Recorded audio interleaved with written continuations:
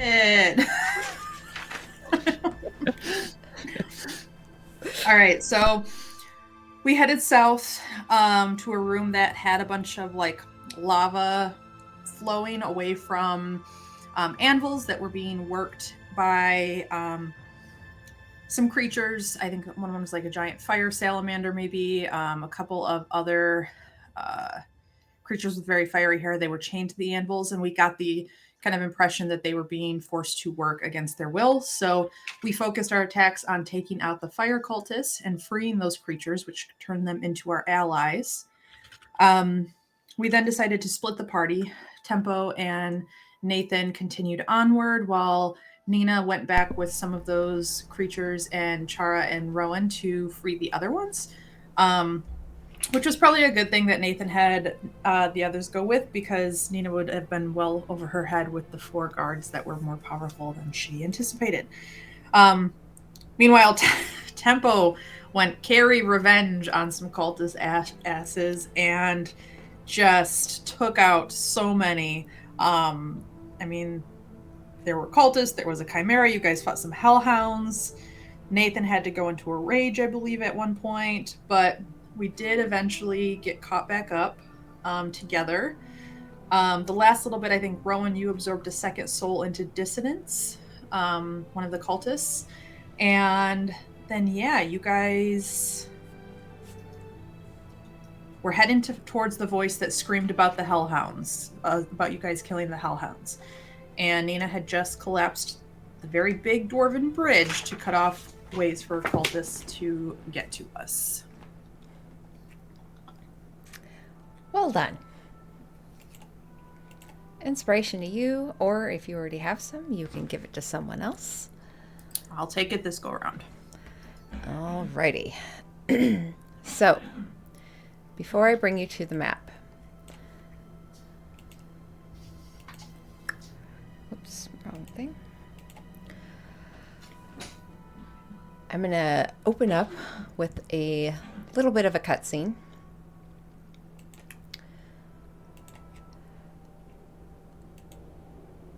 Of as you all have come into this room,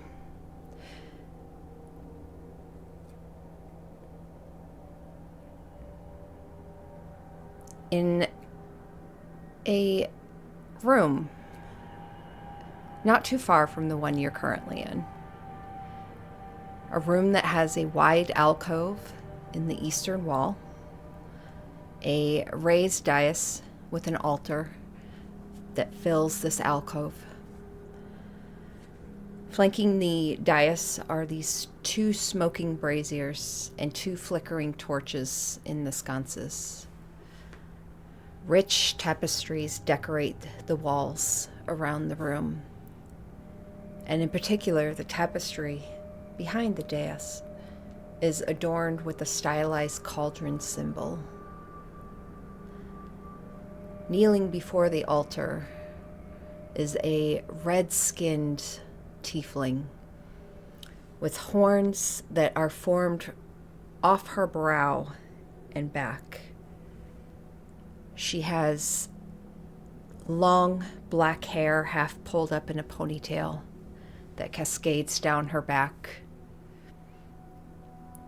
And as she stands and turns and looks, her eyes are glowing red. She looks down upon, even standing on this platform, she still actually has to look up at the figure standing before her. A very tall, broad, muscular creature, covered in fur, black obsidian horns. The fur on his legs is blackened and just gently brushes against the floor where a pair of hooves are, as this large minotaur stands before her. A smaller creature peeks from behind one of the legs with a huge singular eye that blinks. Green pupil iris, and its jaw opens in these sharp teeth as it smiles a bit and just ducks its head before Vanifer. The Minotaur looks behind, grabs with its large hand, and pulls forward a shorter man in a simple robe, tattered. He has somewhat longish, curly brown hair, and he stands there for a moment as the Minotaur pulls him forward and then gives him a small shove forward. He takes 2 steps towards Vanifer, whose eyes just lower down towards him, and he rolls up his sleeve. And on his arm is a tattoo. Something similar that one of you has had before. A imprint of a black gem. And the cultist holds it up. Vanifer steps forward, and you hear a sliding of metal as she pulls forward a dagger with glowing red edge on it. She grips the man's wrist, pulls it forward, and she touches the edge of the dagger to the skin. And she pushes it under the tattoo. And it goes into the skin and under. And as she does, the skin splits and a black gem starts to protrude outward as she slices and continues forward. And you see the man, this younger man, kind of squint in pain and almost try and pull his wrist away, but she holds tight, and the Minotaur grabs the back of him to hold him still. The gem clatters to the ground, and she lets go. The man holds his arm, which he looks down and realizes has already cauterized shut from the dagger. Vanifer takes a cloth, reaches down, and picks it up. And she holds it back out to this young man, who takes it in his hands, wraps it up, and puts it within his robe. Vanifer looks up at the Minotaur, gives an approving nod. Take it to the Prime 7. Hopefully, we're getting close. Dividing our forces for this is proving to be difficult. The Minotaur gives a snuff, and as he does, like this blackish kind of smoke comes out of his nostrils, and he kind of gives a small push to the young man, who gives a nod, starts to turn, and as he does, the sound of shouts and battle start to sound from just in the other room. Voices calling out, screams, sound of magic. Venifer looks to the right, where a young girl, flanked by a man in armor, stands. Her long blonde hair twisted in almost dread-like manner. Venifer looks to her. See to it gets to the Prime Servant. And the girl nods. And that is where we will pick back up with all of you. So, let me drag you back onto the map. Oops, passed it. There we go.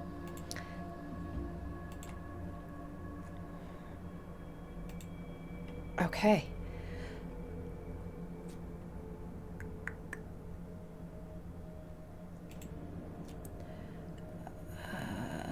Let me pull this up and then we will get started here.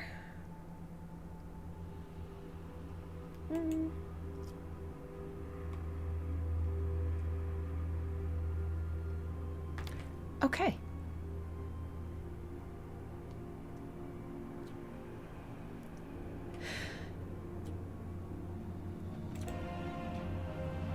Sorry.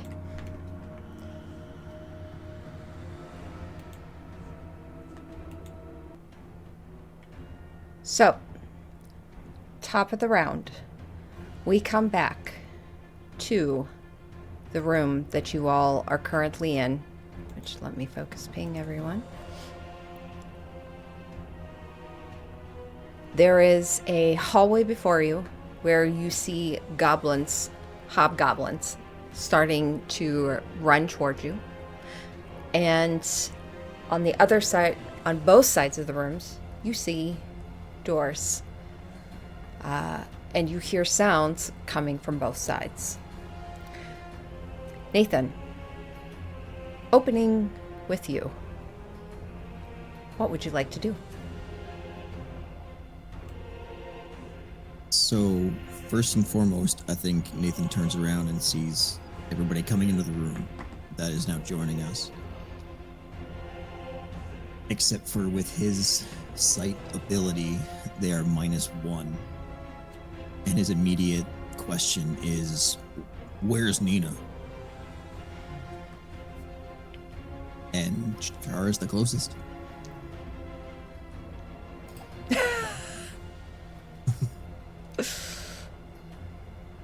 You can respond for a quick, yeah. Where is right behind me? Question mark?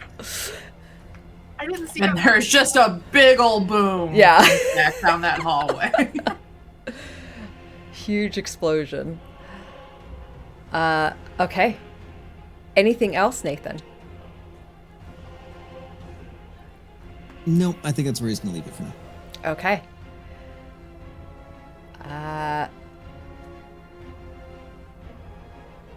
Oh. So.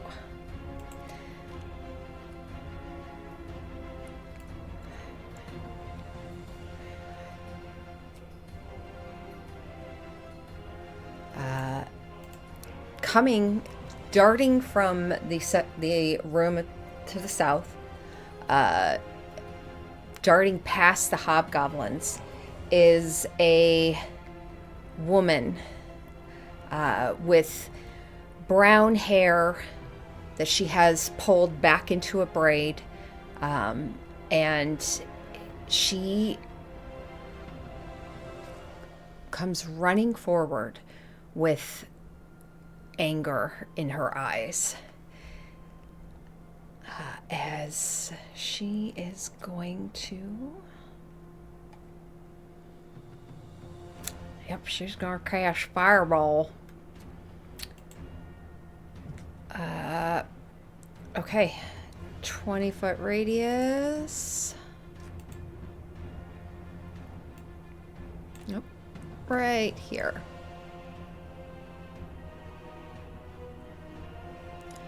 That's going to get everyone except Tempo and I think Nina, because I can't see you.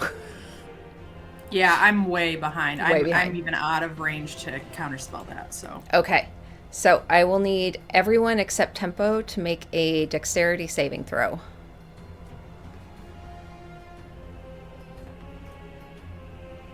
Uh, 22. 19. Okay. That succeeds. Both of you succeed. Natural 20 for 22. Oh, that succeeds. All of the Azers are immune, so don't worry about them. That's right. Okay. And you're all still resistance to fire, so you'll get half of half. And I guess Ollie's got to roll. You're so right. You're so right.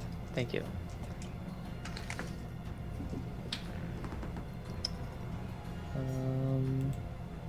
Dex saving throw? Yes. 19. 19. Okay, that succeeds. So, all of you take half damage, which those of you who have the Ashen Bloom have consumed that. It'll be half of that. She rolled a 31. So half of that is, what, 15? Half to 7? 7. Ollie, I don't think is immune, so it'll be 15 for Ollie. Yep.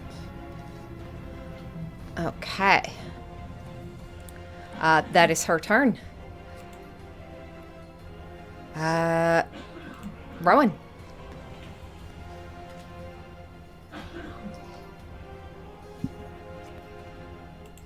All right.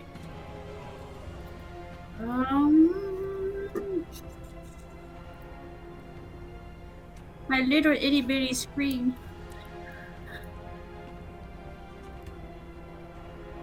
Okay. This girl that walked in, you said girl, is she like human or gnome? Yes. Or... Human female. Okay.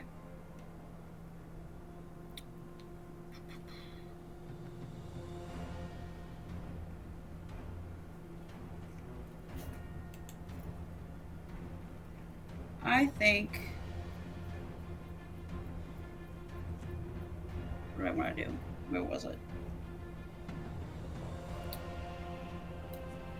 I am going to cast blindness / deafness on this girl after seeing her do this fireball. So it is a con save on her. 7. All right, so she will be blinded for the next minute. At the end of each turn, can try to reroll. Okay. She is blinded. We'll use that one. And then I am going to shift around and basically come onto this side to also spread out because of the fact that there's area of effect stuff happening that I'm seeing, and then they'll be kind of watching this door. Okay. And that's my turn. Okay. That will bring us to the first group of hobgoblins, who all come bursting out of the room. We'll start with these 3. 5, 10, 20, 30. They get to there. These 2. 15, 20. They're going to do that, but they're gonna spread out a little bit here. And it's there. Okay. Nope. Sorry, not your turn. That is their turn, because I don't think they have... Nope, no reach. Okay. Tempo. Okay.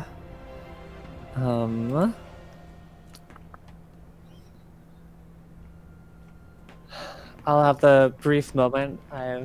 My first spirit guardian has just faded. I'll glance at the people bursting in, shake my head, and recast spirit guardians. Zandra, also known as Lizzie, is going to counterspell. She can't see. You have Oh, to be able that's to see right. Wow. Good call. Wow. Good Nice. call. Yeah, that was huge, Rowan. That's incredible. Nice. Okay, so let me grab your stupid. Yeah, I was like, this. She's got She counter says spell. with as much love as Okay. I saved it. So we'd Thank have you. to make another one. And it's a 15 15? foot radius. Yes. Which, I guess depending on how you, yeah. Yeah, hold on. Let me. Should like just have her in the edge there. Yeah. Okay. So she can make her saving throw, wisdom saving throw, I believe. And I designate all the Azers as friendly, all my party members as friendly. and Okay. That's it. It's another 7. Okay. So, gosh, let me recall. I believe it's 5d8.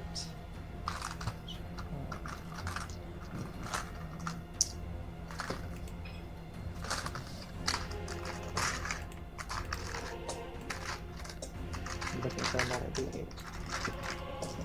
My dice are not organized yet. Okay.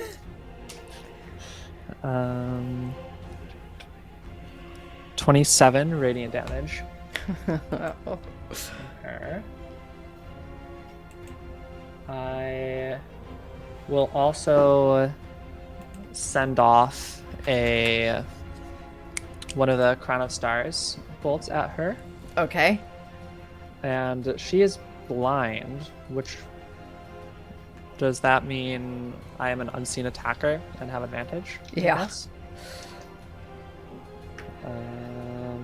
Good for the advantage.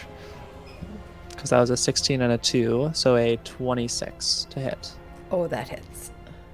Okay, and that is 4d12 star damage.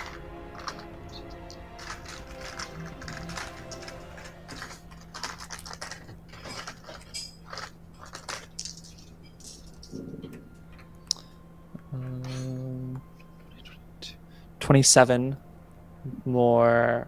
I might also be radiant damage. My God. Yes. Yeah, no, she is done. Okay. And then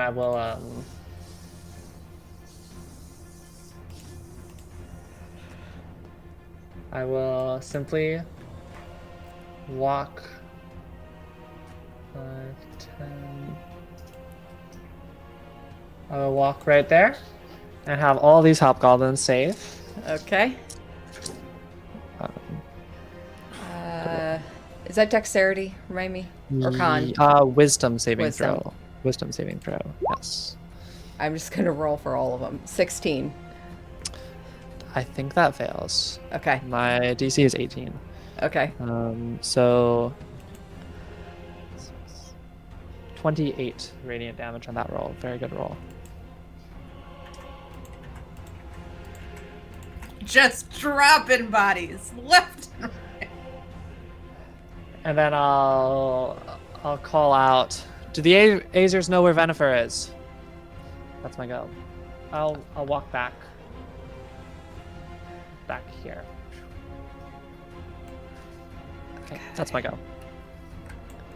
Okay. Oops. Maybe separate that a little. Okay. Use 4 Uh, hot buttons. Chara. Awesome. So the first thing I'm gonna do, I'm gonna use my bonus action to roll on my spirit guardian table. Listen to me. My Tales from Beyond. So I'm gonna use one of my bardic inspirations for that. It's a D10.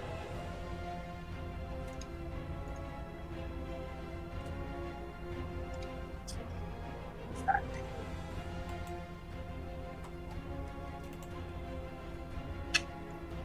Okay, and just to confirm, who the Azers are friends, right? Yeah, the red dot ones and the blue dot ones are. Oh, and the ones, I guess, yeah, all of these are so far. Yeah. Azers are friends, not food. So there's no enemies that I can see right now. Unless you can see some of the ones that are coming down this way. I can't, I have. Okay. but I heard your big boom. Yeah. So I'll move. Tempo seems like a safe place to be. So I'll I don't have control of my token. Uh-oh. Let me... Nope, for some. Oh, that's right. Let me give that back to you.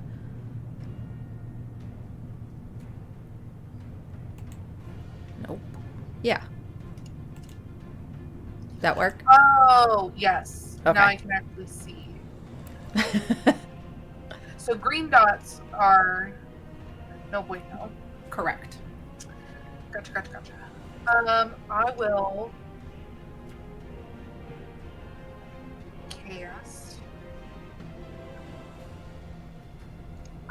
Vicious Mockery on the one closest to me, the 30-foot friend here. Okay. And I'll basically, in Sylvan, call their mother a squirrel. And it doesn't need to understand me either. It just needs to hear me. It needs to make a wisdom saving throw. That is a 12. Which is not saving. Poor guy. So they have disadvantage on the next attack roll it makes. And they take 8 points of psychic damage. Okay. And that is my turn. Excellent. As this hobgoblin hears you, has no idea what you said, but feels the sting of it, and tears just kind of start to come down his cheeks. His lower lip just kind of wobbles a bit. Yeah,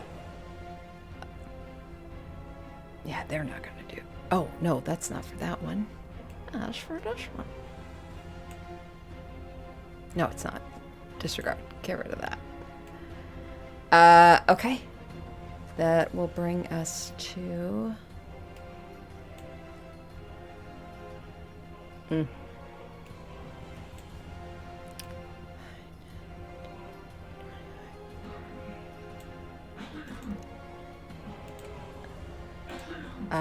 Okay. I think that's all they can do. Yep. That is their turn. The next group.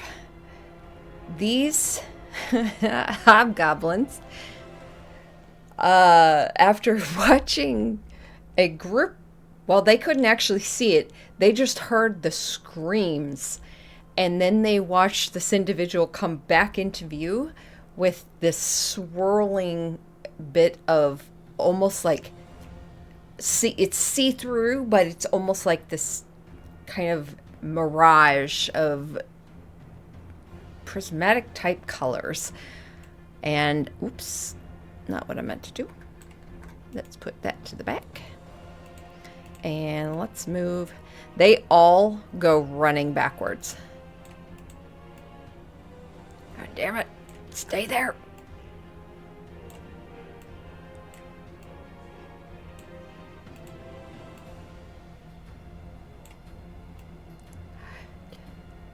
$15, $20, $25, $30.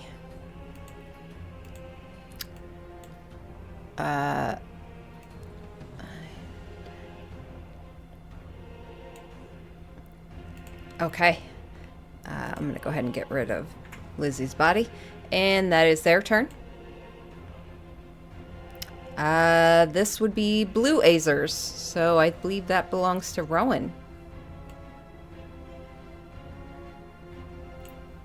Okay.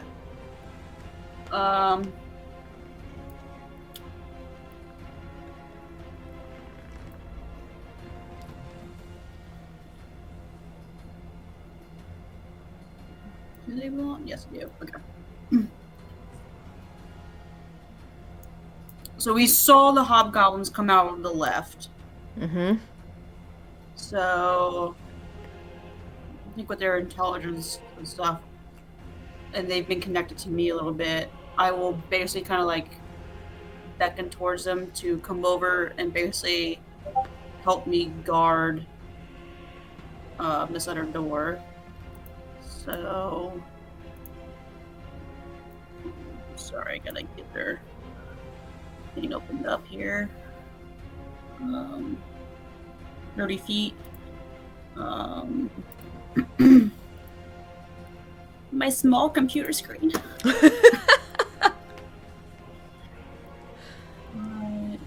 I'm gonna bring this one over towards me, and then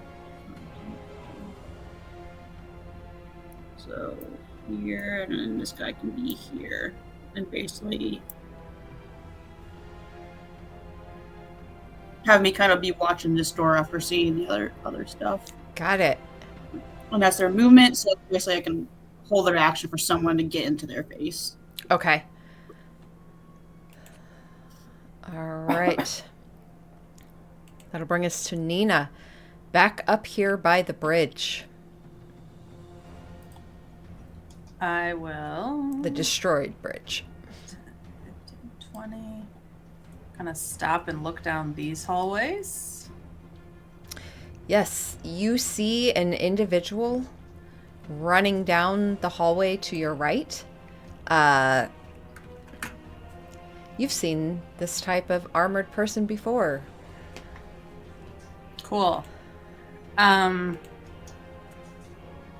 will give a shrill whistle to get the Azirs that I was working with to turn around and pay attention to me, and I will just point at him as I will run the rest of my 30 feet this way, and then kind of trade places with them. I'll just dash into here, and that'll be my turn. I don't see the red Azirs. I don't either. Now that you're saying that, let me.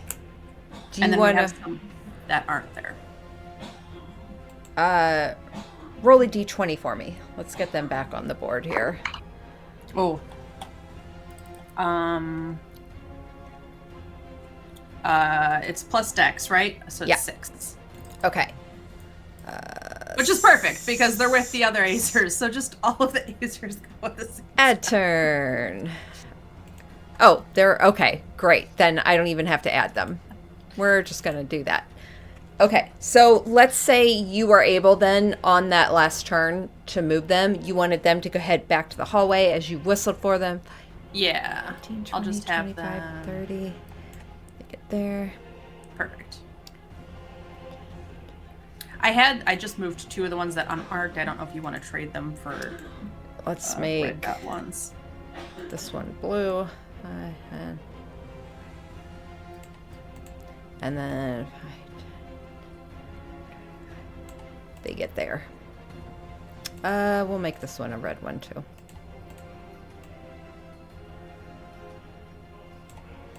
Okay. Excellent. Okay, Nina, anything else on your turn? Nope. Nope, that's it. Nathan. Oh, wait. I'm sorry. Top of the round.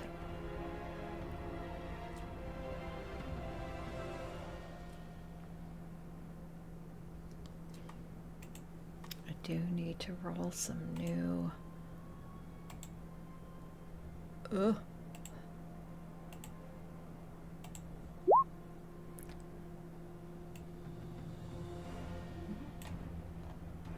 And...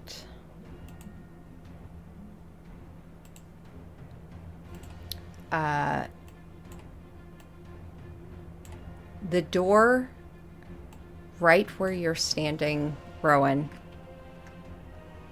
you hear it suddenly turn and shift.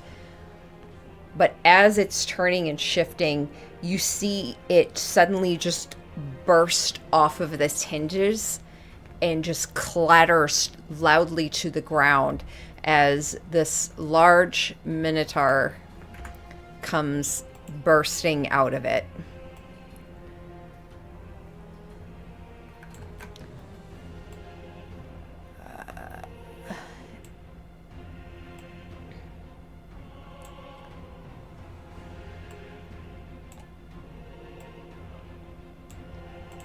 Oops. Okay. Let me roll initiative for him.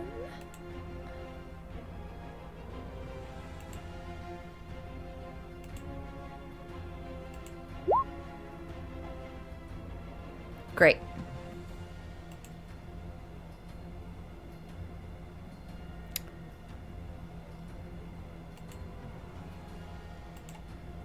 Nathan, you are up.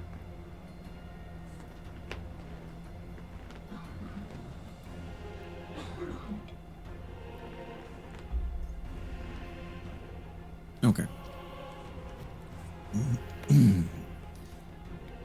Minotaur, I can see. That's a problem.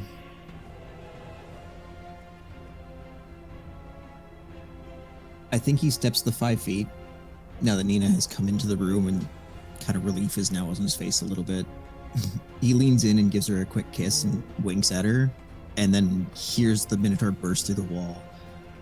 Turns, and his eyes just start to glow again, and he goes into a rage to start. Okay. And then he will move to here. Pulls death, and just behind Rowan you hear, "Rowan, duck." And he will use Ruin of the Stars.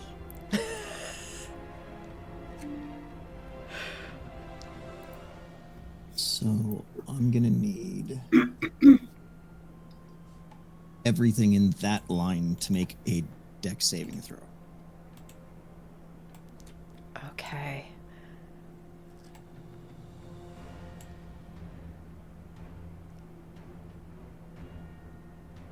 Oh no, sorry, con saving throw.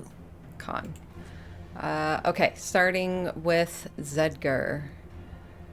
That is the Minotaur. 22.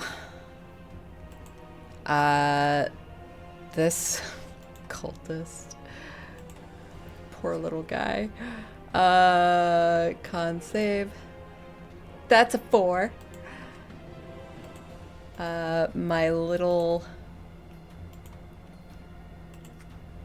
Nothic here. That'll be a 16.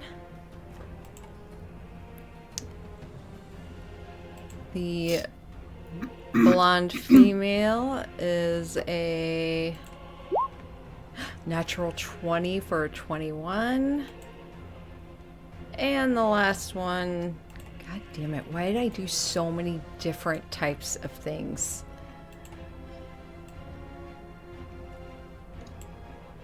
Oh wait. No. How far is the female from me? Uh, Oh, never mind. I can't see her. Doesn't matter. last one, 7. So the one flanking the female.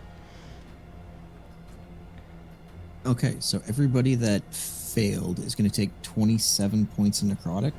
Okay. And the ones that passed are going to take 13. Okay. What was the DC? I'm sorry. 18. 18. Okay, so Sedgar saved. I think I only heard 2 failures.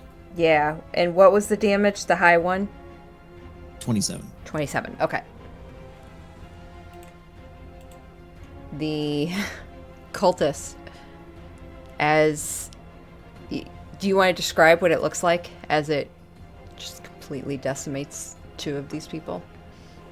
So basically, Nathan doesn't actually pull back the hammer on death this time. He kind of just pulls the trigger and holds it. And it's very much like the color around the barrel at the end. It starts to disappear as it just absorbs light for a moment and then just explodes outwards in this piercing black ray. Just goes clean down the hallway. Oh, I love it. And anything it hits, it just blows like a tiny, like finger-sized hole in it, but it just, blackness kind of spreads from it and almost looks like it just absorbs the life. The cultist falls down, and as he does, immediately you see the blonde girl moving forward towards his robe. Okay, so wait, so sorry, she is, I forgot to add hers.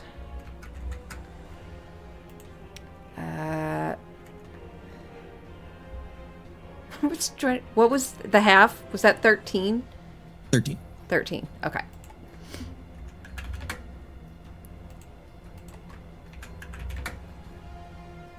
Okay. Anything else, Nathan? Nope, that's going to be his turn. Okay. Rowan.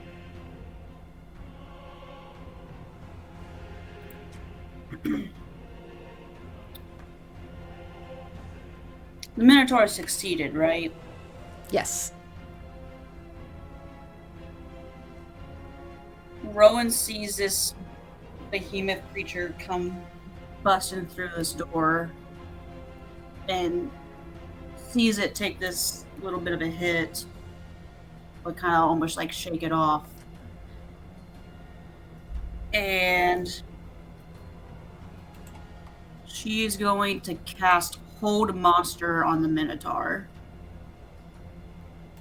So I need a Wisdom saving throw. Wisdom saving throw. Oh, it's a 7. So this Minotaur is now paralyzed for the duration.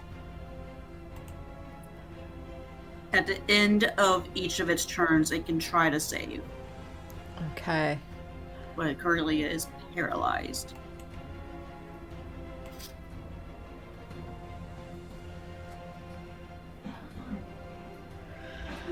Oh my gosh. Coming in strong with the...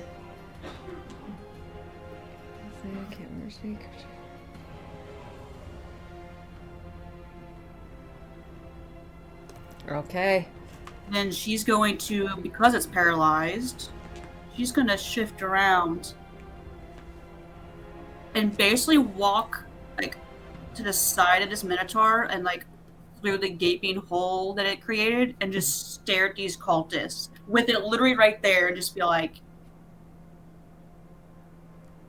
what are you going to do?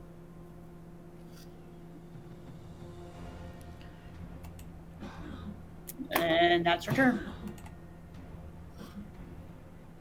Okay. Tempo. Okay.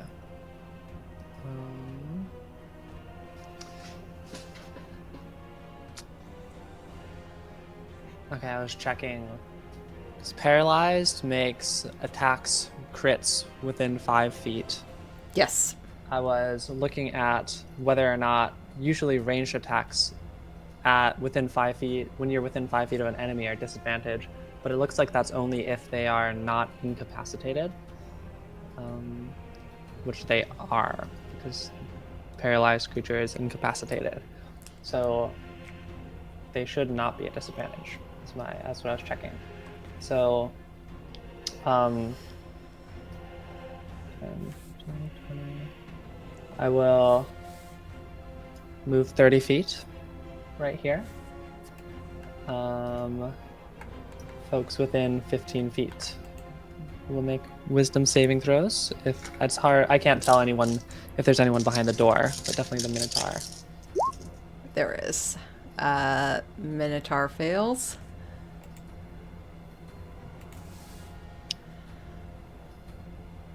He's just in that, so... That guy fails too. Hold on. Last one.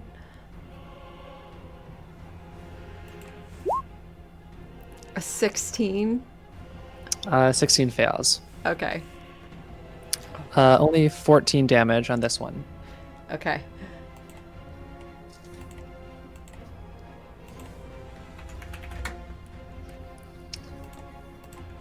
Then I will let the Minotaur have it.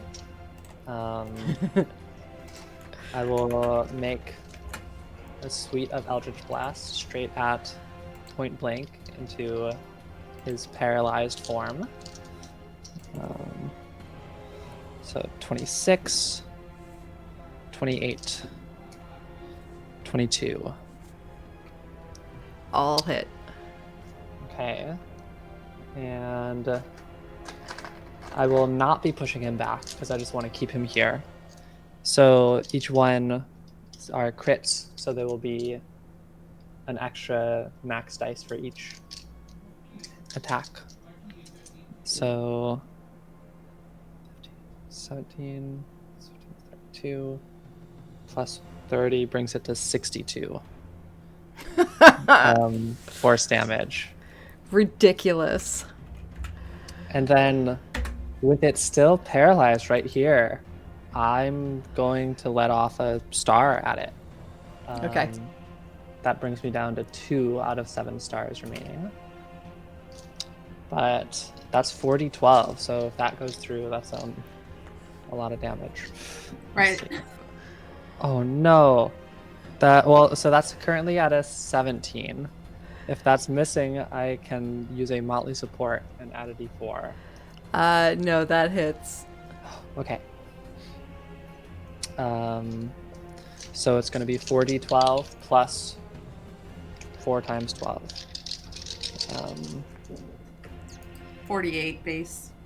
48 plus fantastic rolls, but don't really need it to be. 67 more radiant damage. It just explodes. Yeah, it paralyzed just three blasts into various parts of its torso, just leaving rending kind of not pierces but craters in its form, and then the last star straight to the head that is going to kind of pause for a moment before streaking through, leaving a kind of vision blur as light goes straight through its head, and the head just explodes, splattering the wall. Yeah. You all are getting quite covered in ichor. That's my go. Okay. Rowan has still been staring forward with this happening next to her, looking these cultists dead in the face as this Minotaur that she was standing next to just literally gets obliterated. Okay. Hobgoblins, come through the door. Stop it. They both come through. They're going to fire off their longbows at probably the one that looks the most dangerous right now, which is Actually, yeah, no, because they're longbows. Yeah, they're gonna go for both. One for Nathan and one for Tempo. First one for Nathan. Second for Tempo. Nathan, yours misses. Tempo, 15. 15 just hits. Just hits for 9 piercing. Okay. And then they are going to run back in. I remain concentrating. Okay. Let's see. Okay, that is their turn. Chara. Wow.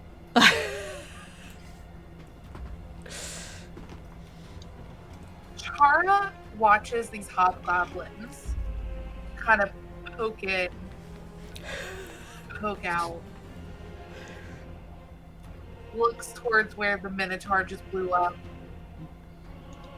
kind of looks, back and forth between them. Like, I don't really know what I'm gonna do, but figure something out. Okay. Okay.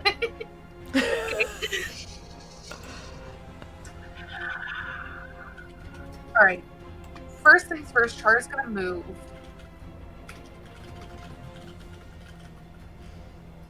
"20 feet in this direction because she wants to be within these spirit guardians.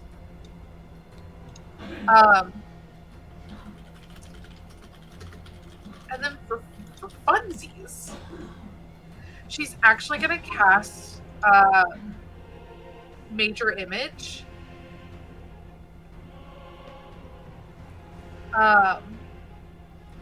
Yeah, she's gonna cast Major Image. Does require concentration. Iris, don't cry. You're fine. Yeah, I'm gonna do it. Major Image of a not a 4th level spell slot.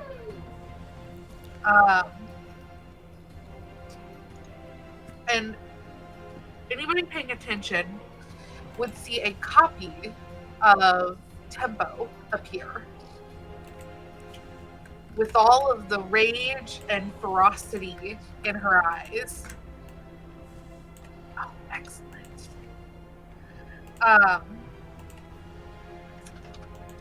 Let's see. I can move. Okay, I have to use my action to cast it, so I can't move it until next turn. But I can have it appear wherever I want. So I'm actually going to have it appear right on the inside of this door. Okay, you have control over it. Oh, do I? Yeah, I'm gonna put I'll have it appear. Let's put an orange dot on that one. I'll have it appear right there, just like literally right next to her. Okay. And then for my bonus action, I will cast, or I will do a bardic inspiration for Tempo. And instead of using Chara's voice, she'll use Tempo's voice. And in the same haunting, terrifying way that Tempo has been saying, where is Yennefer? She's gonna have the illusion say, where is Yennefer? Okay. And that's my turn. I forgot. What die is a bardic inspiration now? 1d10. Awesome. Thank you. I forgot to add her. Where's... Do I have him on here? I do not. Let me roll for him as well.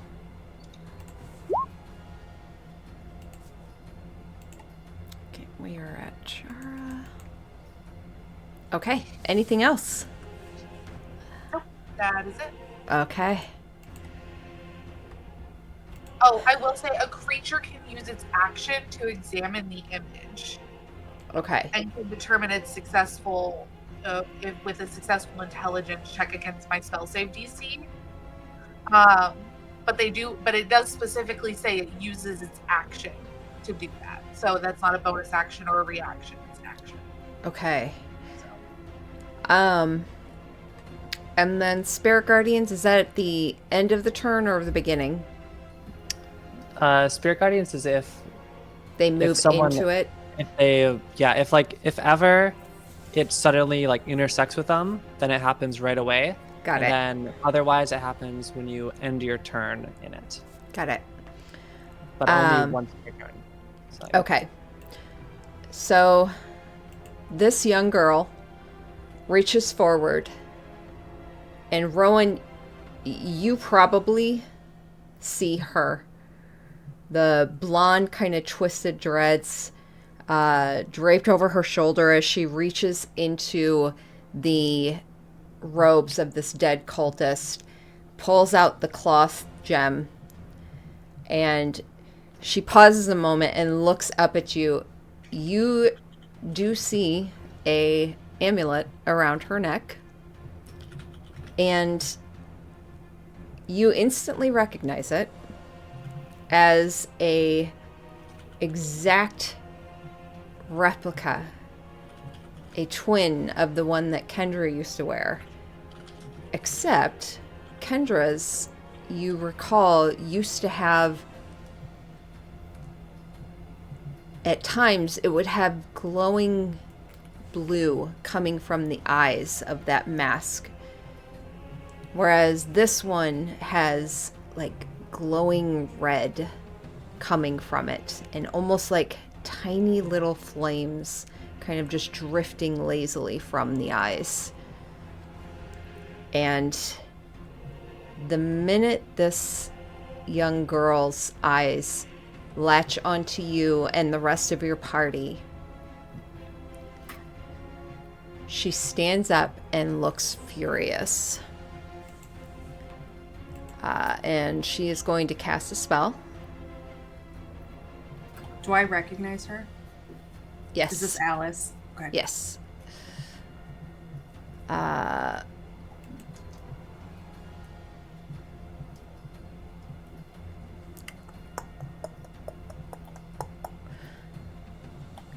She's gonna cast Wall of Fire.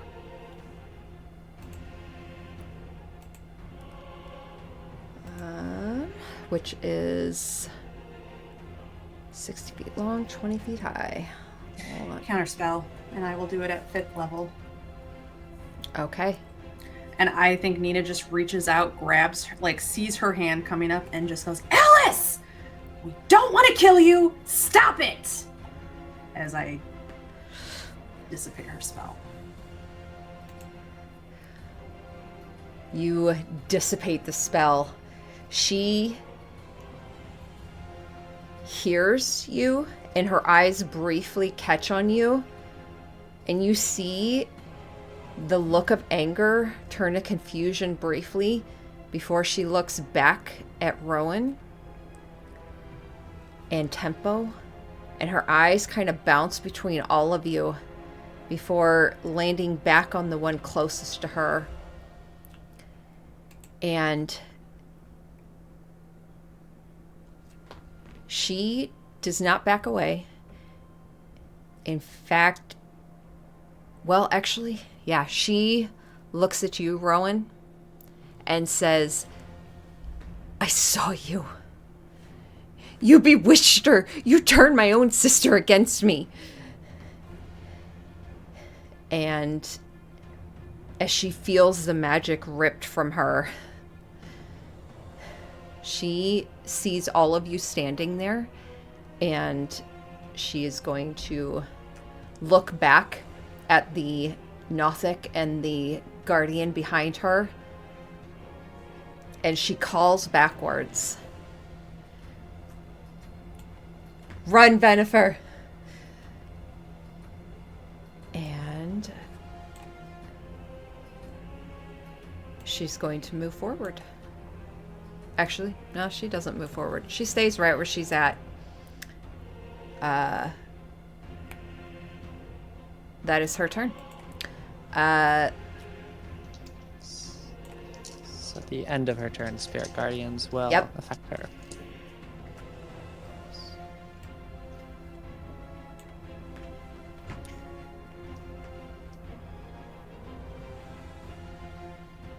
Wisdom saving throw, right? Yes, wisdom saving throw.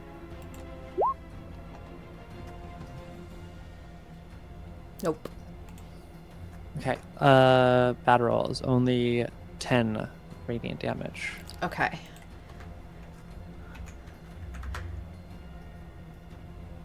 Oh. Okay.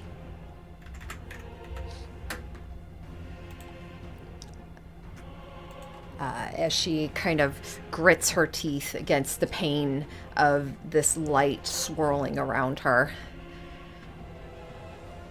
That'll bring us to... Who is this? Oh.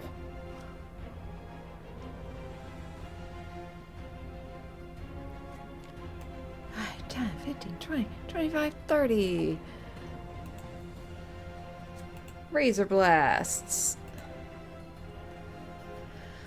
He's gonna throw one of his spears at one of these Azers. 17 on the top one.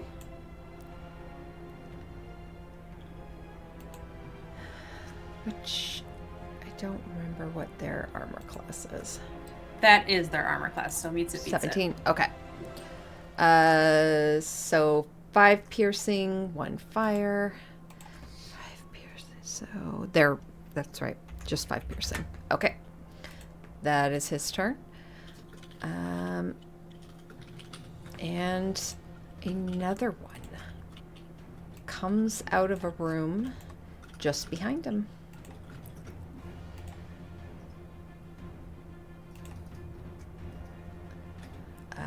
And 10, 15, 20, 25. He gets to there. That is their turn.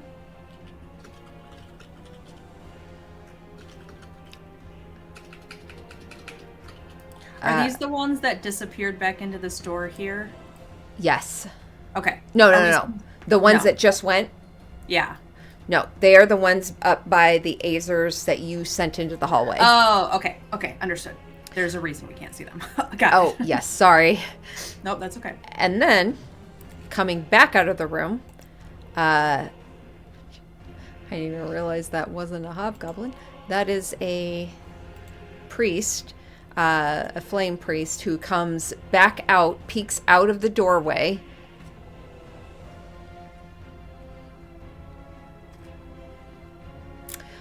He's going to attempt to dispel magic on your spirit guardians again. Well, not again. It's a different guy, but I'll counterspell that. okay. Counter spell, easily That's done. level. Okay. Nope, there he only did a third. Okay. He dips back in. Doesn't want anything to do with that. 5, 10, 15. He comes out and he's gonna make a longbow shot at you. Probably well, no, probably Nina. You're closest. 15 to hit. Misses. Misses. Chomp, chomp, chomp. That is their turn. Oh, God. The guardian behind Alice. He's already been hit by the shield. So I'm not going to say he gets hit going inside of it, because he was already hit from it previously. He's just moving forward. He'll get his due at the end. But he's going to slip in front of Alice. And, you know, I don't think he can tell the difference. Actually, Chara, what did you say it was going to need to be? For them It's to... an action, and they need to make a wisdom saving throw Wisdom if they want to discern which one is, if it is real. if it's real or not. Okay. I think he's actually... you know what? I'm going to honor the spell. So, some saving throw. Ooh, 18? Oh, meets it, beats it. Okay. So that's his action. He doesn't have anything else to do. But he does see... go ahead and roll Spirit Guardians. Or, I'd wait. love to. Wisdom saving throw again. Wisdom saving throw. Nope, fails. 19 radiant damage on this one. He just turns to gold mist. Knowledge didn't have very long on that illusion. Okay. That'll bring us to the blue Azers. That'll be you, Rowan.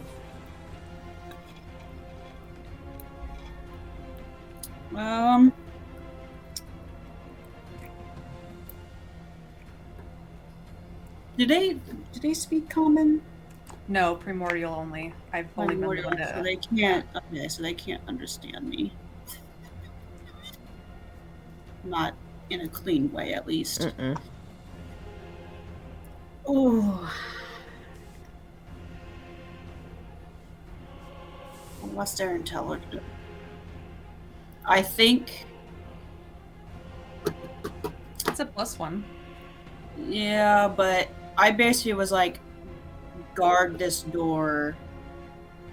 So I'm gonna play it out like Mm-hmm. they run forward and they're gonna attack this woman that basically was like yelling back at us and stuff in common and Mm-hmm. came through after the Minotaur. So we are using Warhammer. Ooh, that's 12 to hit. That does not hit. Okay. And then it's getting a little crowded, so I think the other two kind of like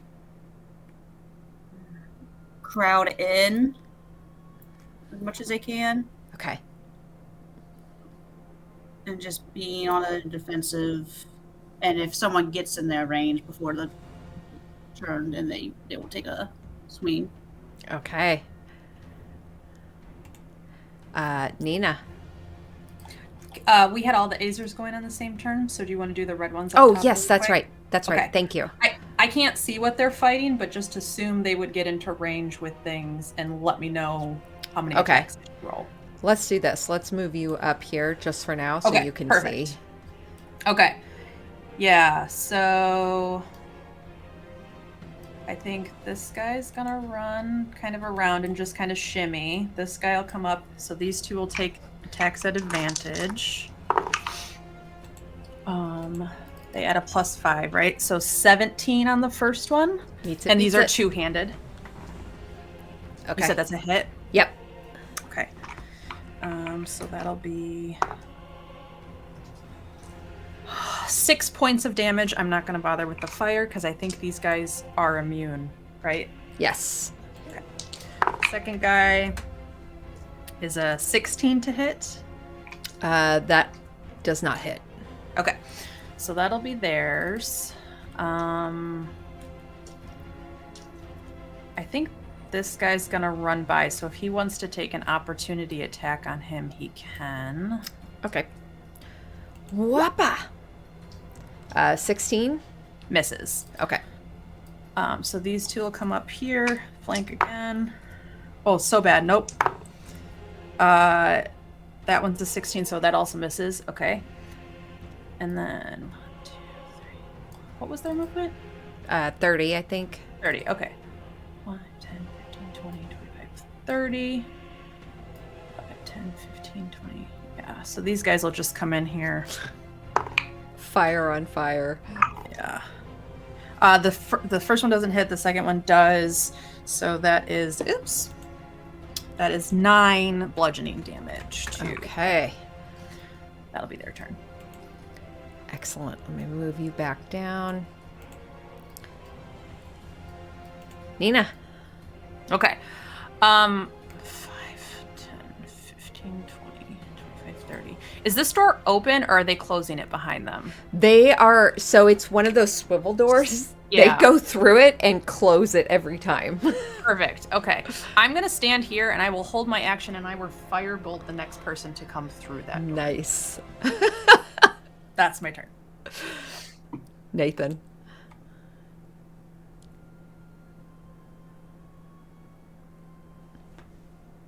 I'm gonna assume I can't get through that doorway with everybody crowded in it now. I have been shot at twice from the other side of the room, though.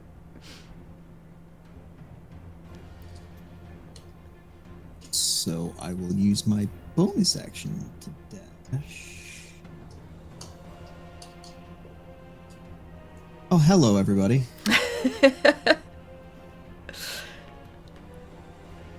And for them, it almost looks like that swinging door just like breaks open and it's almost just smoke comes into the room and then just ends up beside them. And I will do 1 to the hobgoblin and 2 to the spellcaster for attacks. 1 to hobgoblin, 2 spellcaster. 30 for the hobgoblin. Oh my god. Yeah, that hits. A 22, and if that hits, the other one's higher. Okay. Yeah, they both. That's all on the hobgoblin? No, first one was the hobgoblin, which he'll get 13 points of damage. Okay. And Done. And the spellcaster is 12, 17.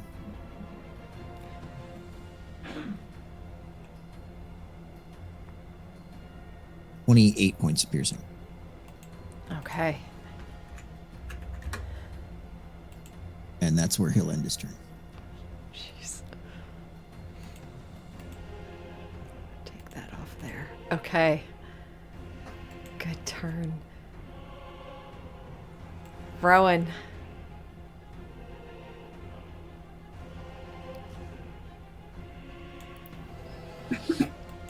You just ran through that door, Nathan? Yeah. The one Yep. to the left. Oh, to the left. Yeah. Behind it. Okay. Yep. All right. Yeah, no, I couldn't get through the crowd, so I just went the other way. Yeah. That's what I wanted to make sure. Okay.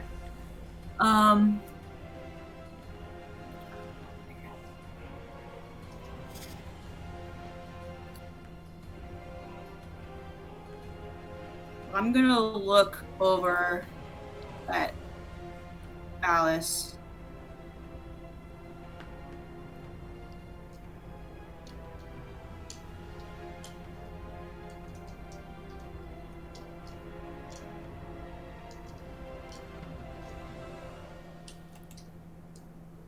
And Rowan's like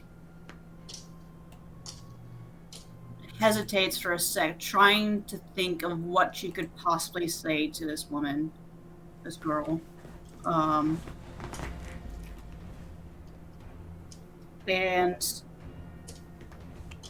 in a moment of kind of desperation of not wanting to kill her, but knowing that she's kind of in this anger state that's probably nothing's going to work. She's gonna cast blindness on Alice. So another con saving throw. Okay. I'm doing this at 3rd level. I don't have 2nd anymore. 14. So I can actually choose 2 targets for this because I have to do it at a higher level. So from where I'm at, I can't actually see the other. So it's just at the one. I'm sorry, what was the throw? 14. So she fails.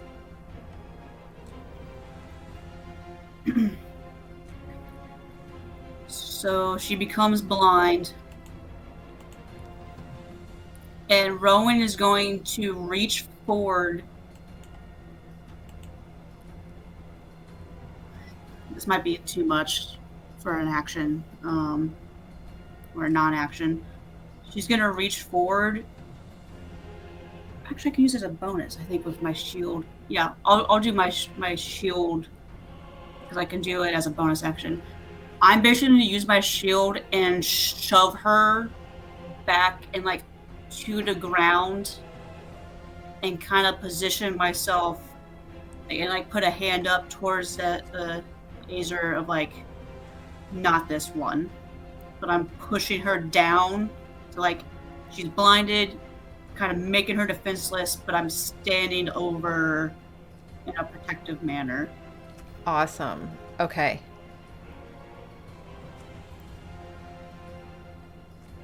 Brilliant. Okay. I also meant to clarify this on my turn. I'm sorry. Did we see Alice pick up something off that cultist? I know you said we saw her go for his ropes. Okay. Yep. Yeah. Okay. Tempo. Okay. With first I'll move. I'll like push forward so I can see in a little better. You just shoved this other dwarf out of the way. Or You Azer. can move through Yeah. ally spaces, right? Yeah, you just And can't you're end your tiny. Yeah. you just can't I am end your small. time I'm in their small. space. Yeah. So I just want to peek. With her pushed down on the ground, is she still blocking the space, or can I like move over her? With Rowan shoving her to the ground, shield on top of her, you could probably, if you wanted to like leap up and over, I would say Yeah. maybe -5 to your speed. Okay. Like difficult terrain. Yeah. I will do that. I will say, technically, we would have a roll-off for me shoving her, if you want to do that. I don't know if her being blinded, like, it would just... Yeah, with her being blinded, I'm not even, she doesn't know what's happening. You just get to do it. Blinded creatures do automatically fail ability checks that require sight. That's what I to be able thought. to, yeah. So I will go over her. And there's this Nothic. We've seen other Nothics that like haven't been bad. Mm-hmm.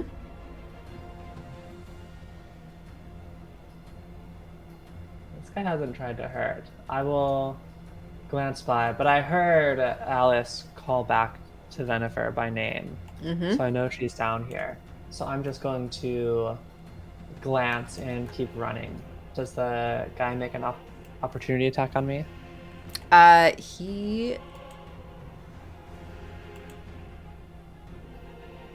He does. Okay.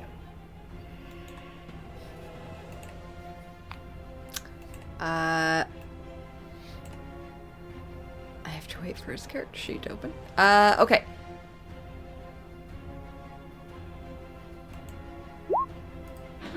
$22 22 hits me. for 6 slashing. Okay.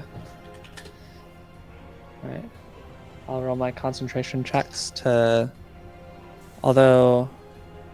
I don't think I can actually fail this because I have a +9. And it requires a 10. So, I succeed. Okay. I'll move... my 30. I can't see. I'm going to take the dash action. 15, 20. I get here. With you moving and your spirit guardians following you, would that not technically do damage to Alice and the Nothic?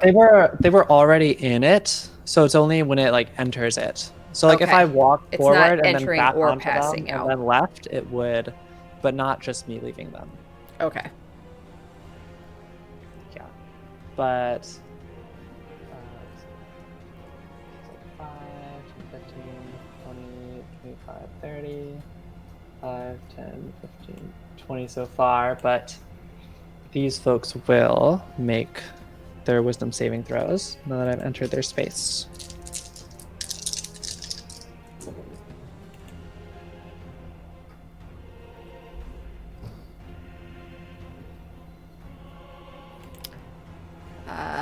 First to the north, wisdom, and south. 15, and the southern one fails. So both of those fail Okay. for a total of 21 radiant damage on each. Okay. I'll look across the room. I take it you're Venifer, and I'm going to hurl one of the stars at her. Okay.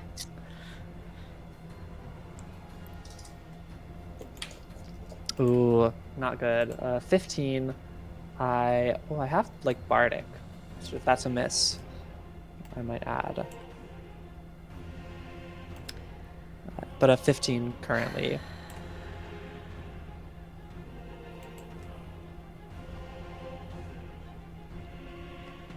It's not technically a spell, correct?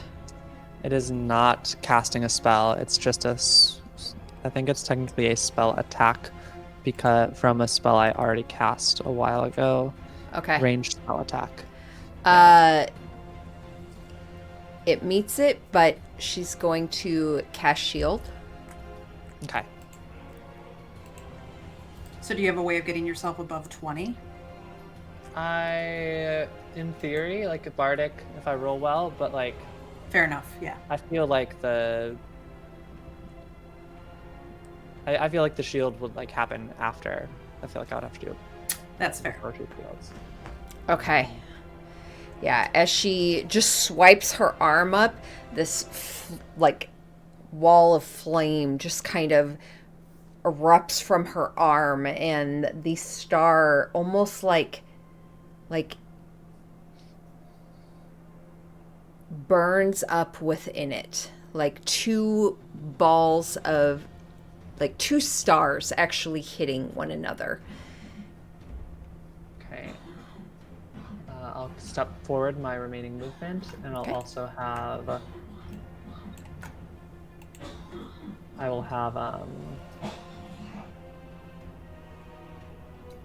Ollie fly through the hallway, dashing. So Okay. nearby. That's my go. As you come into the room, Venifer, after she blocks this attack, you see as her eyes flare up, and she simply points her dagger to the side, and you see her whisper something, and the braziers on either side of the platform that she stands upon flare brightly as two large fire elementals burst into existence.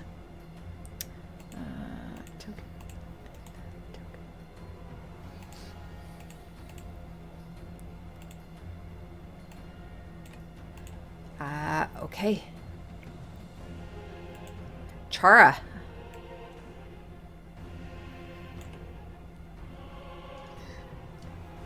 I don't like following up the rear. I feel like I'm missing something. So Chara's going to move forward 5 feet.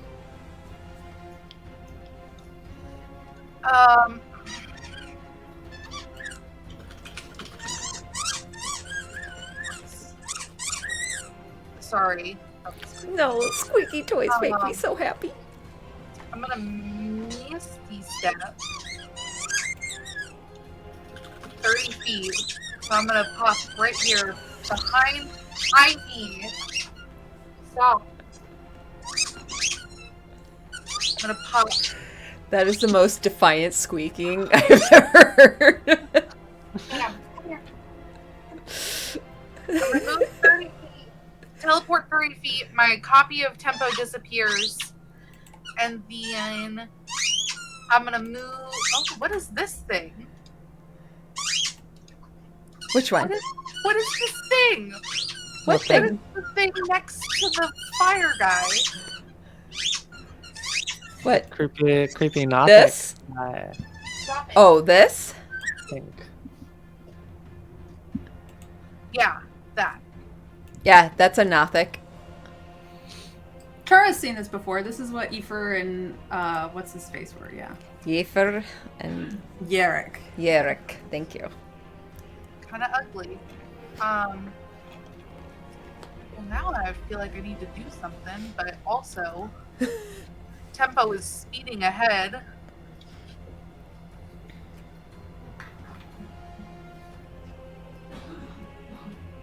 Okay. You know what? What I can do? I've moved what I think is within range, because Tempo can see Yennefer. So I heard the one person say Yennefer run. Saw Tempo run in this direction. I'm willing to chance that it's not.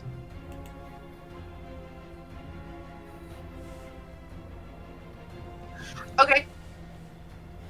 I'm gonna take a chance.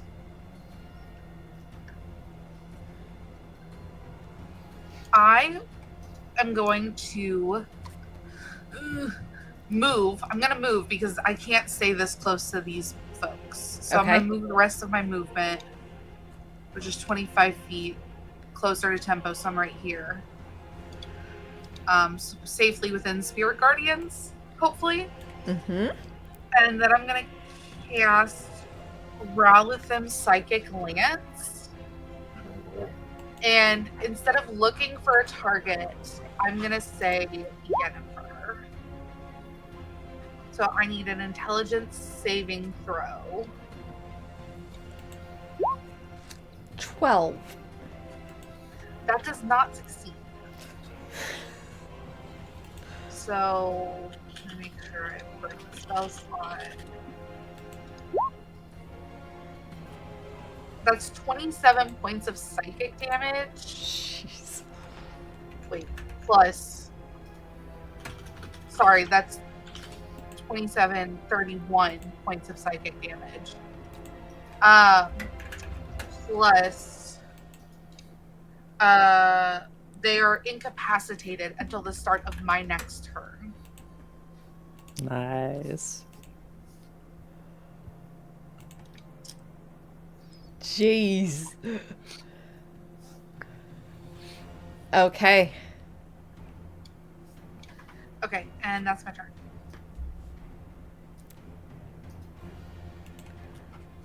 Allow me to do this real quick. Get back to Chara. Okay. Alice. Press firmly to the ground by your shield and blinded.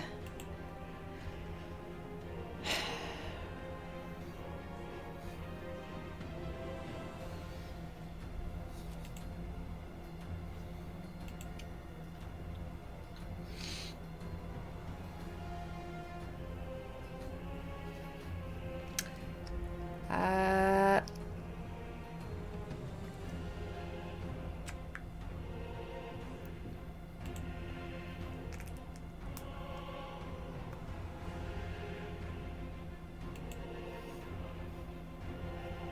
she is...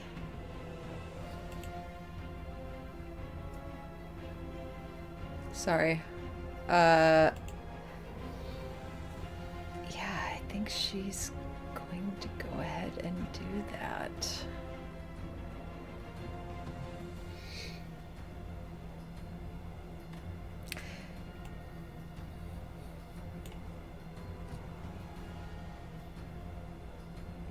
She reaches up, grasps the shield, and she can't see you, Rowan, but she screams out towards you. I will burn away every last drop of blood from you. And she's just like breathing heavily, just with seething anger, tears just quickly turning to steam, like as soon as they appear. And again, she just says, "You made my own sister betray me." And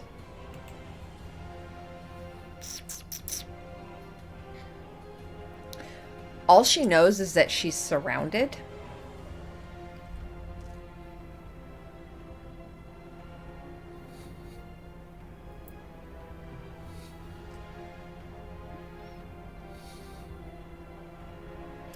So she's going to cast Wall of Fire. From what she remembers. And she's just going to do it like in a circular manner. Because right now she just wants to keep the way closed. And she doesn't know what's past beyond her and what's still in front of her.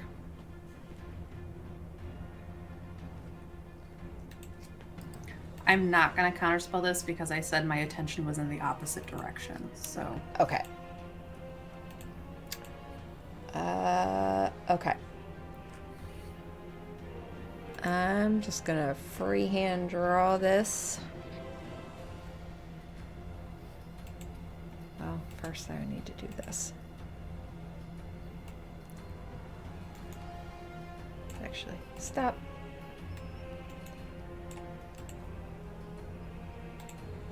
Nope, I am just gonna freehand. She just does a very random one.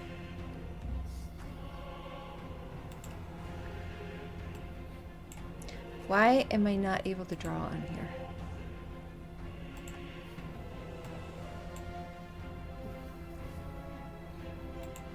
Okay.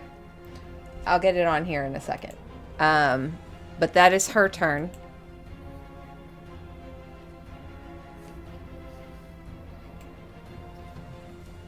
The Flame Priest next to you, Tempo and Chara.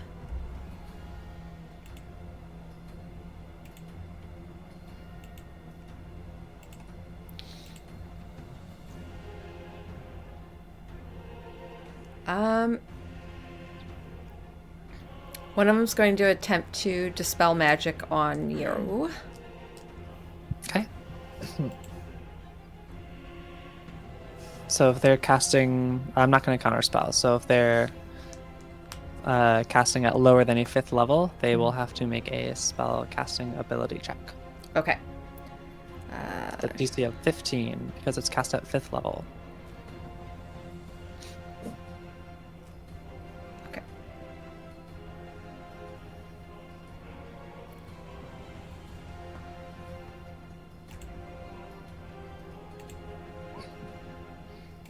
And they are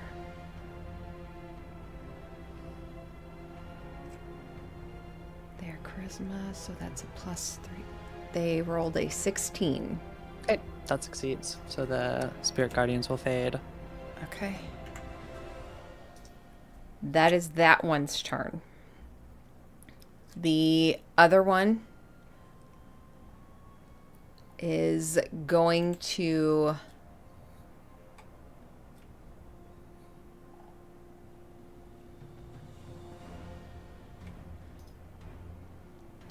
going to cast Scorching Ray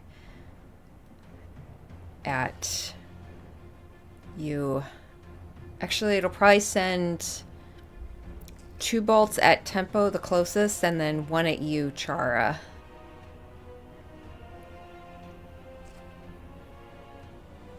For each ray. Starting with Tempo, a 15 to hit. Just hits. And a 22. So 8 fire reduced to 4, and then 9 fire also reduced to 4. So 8 fire, and then on you, Chara, that is a 23 to hit for 9 fire, also reduced to 4. Okay. That is their turn. In the hallway.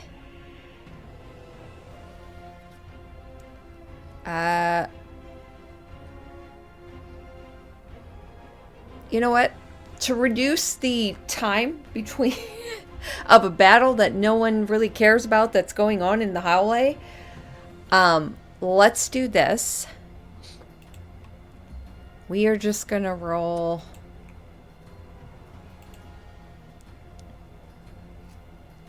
two attacks here for each. Does a 14 hit the Azers? Misses. Nope. Both miss. Let's go ahead and have the Azers attack them too. Jimmy, yeah. There's so many Azers up there. Just roll twice. We'll do 2 groups. We'll say 2. Oh, those were both 3s, so 8s. They also miss. So first group misses. Second group definitely hits. So that is 15 max damage on that one. Okay. So second group. Second group. Damage. 15. Excellent. Okay. That hobgoblin doesn't exist. Nina, you are up. Okay. I saw Nathan go into the other room. He hasn't come out yet, but I turn around and the wall of fire is behind me now. Is that correct? Yes. Okay. Let me find a good. Did I have to do a save or anything for that, DM? Oh, yeah, that's a good point.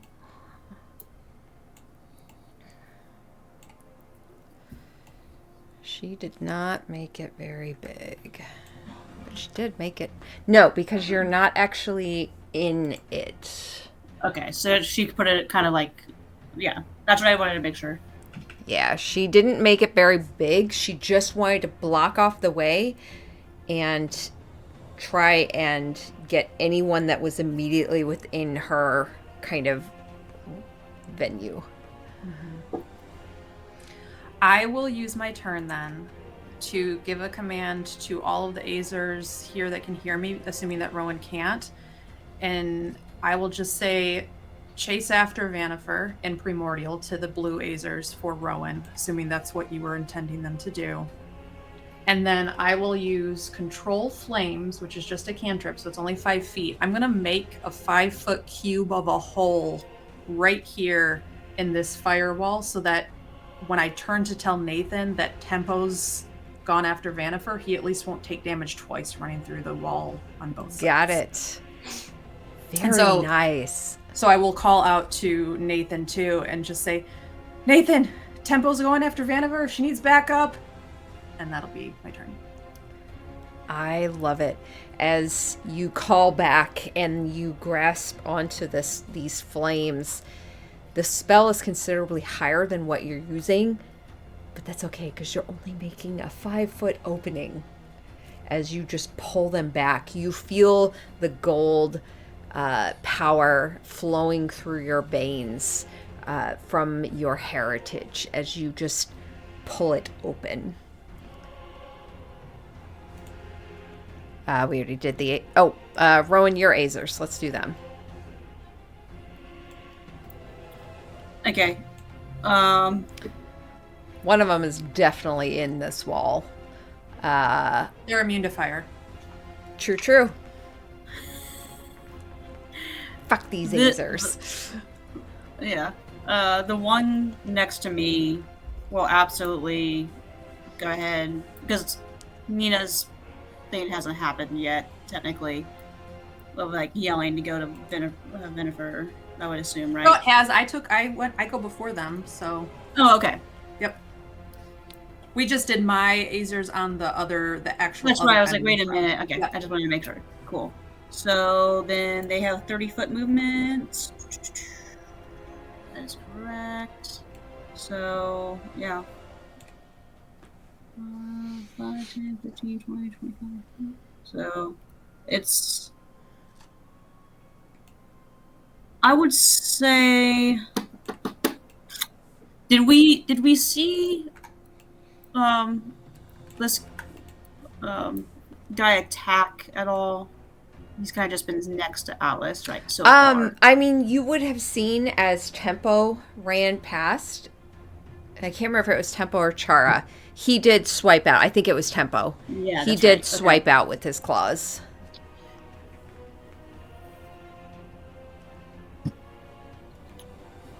I would say this first Azerden would actually attack because it's in the way. This guy.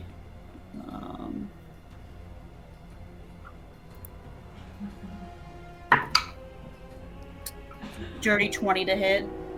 Yeah, that hits. Right.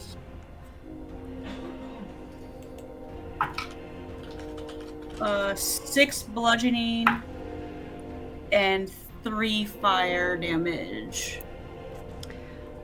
This Azer, his short form, muscular leg, he jumps up over your shield and like further kind of flattening Alice a bit. Just hear her grunt as he leaps over, his weapon just kind of smashing to the side. The Nothic's head just gets knocked against the wall and just you hear a crack and a splatter.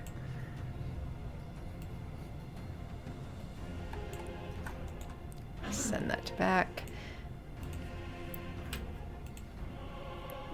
Alright, so 5, 10, 15, 20, 25, 30. So it's going to use the rest of its movement and get up next to Ollie, which it has seen.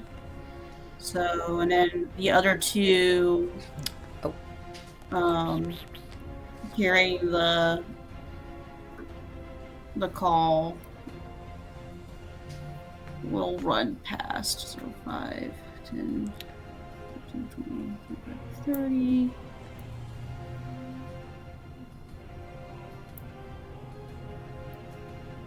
So I would assume that they can see that Alice is kind of like not looking at him whatsoever and stuff, and so they will take the chance of like a opportunity attack running by her. They will need to make dexterity saving throws. Okay.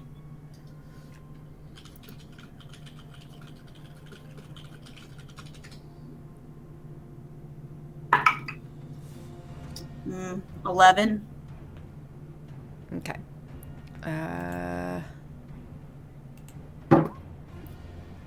That is 30. Doesn't matter. I don't know why I even rolled it. I get excited. They're immune. I was like, I think this is for the wall, but yeah, it's fine. Okay. Alice does not make an opportunity attack. She cannot see them. She is just holding on to this spell at the moment. Nathan. Oh, I guess technically they can dash, can't they? Oh yeah, you want them to dash? So the one on attack, but the other two can run ahead. Sorry. Mm-hmm. Perfect. So, Chara, you just see run past you two of these guys and get straight in your face in front of you. Everybody's blocking my view. Yeah. They're pretty short. There you go. Sorry. Oh, you're good. Nathan, you're up.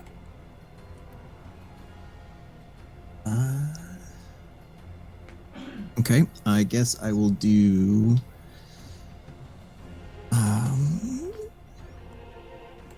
3 more shots on the guy in front of me.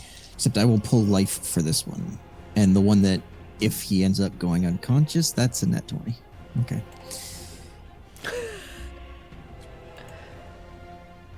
So So the first one I'm just going to say is the nat 20 and just go from there. 16, 8, 24, 29 points of bludgeoning. Yeah, you put him down. Okay. I basically do the same thing I did last time. Instead of a shot, it's kind of spinning to the hilt and just hammering him in the face with it and knocking him unconscious and just leaving him unconscious rather than dead. Got it. Okay. And then I'll just head back out into the room. Well, I'll probably get up to Nina and stop. And that'll be my turn. Okay. You see Nina is actively holding, like, having just parted a opening in this wall of fire. That'll bring us to And sorry, Bennifer. scratch that. That guy's dead. I don't have life right now. I'm in a rage. Oh. Sorry, guy. Okay. Bennifer is incapacitated. Which means no actions or reactions. So if she's got a bonus action and she can move, technically, that's a weird thing for incapacitated, but Yeah. whatever.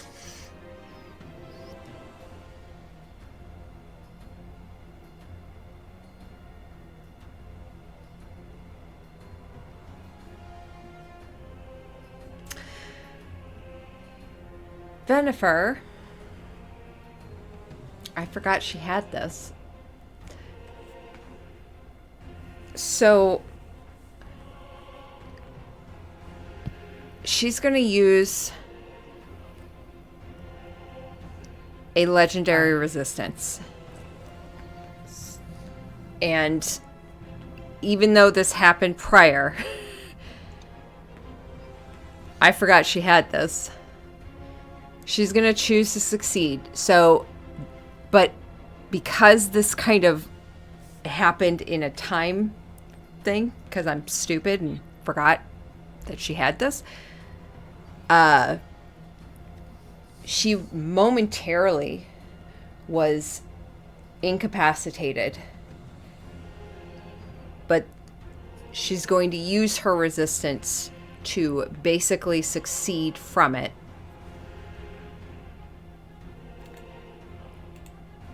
And she's going to move.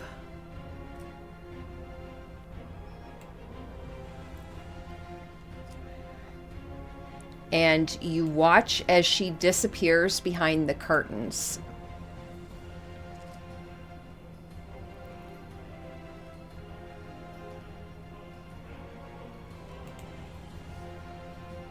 And that is her turn. Rowan.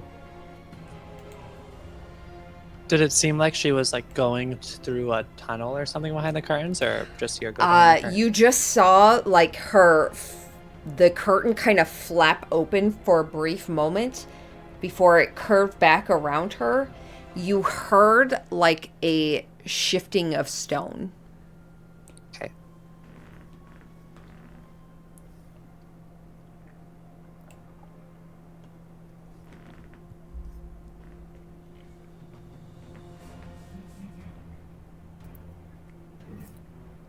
Okay, back to me. Yep.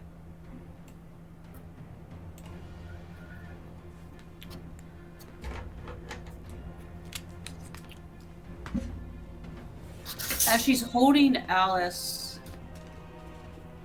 and not really, but like it's kind of over her, and hears her screaming still about having taken Kendra.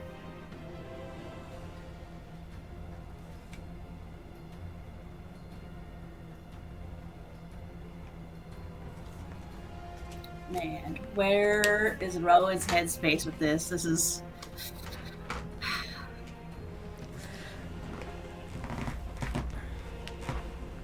Do I get the impression, based on the phrasing of the word she has used, she has no idea that Kendra's gone. Mm-hmm.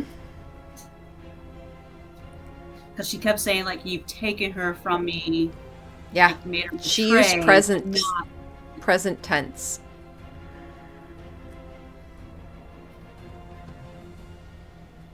And roll insight.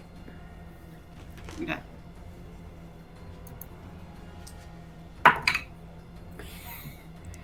Natural 1. Awesome. You have no idea. All you know is she's speaking in present tense.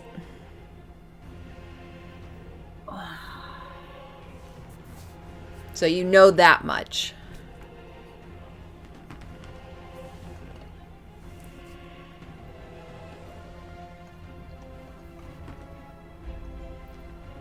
I think in this moment of so much happening around,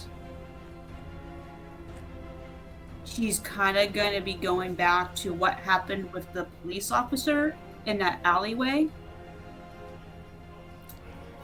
where I'm going to try to literally use my shield and knock her out. Because I don't know what to do with her. She's too angry.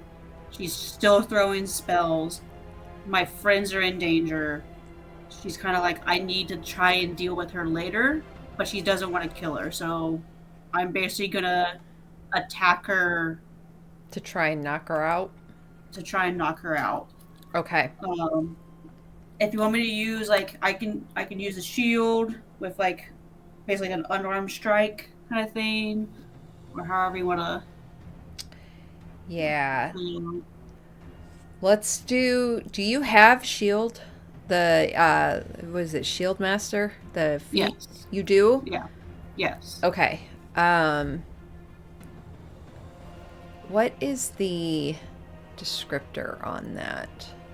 It's mostly that, like, if I get attacked by something that requires me to do a dex save by myself and I succeed, and I negate all damage, and then, like, it allows me to do as a bonus action, like a Okay. shove. Okay. Let me just double check that that's it.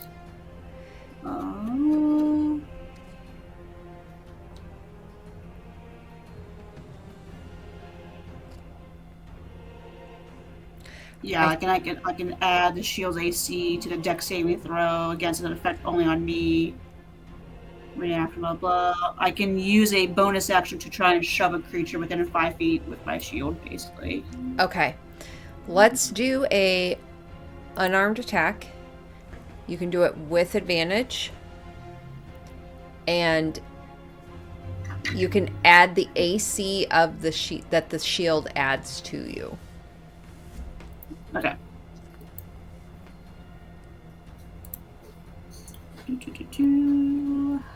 Unarmed strike. Because she's down and she's blind and she's trying to concentrate on something.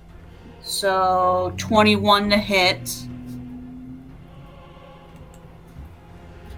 Okay. And then you said add the AC to the hit or the damage? The hit. Okay. And So, then, yeah, 23 yeah. to hit. And then it would be for 5. Okay. bludgeoning. With the intent to knock her unconscious, you pull back with your weight and you shove down and upwards, catching her in the chin. You hear her head crack against the rock behind her, and you see her eyes roll up as she does indeed go unconscious. And that firewall dissipates.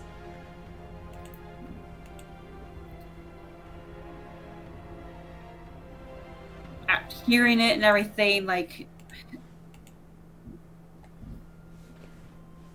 you're gonna hear, well, there's not really anyone close to her right now, so she would let out, like, a super heavy sigh / kind of slight scream of frustration in a moment. Look down at her. Some expressions go across her face, and then she will right herself up, and I will use my movement to, for now, move forward with the hope that she stays unconscious. Okay. For a minute.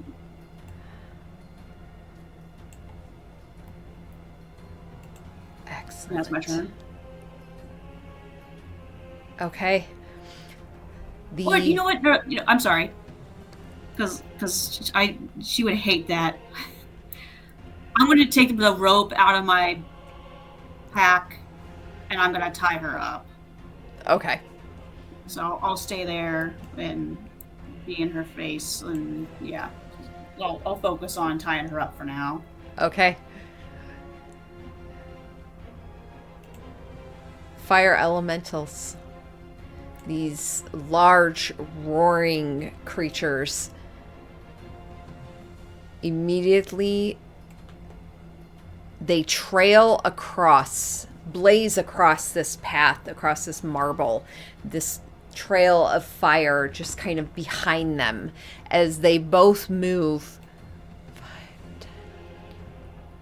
to block the path and guard the area that Venifer just passed through. They then...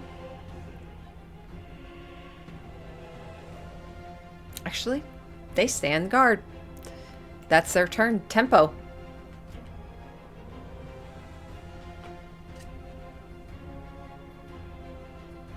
Okay. I didn't actually realize that there was curtain around the perimeter of this room. I just saw it up there, just like mentally. Okay, so she disappeared down here. Yes. Okay. I'm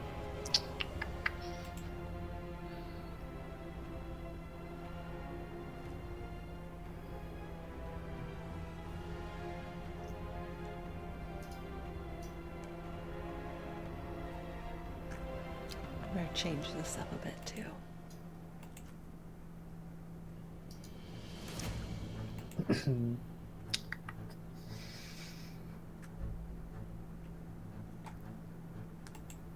Darn.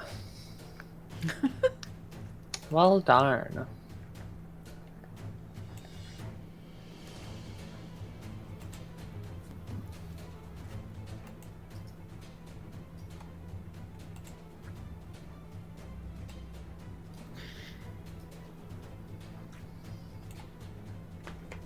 How badly hurt do the priests look from having taken a hit of the spirit guardians? They look pretty okay. They're not bad. Okay. They're not bloodied yet. Okay.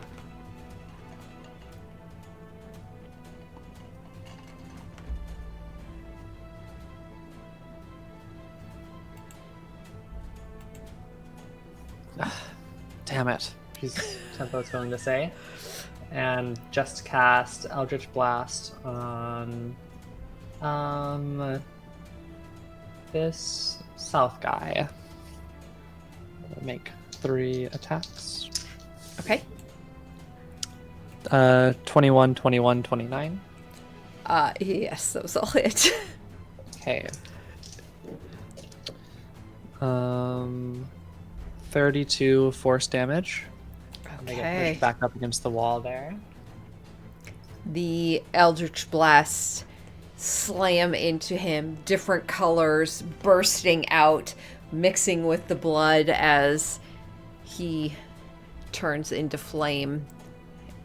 His scream crying out as he is killed. Okay. And I will have Ollie fly around and attack this northern one.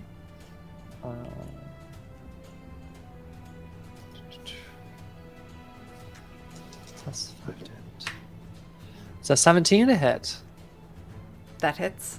Wow, good job, Ollie. Okay.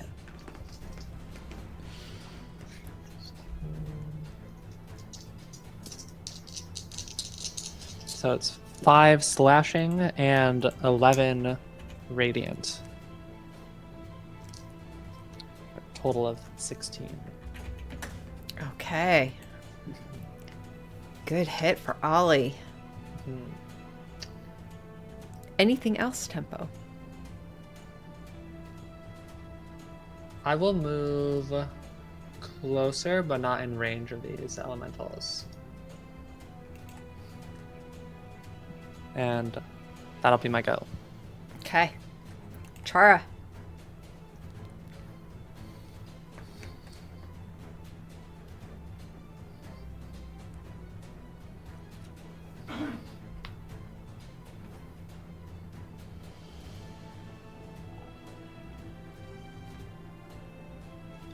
I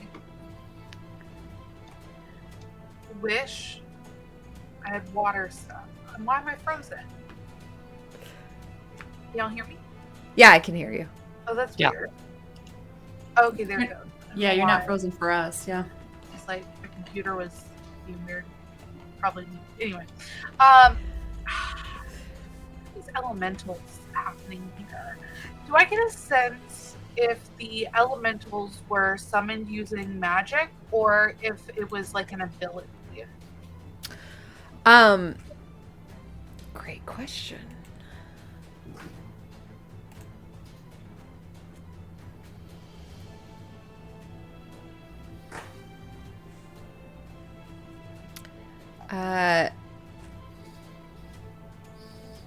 You get the idea that it was probably an ability. That's what I was thinking. Does that make sense? Yeah, it's not it's something that is written into what happens into the room. But Yeah. because of her what she is capable of with her weapon and stuff, that's where I'm kind of thinking it more lies. Yeah, that makes sense. I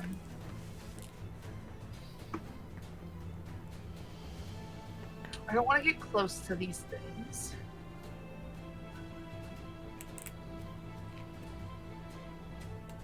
Why not?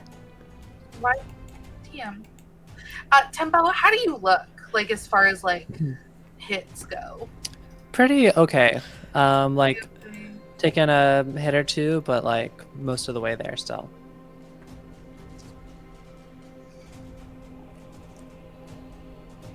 Okay.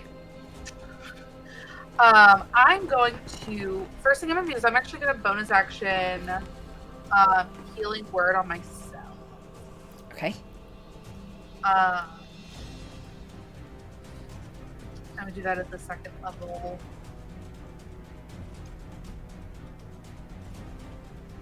For 17. Nice.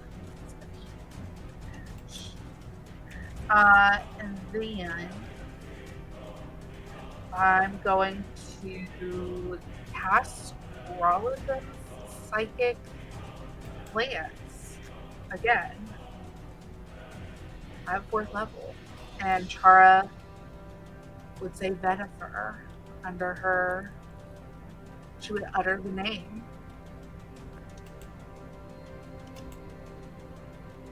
So if she's within 120 feet of me, she needs to make an intelligence saving throw.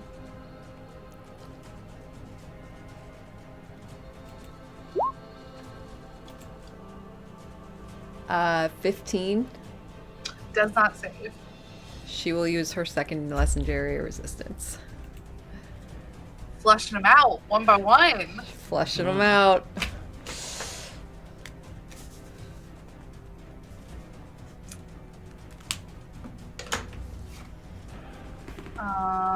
And that's my turn. That's a good turn. Alice is unconscious. Gonna take her out of that equation. That'll bring us to the Flame Priest.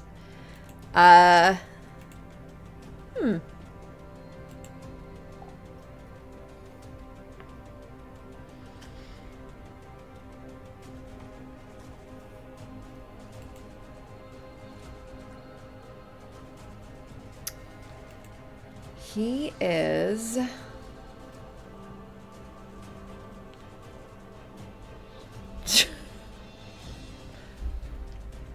Everything he has is fire. Makes sense. Ridiculous. So, Fire focused. he's going to move 5, 10, 15, 20, 25. And he is going to fling a fireball. Ollie gets an attack of opportunity. Okay. It's only 13 to hit. Okay. That does miss. Okay. So 20-foot radius. He is going to fling it right here. So it'll get both you and Chara. I already know it doesn't do anything to the Azers, but Ollie as well. Okay. So dexterity saving throws. It's an 18 for me. That succeeds. How about a 13 for me? That just meets it. And Ollie? Very low. 2 plus something, but the something cannot be big, so that's a Okay. failure. Okay.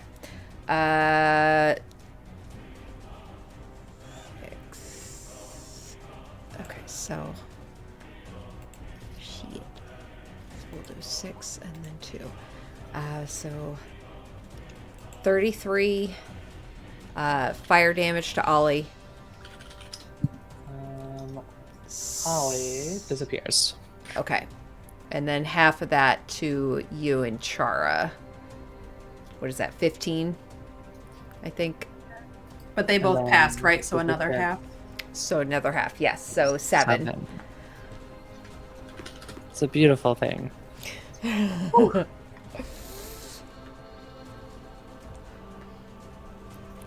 Okay. That is his turn. Back to the hallway. The hallway. The hallway. The Razor Blasts are gonna do their 2 attacks real quick here.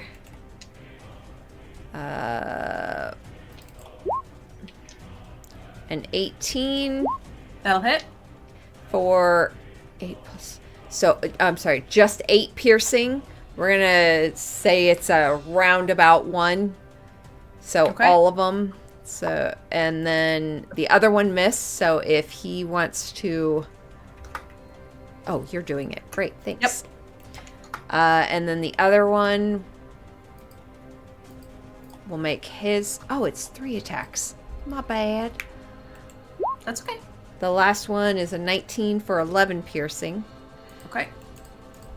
on each of them. And then the other guy is going to do his as well. 2, 3. Ooh, If they're above 17, they'll hit. okay. 2 of them hit for a total of 13 damage. Okay. And the last one misses. Cool. Do you want me to And- roll theirs really quick? While we're up Yeah, there? let's do theirs. Okay, natural 20 on the first guy. So that's going to be 13 plus 6. So 19 bludgeoning. And just to Nice. confirm, the Razor Blast guys are fire immune, right? Yeah. Yes. Okay. Yeah, so that's just the 19 on the first guy. And then it's definitely a hit. It's 18 plus 5 on the second guy. Nice. So, 9 bludgeoning damage to him. Okay. One of them is looking really rough. The first one's looking really rough. Second one is not bloodied yet. Okay. Nina, you are up.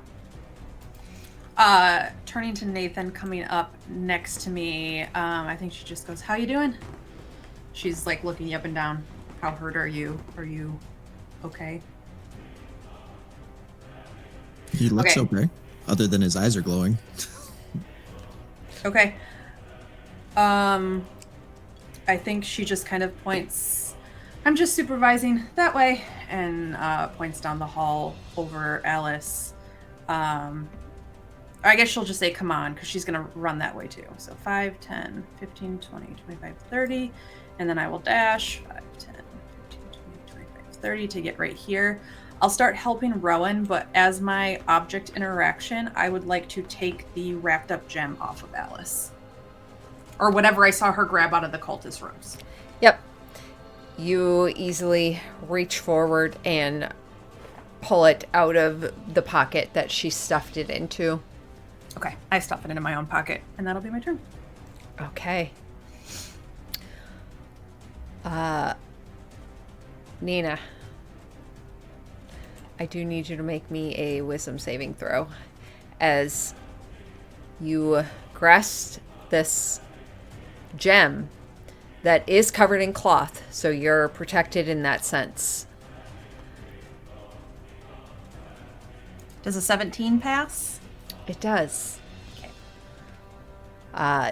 As you tuck it into your own pocket and your hand attempts to leave, you feel your fingers curl back around it momentarily, and your arm kind of lock up for a moment, and you start to hear those crazed whispers, and you feel your mind start to muddle before you feel that those golden veins start to alight, and you control your own destiny, and you unlock your fingers and pull your hand back out.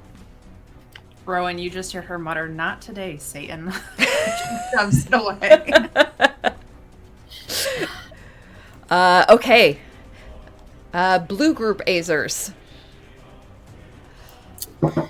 Okay. So they're mostly inside where this room opens, and I'm curious, like, their ability to see, like, I can't see anything up here. That's just because of me, I'm assuming. It's I'm because not there. the wall, the way the angle of the wall is. So Yeah. can I move my character up next to them just to be able to see for them? Oh, yes, Like- yes, absolutely. Yeah, here, let me just And put you I'll right move into the myself room. down. Oh, okay. Thank you. Yeah. Yeah, there we go. Just so I can see what they're doing. Okay. Yep. Okay, so I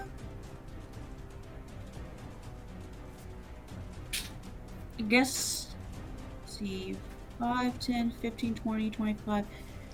They were given kind of like an order from Nina, so I don't see them having any reason not to follow through with it, considering they were like imprisoned. So this one's gonna see 5, 10, 15, 20. Yeah, this one's gonna run up here and this one's dead, right? Yes. All right, so yes, it's gonna run up and hit this other one, or attempt to. Oh, 24 to hit. Oh, yes. Yeah.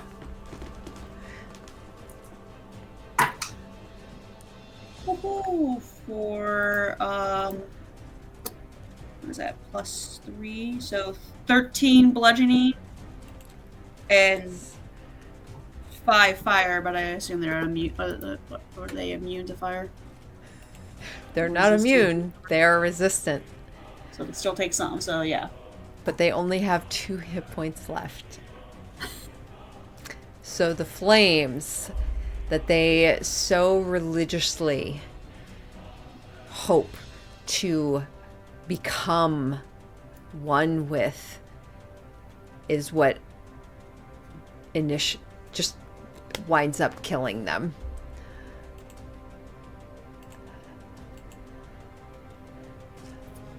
And then for this one, they don't see where Yennefer is. I said Yennefer. Yennefer. This is not Yennefer. Witcher. Yeah.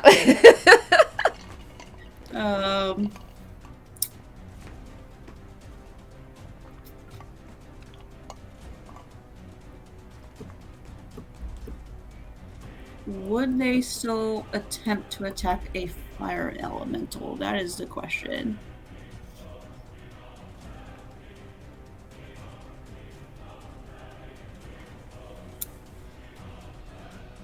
I'm going to say, based on their intelligence, that this one's going to come into the room 5, 10, 15, 20, 20. It's going to come further into the room and is going to basically investigate, kind of like looking for Venifer and avoiding the elementals, knowing basically a fire versus fire kind of deal. Okay. 10, 15, 20, 25. And this one can only basically just like get into the room and do the same thing. Yeah. Excellent. Nathan. Okay. Yeah, I guess he's just going to be following Nina, essentially. And when he does kind of walk up beside you, his eyes kind of like relax and the glow goes away. And he kind of looks down, and I guess it's more just questioning rather than saying anything when he looks down. And that'll be his turn, really. Are you looking at Alice or me questioningly, or like me about Alice? Can I tell? Can I read your... Kind of just, I guess, more Alice, because he wouldn't have seen you pick up the gem, essentially. So it's more just like, okay, we've got one tied up on the ground. Why? I kind of shrug, gesture to Rowan. Got it. That's it. I can't see anything else, so. Okay. Brings us to Venifer.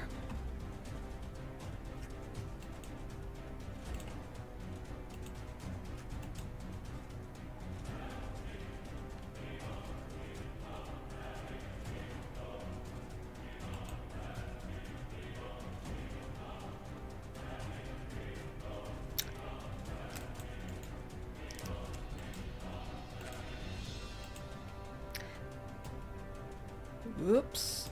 Not what I meant to do. Okay. That is her turn.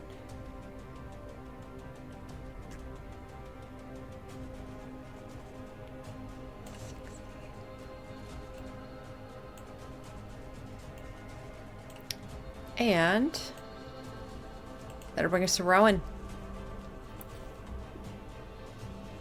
Did you say anything to us about what she did? Was that in the background?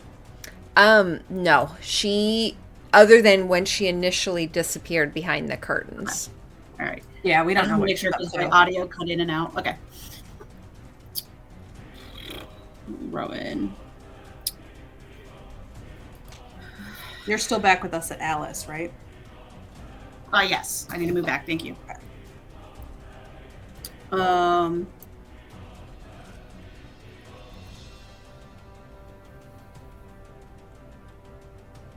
Rowan's gonna look over at you, Nina, like,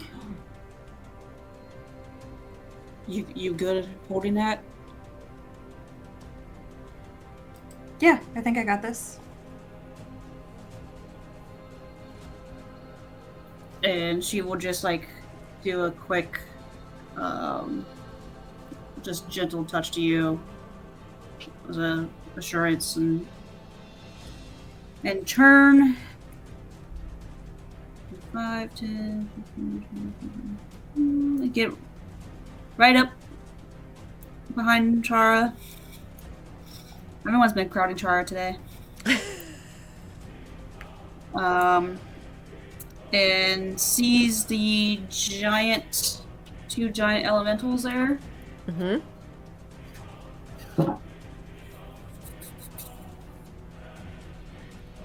And is going to use... It's going to use a guiding bolt on this first one.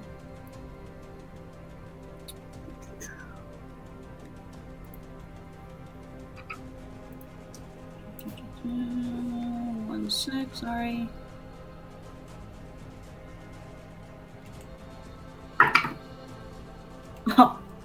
28 to hit. Oh, yeah. And then 46. Where are my d6 dice?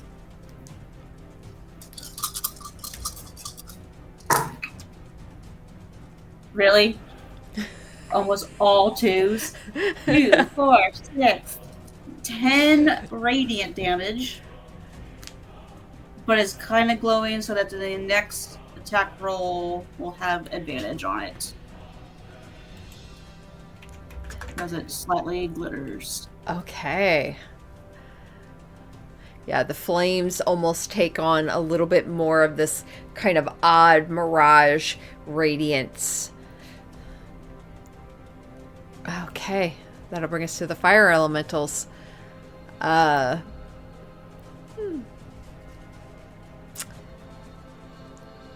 They are now going to move forward.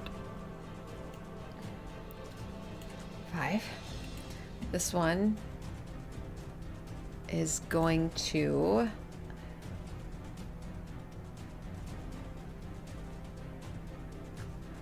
reach forward and make 2 swipes at you, Tempo.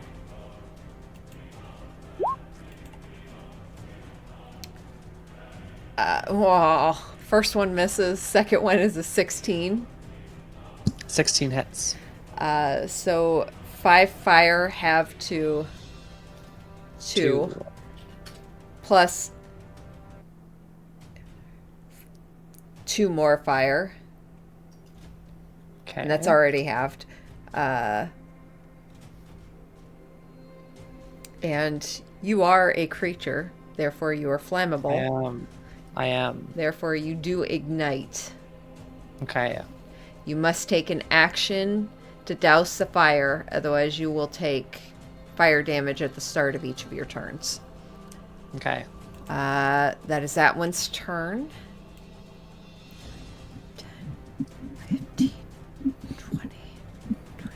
This one already knows the Azer's got nothing. So he's going to continue moving forward. And he's going to make attacks at you, Chara. 1, 2. What That is is that some noise? wild noise. Of course it does.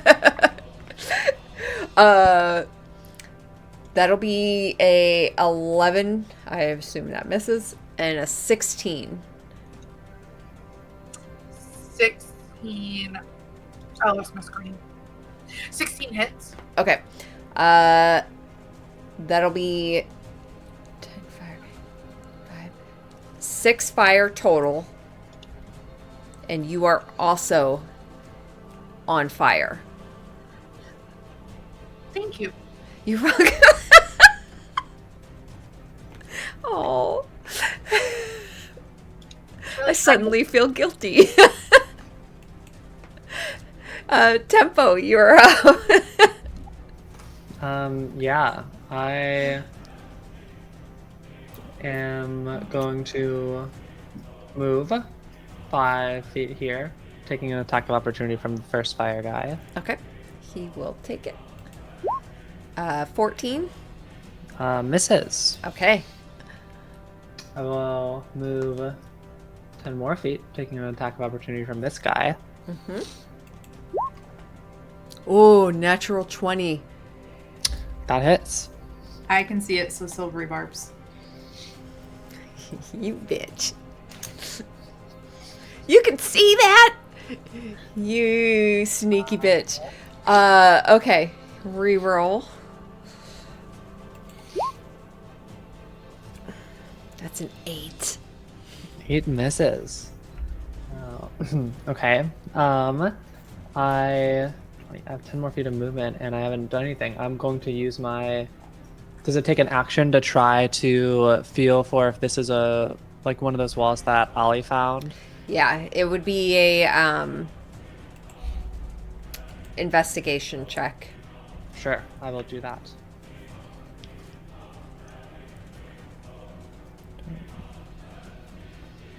Investigation. so bad. That's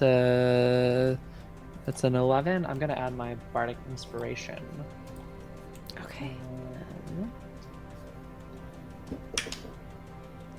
That brings it to 20. 20, that'll definitely. Looking along, you see the crease in the wall and you see this pressure plate. You press against it and you see a small opening slide upwards as you duck under easily Okay. And I'll and move. into this secret entrance where you Yeah. see a stairwell moving downward. I have 5 more feet of movement. I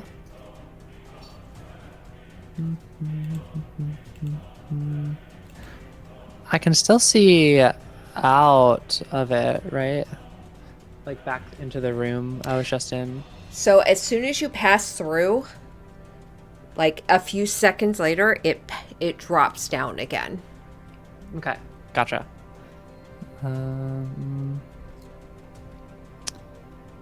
Yeah, is there anything I want to do for my bonus action? I don't actually think so. I don't think I can do much. So that'll be my go. Okay. Chara. My lair in roll 20 looks really weird. It's like just a black lair with no walls or anything. Did her vision get messed up maybe when the Let token? me see. I think we had that happen recently. Also, I just put it in chat, but Chara, I gave you the advantage from that silvery barb, so your next dice roll is at advantage. Nice. No, you have vision. Try refreshing your roll 20 real quick, Okay. and I'll.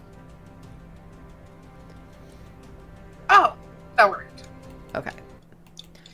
Excellent. All right. I don't like how close. So I have to use my action to put myself out, essentially. Right? Put yourself out. Oh yes, yes. Oh, on my turn, I should have taken fire damage Oh from yes. being on fire. Thank you. That is 6 half to 3 fire damage for you, Tempo. What Okay. happens if I don't put myself out? You'll just take damage at the start of each of your turns. Just gonna grab a 1d10, and that is what we will roll. Who cares? I don't know what. I can also put you out on my turn, but you will take damage this round if you don't put yourself out. Yeah, I'm not worried. I'm not particularly concerned about it. But I'm trying to think.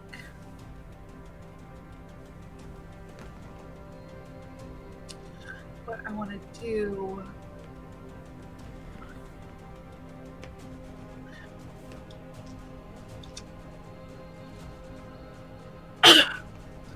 I guess I'm just gonna try to cast Dissonant Whispers Okay. on this thing. So you're not putting out the flames. No, I'm not. I mean, Okay. You do take 1 fire damage. That's already halved. got it. Okay. Dissonant Whispers. Yes. So I need a Wisdom saving throw. Oh, and I am casting it on the elemental in front of me. 11. That fails.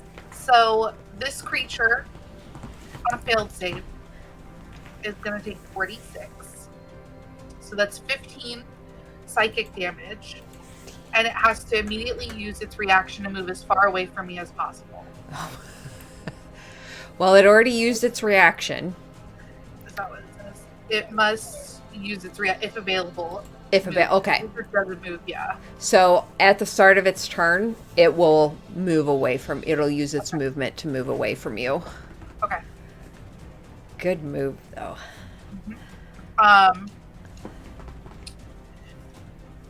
That's my turn.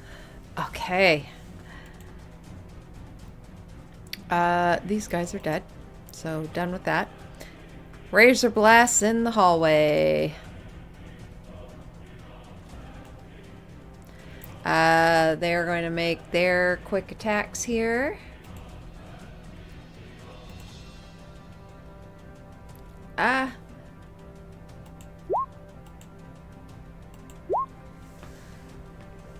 21 and a 16 for... First one hits, second one does not. Oh, okay, so only the first one hits then. That is 10 piercing. The second guy...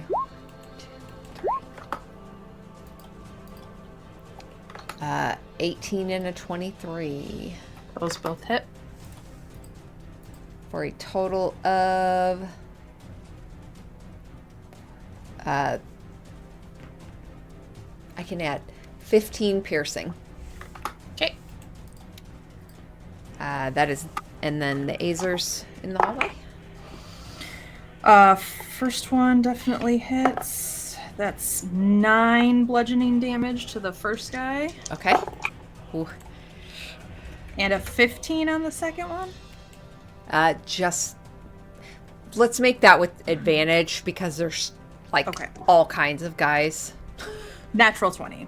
Okay. So 15 plus another 10, so 25 bludgeoning damage to the second guy. Nice. Okay. One of them is looking pretty rough. Okay. Nina, you are up. I will use my action to control flames again, and I will put Chara's flames out for her. It's a 5-foot cube, so a cube of my magic just surrounds Chara and will douse her flames. Excellent. And then I will use an object interaction to essentially shove something like a gag into Alice's mouth. I'm not trying to choke her, but I don't want her to be able to use verbal components if she wakes up. So I will be trying to both bind her, gag her, and make her blind so that she can't use any of her components for spell work. Okay. So, I'm staying here, but that'll be my turn. Excellent. Yeah. Chara, your flames go out. You feel it doused. And Nina, you are able to find enough cloth in various places to be able to blindfold and... Actually, I will say I'm gonna do that, but then I will use my movement and I'm gonna scoop Alice up under her arms and just drag her 15 feet towards the thing. So I'm slowly 5, 10, 15, pulling her closer so I'm not too far away from everything that's going down. Got it. Okay. Actually, we'll do it like that. Okay. Rowan, your group of Azers. Should I do a roll for them to have seen what Tempo did? Let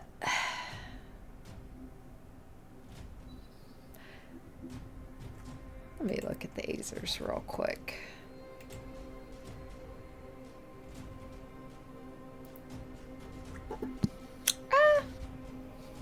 They got a +1. Yeah, we can, well, actually it'd be wisdom.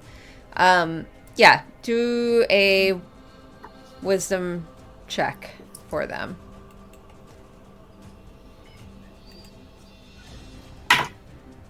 16. Yeah, they notice it. Right, and 5, 10, 15, 20. So this guy's gonna go down. That's 20 feet for him there. So he'll try to go through. I would say this look one, for, like, whatever. yeah, the one that is engaged with the fire elemental, I'm gonna say he probably did not see it. The other two, That makes though, yeah. Because this is the one I specifically had, like, investigating where did Jennifer go, so it makes sense. Yeah. So he's gonna go towards where Tempo disappeared and like try to find how to get through. Okay. And then mhm. I don't know if you want to finish that one. Like, first. Yeah, I mean, with that roll too, he knew exactly where Tempo pressed. So if he has any movement left, he could move through. So he's got right there would be 5 feet after that. Okay, To go 5 through. feet after. Great. So he gets Yeah, through Just there. One more square. Yep. And then I will attack with this guy. Okay, Oof, only an 8 to hit. that misses. Yeah.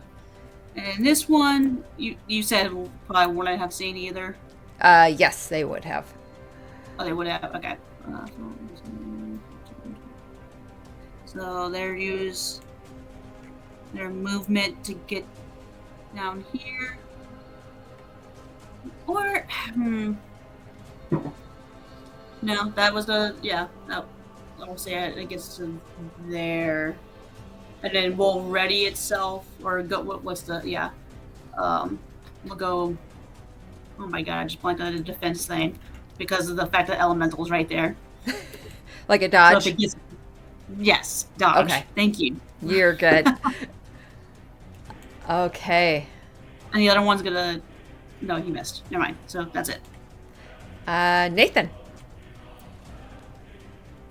Alrighty, let's step through the doorway so I can. No, I still can't see shit. Honestly, I'll just keep following Nina because I can't. There are do supposed to be torches in here. You are like down. There are I can light see sources down kind here. of some stuff in there, but Yeah. Oh, you know what? Wait, wouldn't the fire elementals Yeah. yell it up? Yeah, they're all supposed to be casting like dim light and everything. Yeah. Hold on. Let me add. It's. and you're dragging the girl with you, right? Is that what's happening? Okay. And carrying or just holding the end of the rope and pulling? Oh, I've got her by like the scruff of her tunic. Yeah, and I'm just Okay. dragging her. Okay. There we go. Okay. You should be able to see a little bit more, Nathan, as these fire elementals absolutely give off light. Okay. I just gotta check my notes.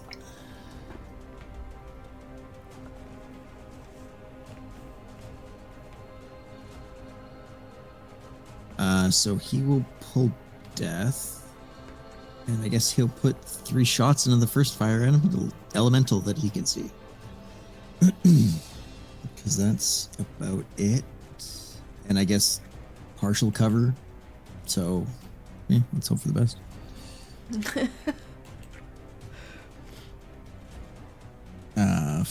15's the lowest. Yeah. They all hit. It hits? Okay.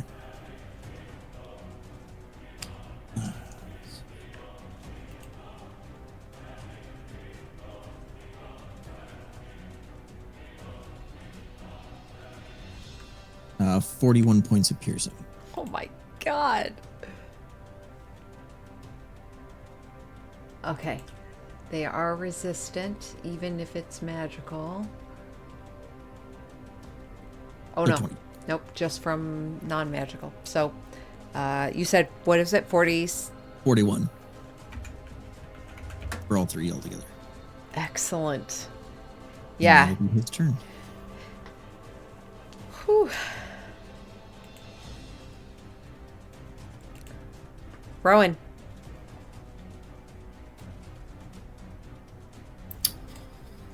I'm gonna look at the one that's right in front of me, in front of Chara, and having seen that when it hits, it makes you go on fire. I'm like, not going to get in its face right now. So I'm going to look at it and basically like snap my fingers, and it's going to hear a bell toll. I need a wisdom saving throw for Toll the Dead. 5. That is a fail. So 3d12.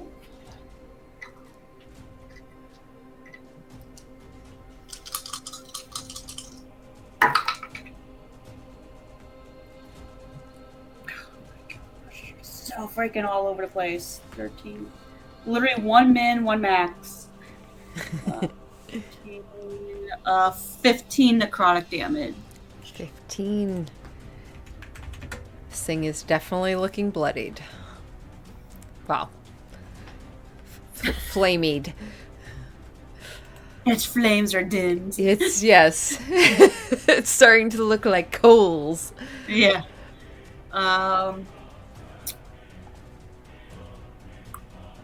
I see Nathan and Nina behind with Alice.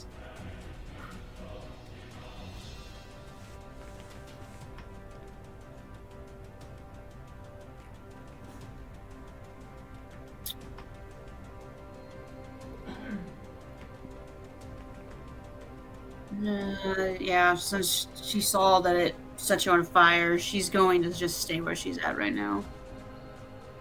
Okay. Actually, no, that would be an action, so no.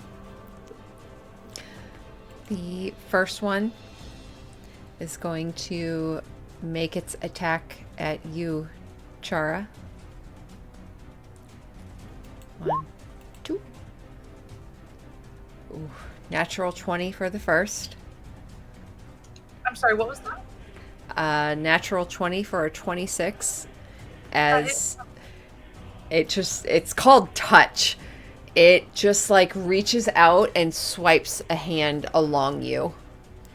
The flames kind of dragging along you. You're already oh no, because Nina took that out. So new flames alight upon you. That was really good rolls too.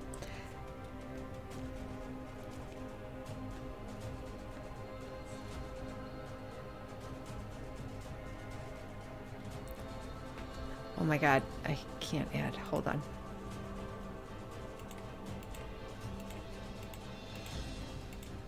Oh, nope.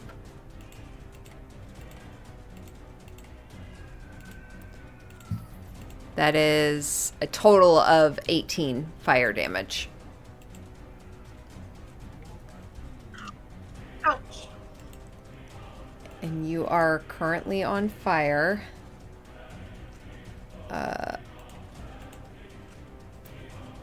This other one, Wait, is that half because of our fire resistance stuff? I already halved it. Alright. And then it's actually going to move here so that its buddy can also get up here. And it's going to make a swipe at you as well because you're the only one it can get to, Chara. 1, 2.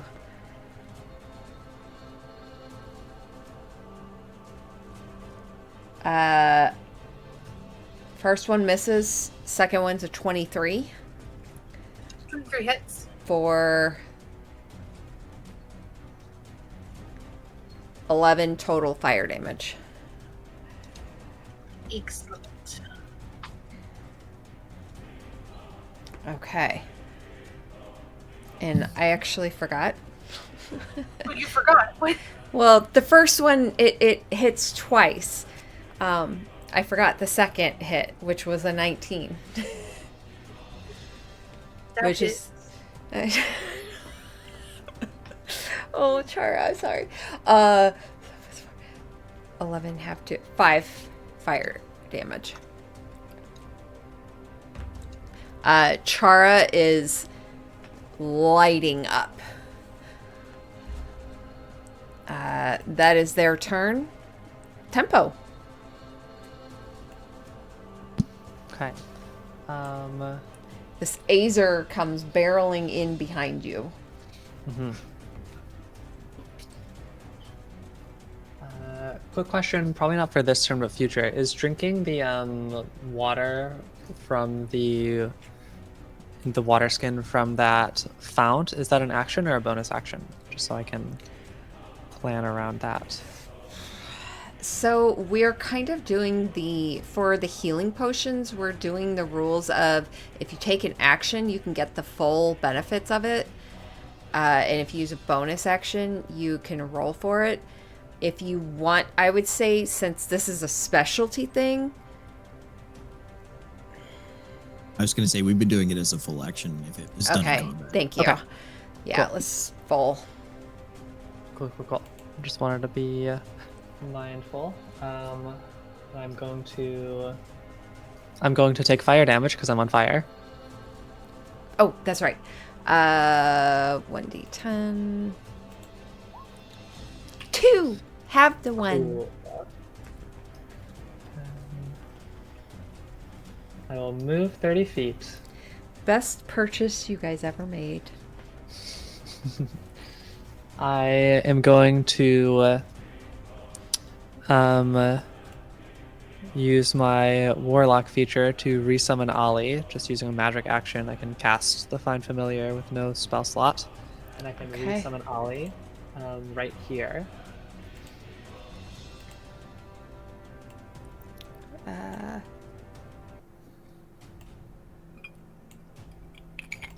Where was that? Right there? Right here. Right there. Okay. 10 feet around. So I can see around the corner. I'm going to give you control. Excellent. Okay. What they see coming around the corner: throw rugs, privacy screens, a couch, and a quartet of comfortable chairs have created a cozy space here. Gossamer fabrics are draped across a 4-poster bed, and a desk sits in the southeast corner. But the most notable thing in the room is a flames along the floor in very specific, like a rune. And you see no one in the room. Okay. I would like to. Can I move so I can see what Yeah. what they see? Okay. I will. They still have all their stuff, so I will have them flying high, close to the ceiling, to not get super close to these rooms. Mm-hmm. 15. I guess they're just gonna go fly around the walls looking for any kind of stonework that could be a secret passage like before. That's what they're gonna do.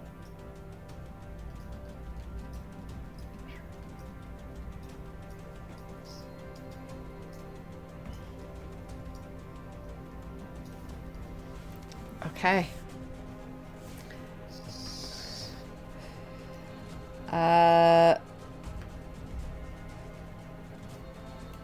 Let me pull her out of the wall and put her back. Not bad. Oh no, you're good.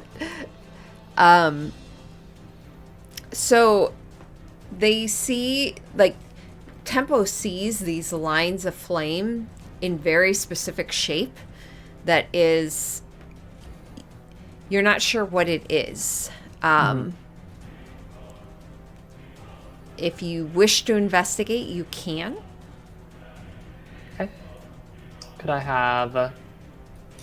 Because I use my action to summon Ollie. Okay. Have Ollie investigate. They can try. Okay. If Let's see. Would be they're proficient in Arcana, so. Hey. Or what kind of check would it be? Investigation. Okay. Or Arcana. You can do Arcana. I'm sorry. Okay. Only a 13. 13. Okay. With the 13, it looks like some form of fire rune. You do get hints of almost kind of like teleportation magic or portal. Okay. What is that? That's not abjuration. I don't remember what that is. Ollie's gonna try landing on it. Just going and landing on the rune. On the rune? Yeah. Okay. He lands on the rune. Plops down. Kind of does a little twirl around, his tail kind of flopping. Nothing happens. Okay. Well, that's my go. All right. Tempo using Ollie as their scapegoat. They can come back easily. It's, you know. And technically, Tempo didn't tell Ollie to do that. Ollie just landed on it. Ollie just did it. Ollie's did such a it. good little boy or Yeah. girl, whatever. Ollie's Yeah. just a good little kitty. Say that to PETA. Chara. Okay. On fire. I'm on fire. I'm gonna link arms. I'm gonna link arms with Rowan. You could have said me on fire? No, I don't think that's how that works. Is it? Whatever. I'm gonna link arms with Rowan, and Chara would smirk at the friends in front of us. And she's gonna cast Thunder Step. So basically, she'll link arms with Rowan and just go, and then cast Thunder Step. And we're gonna teleport. We're gonna teleport over here in this corner Excellent. behind this Asia guy. So we'll go. So we'll teleport there. As soon as we disappear, a thunderous boom sounds. And both of those creatures, both of the elementals, will need to make a Constitution saving throw. Saving throw for the one on the top and then the bottom. 14's the highest. Does not save. They both fail. So they're gonna take. Oh, why is that so low? 21. 21 thunder damage. And yeah, that's what happens. As you link arms and you clap your hands like a clap on, clap off, the two of you disappear. And as you disappear, there's a cascade of sound, just a crack. And Nathan, Nina, you kind of feel the extension of that concussion, that concussive blast. The fire elementals, one of them, you see the flames of it flatten before it curls back up and it reforms. The other one, you just see bits and pieces of it fly off. One of them is looking quite... It's looking very dim and small. Excellent turn. Okay, So you have been ignited twice. You will take 2d10 fire for 8 halved to 4 fire damage. As the flames are starting to eat away at your hair.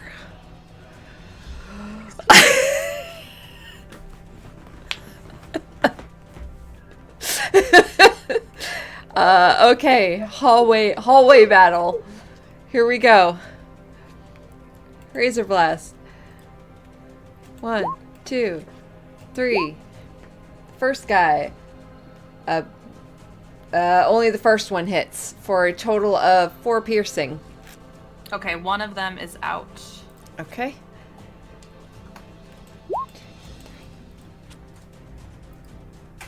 Oh my gosh, such rough hits. This battle in the hallway is never going to end.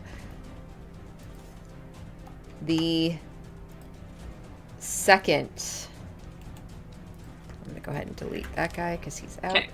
The second guy, the second group, 21's the highest for a total of 5 piercing. Okay.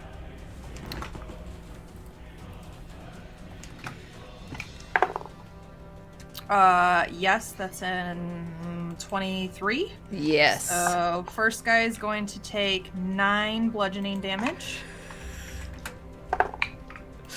And the next one is a 19. Yep. And that will also take 9 bludgeoning damage. Excellent. The one guy is barely hanging on. Barely. Okay. Nina, you are slowly dragging a bound, gagged, and blindfolded teenager with you. I don't want to get too much closer to these guys, so I think I'm actually going to stay put here, and I will use my object interaction to, like, take a piece of, like, I'll probably rip a piece off, like, my tunic or something and blind her, so she's got, like, a bandana around her eyes now, so she's now blinded, she can't talk, and her hands are bound. And I will just say to Nathan, I'm going to wait and see if the Azers come through. Otherwise, I'll be ready to take out whatever comes in after him. Do what you need to. And I'll do my best. Yeah, that'll be my turn. Blue Azer group. Blue man group. I'll start with this guy. That's with the elementals.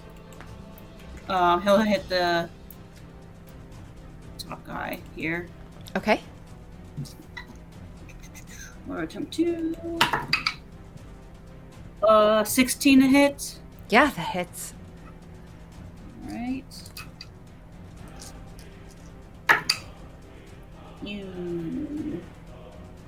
Well, that's 5 bludgeoning and 6 fire for all that matters for fire, but... Okay. And then... I'm also going to really quick say this out loud. I will use my action to take the dodge action. Okay. Good call.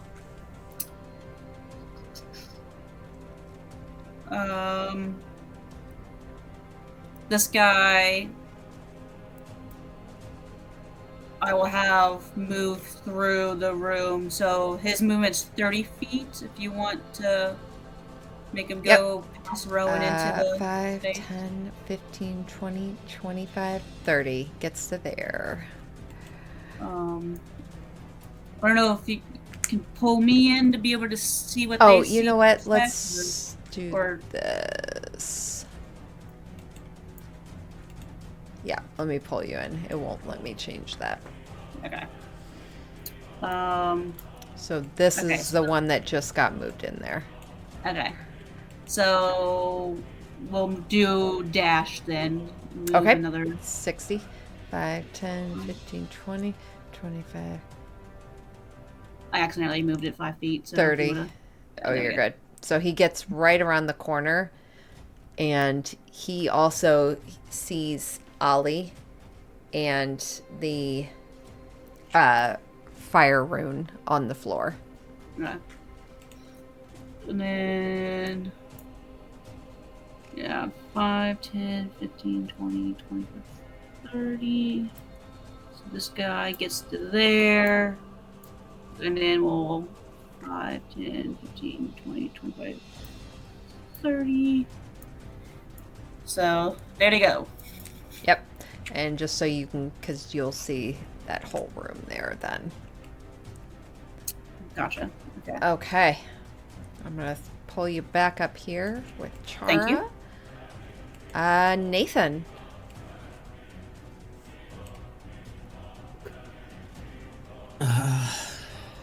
I think he'll probably only take a little step forward from Nina just to keep her in sight. Just a little And step. yeah, I'll do 2 shots with life on this one, and Okay. then 1 shot with death on the top one that's looking a little dimmer. Okay.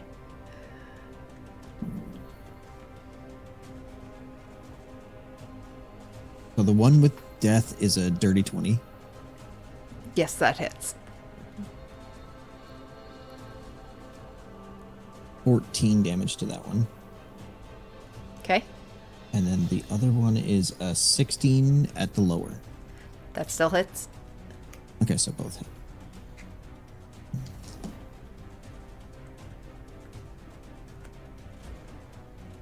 Uh, 30 damage on that one. And that was bludgeoning, if that makes any difference with magic. Good. Thank you.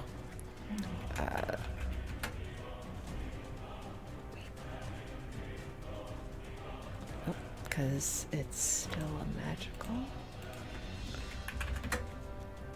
The one that you fire death at takes its toll and takes its victim.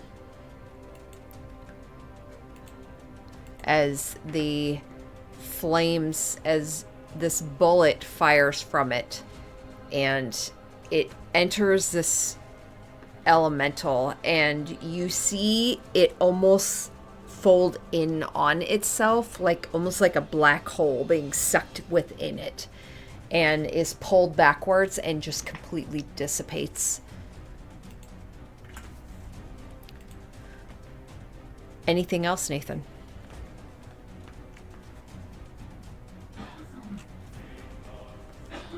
Actually, yeah, I think he's going to take a step back again to get beside Nina and just like grab the water skin with the fountain water in it and kind of hold it out to her.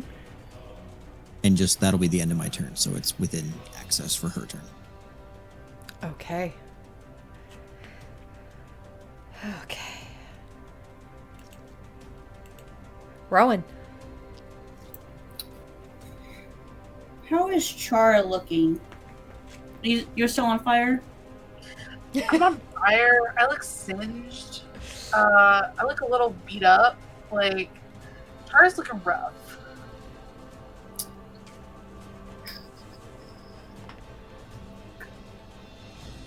I will, after being yeeted across the room on a thunder step, take a look at Chara. Yeeted is a strong word. I'm not sure if you've actually thunderstepped Rowan before. I think you have once. But,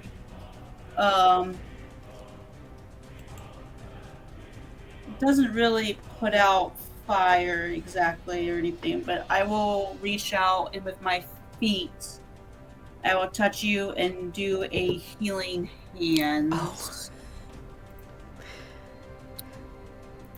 I thought you meant with your feet, like your FEET, and I was like, what? So weird. Reaction. I was like, It's like you're pulling off your boots, or what's happening? with my character feature or whatever. Yeah, I got you. I got you. Okay. That's questionable now. Healing hands 5d4.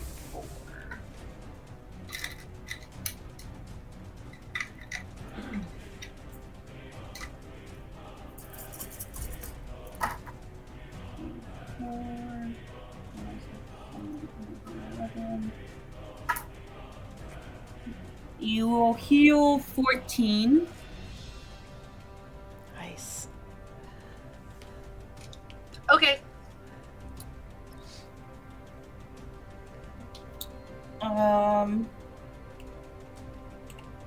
She is still on fire. Yeah.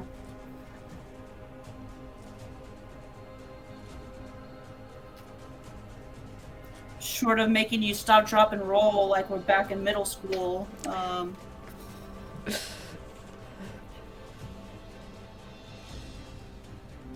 You see it as I like reach through and touch you, since you had grabbed me anyways to pull me, and I'm like, I can't stop the flames. I'm sorry, but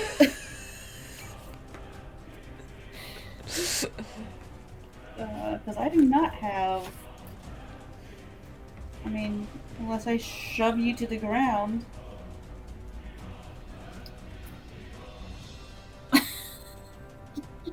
Your face.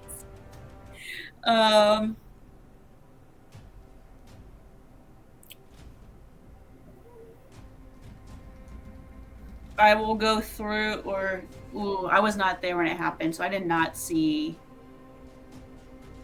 I did not see the secret. Like, I know Tempo went through over here, and like the Azers have, but I did not directly see. So I feel like I need to like do a roll to see if I find it. But I don't know if that's too much with the fact I used my action to heal.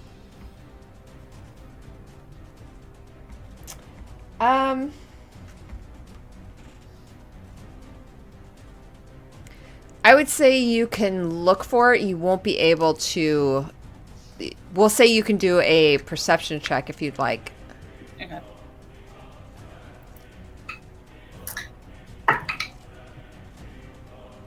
I don't know why I even try, but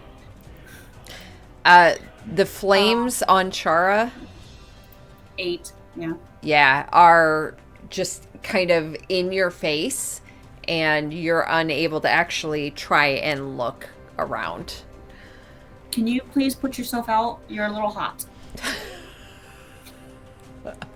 Oh, you think I'm hot? Yeah. Okay. That'll bring us to the fire elemental. Yeah,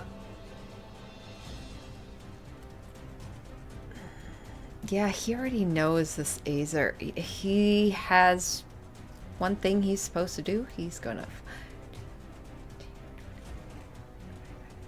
get to there, and he's going to make 2 attacks. He's gonna make one at you, Rowan.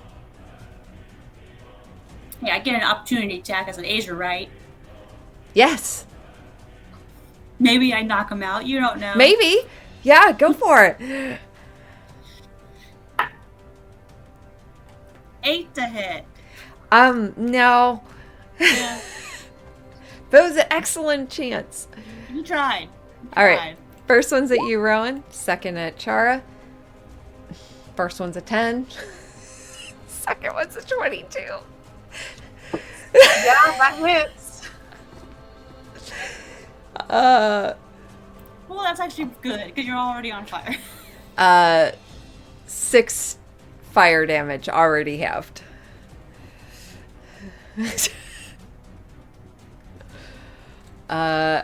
And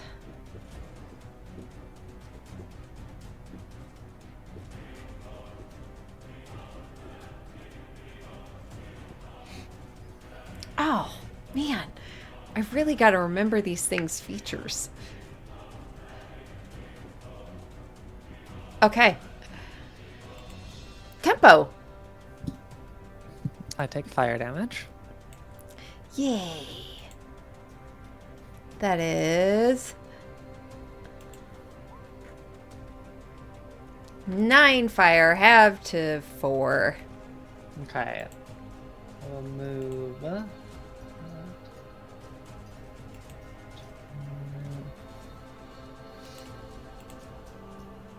Move into this room.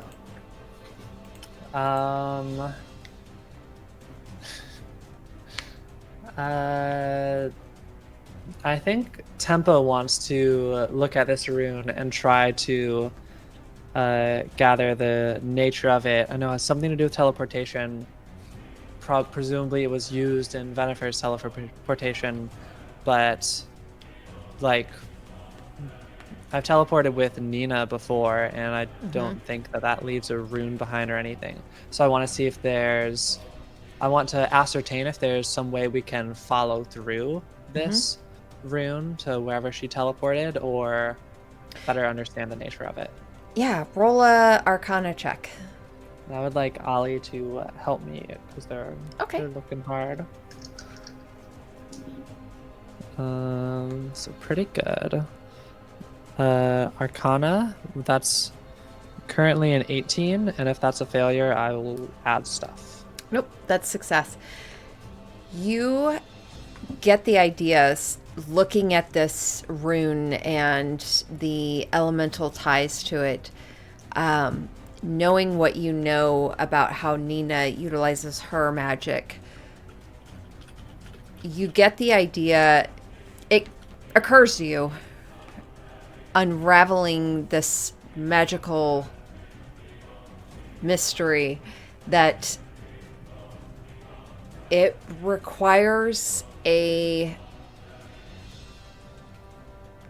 whether it's a word or like some kind of, it doesn't necessarily, you don't get the idea it's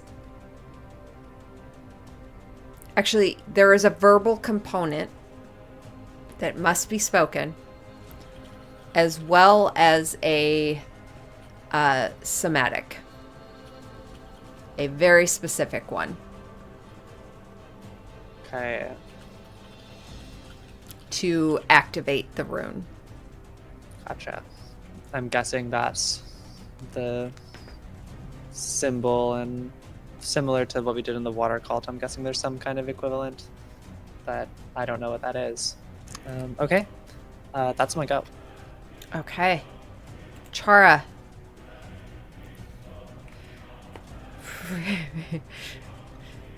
Hair starting to smell quite burned. Fine. I will put myself out. Will use my action and put myself out. Okay. And then I will cast Healing Word on myself. Okay. For 9 healing points. Nice.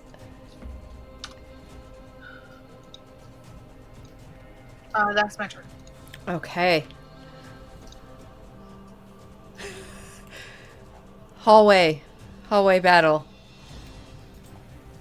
They're not, the Azers aren't looking good, so I bet you take them out this round. Okay. 1, 2. First one hits for 4 piercing. Nope. One of them does, but 2 of them are still standing. Oh wait, and third hit, I forgot. No, god damn it. Okay. The second group. 1, 2, 3. 10, 20. Only 1 hits for 7 piercing. Okay, both of those ones go out, though. Both of those Azers are gone. So 3 of the 5 left Azers, so. All right, and then their attacks. Oh, nope. That was, even at advantage, that's only an 8 to hit, so. Oh, man. And I think they're only close enough to the one guy, so we won't even have them attack the other 2. Okay. That brings us to you, Nina. Okay, I will use my action to drink from the water skin, so I'll take that from Nathan really quick. Okay. Hug that. I get the short benefits of a short rest, right? Yep. Okay. I will do that. I'm going to roll some hit die because I have to do that in order to get my sorcery points back. So I get 33 health back. Oh my god, that was such That a was good really roll. good. Yeah. And then I get 5 sorcery points back, which I will then use a bonus action to convert into some spell slots and get some spell slots back. Okay. Let me look at my chart. I think let me see. I have some first and seconds left, so I'm just going to do 1 3rd-level spell because that either gets me a counter spell or a fireball, which I think will be useful. So I will essentially get rid of those same 5 that I just got back to turn into 1 spell slot. Excellent. And then I will use half of my movement to continue to drag Alice 15 more feet. So 5, 10, 15, like right up here. All right. That's my turn. Excellent. How many more charges of that do you have, Nathan? Why did I give you that many? For real?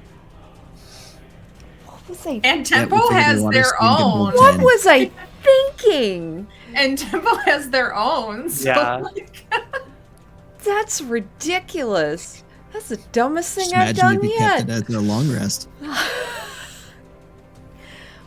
Okay. Rowan, your Azers. The ones inside, see there is nothing in that room that they can do. Yeah, I was gonna say they basically would just be like in there investigating, kind of Okay. looking around. Unless, would they know what that symbol is on the floor? I wouldn't be able to tell them my theory though, because I can't really communicate with them. They And do they might not. recognize it. Okay. They Then, would not. Yeah, you can skip them if you want to. Then, if anything, they would probably move kind of like more into the room. Okay. But that's it. I can let you move them. This guy though, this little guy, he's big and bold, and will run up and take a swing at the elemental. Get them big and bold. 13 the hit. It just hits. They're immune to fire, right? Yes. Yeah. So. 11 bludgeoning. Okay. That'll bring us to Nathan. Okay. And the fire elemental is still up at the end of the room, so Yes. he'll move forward and yeah, he'll pull life and take 3 more shots. First one is definitely a miss because it's only a 12. I think at that moment he actually realizes when he pulls the trigger, it just clicks. And he immediately goes, shit, and does like the fastest reload he's ever done. And then a 17 for the first one. That hits. I'll roll damage now. 11 points of bludgeoning. Okay. Still up, but looking quite dimmer. And the second one was a 27. That hits.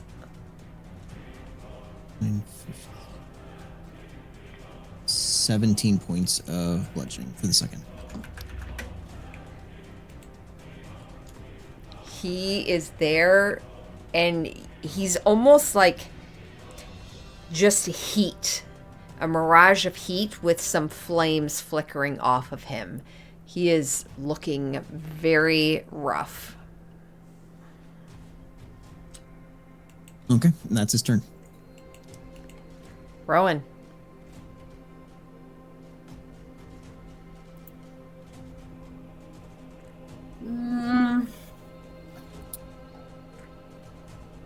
This elemental at this point is looking kind of rough, right? Mm-hmm. Very rough. Yeah. I think she's gonna turn her, like, she failed to find it the first time on the wall, so she's gonna turn around and make sure to protect who's there. So she will take a swing with dissonance. Ooh.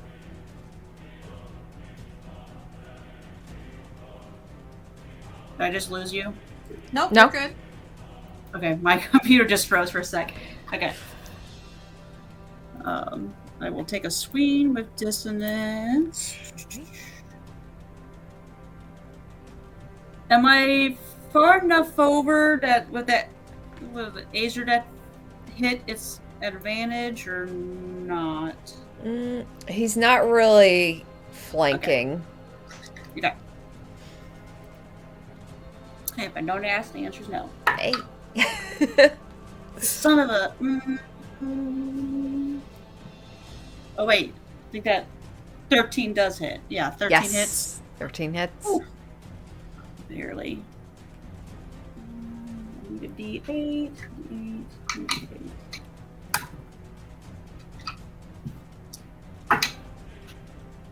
6, 7. 11 slashing damage. Rowan, how do you kill this thing? Okay, so I basically had like been looking at the wall, and I'm like looking down, trying to find way in, and just getting kind of flustered with everything with Alice's situation and stuff, and feeling the heat behind me, and the fact that Achara is like just patting herself down, like go for what's in front of us. So I will basically just do like almost remembering a trick Nina has done with like sword burst, where she does a super quick spin and slicing motion at an angle of like right at the torso of what this thing's height is. Almost just trying to do like, you know, cut the guts open Yes. kind of thing. Slice into it, and as dissonance slices across it, you feel that connection to the weapon. Neither good nor evil. You feel that perfect sense of harmony, which is odd considering the name of this sword. And you slice across it, and you just, it's almost anticlimactic as the flames just completely dissipate. No scream, nothing. And you just feel this vibration along the blade. Does the sword pull anything else, since this is an elemental? It does not, unfortunately.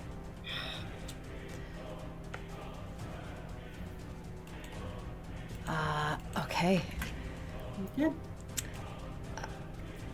Okay, so there are no enemies left except in the hallway.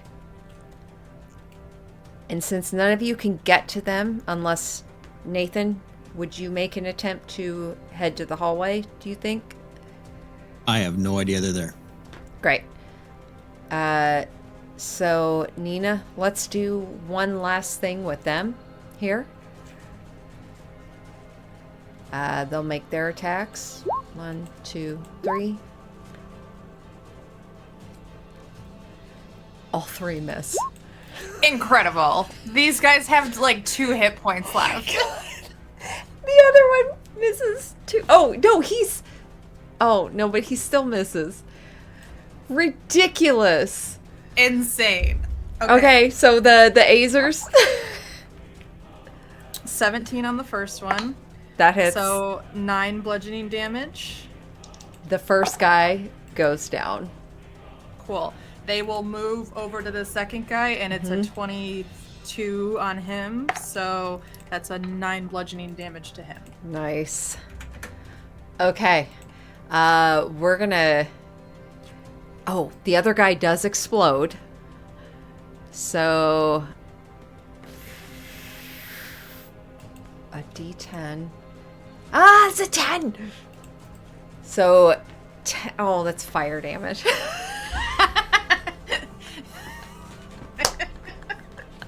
Okay.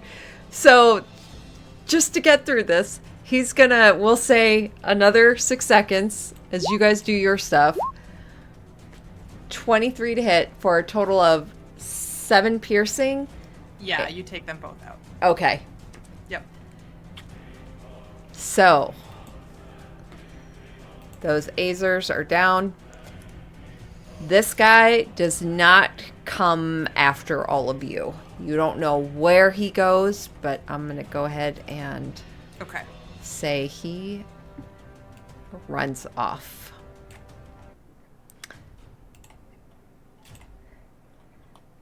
With that, let's take a good 10 to 15 minute break. Let everyone kind of get some snacks, drinks, whatever, go bathroom break, and then we will return with what happens next. Okay.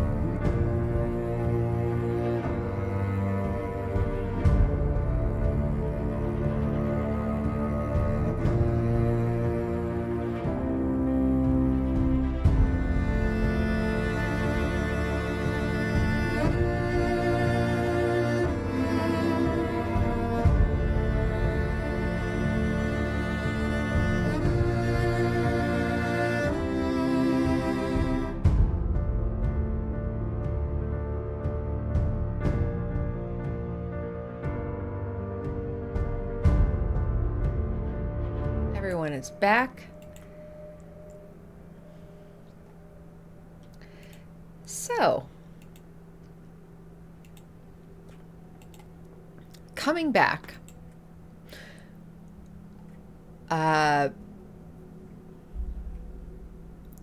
starting with Tempo. In the room that you are in, you still have flames creeping up your clothes. Your clothes are starting to burn away. We'll say you, because we're out of initiative, you take the moment to pat them down, but you'll take your final bit of damage on that, which is, hey, I rolled a 9. Have 2, 4. Okie dokie. As you douse the flames,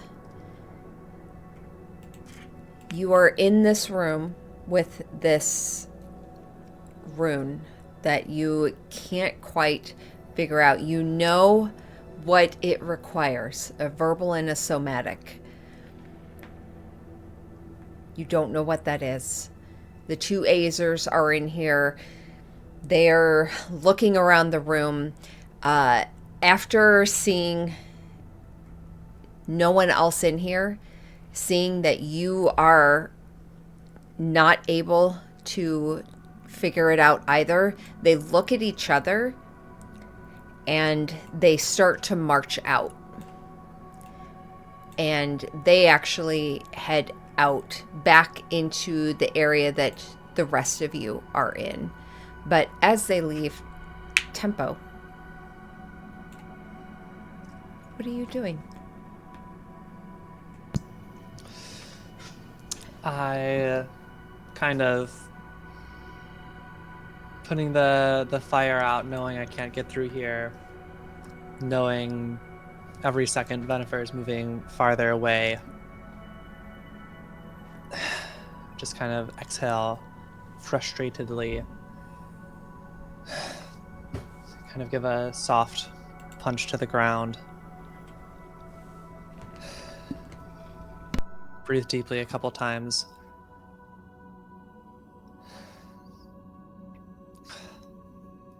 Then, wordlessly, I'll stand up and I'll start to head back out the same way. Does Ollie follow you? Yep.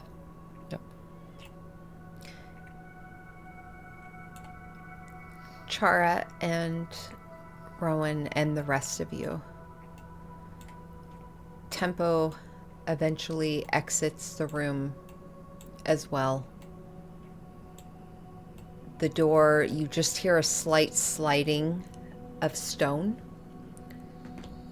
before you see the curtain kind of push aside and Tempo exits, and you hear a purring as you see Ollie kind of curl around Tempo's leg, peeking out behind.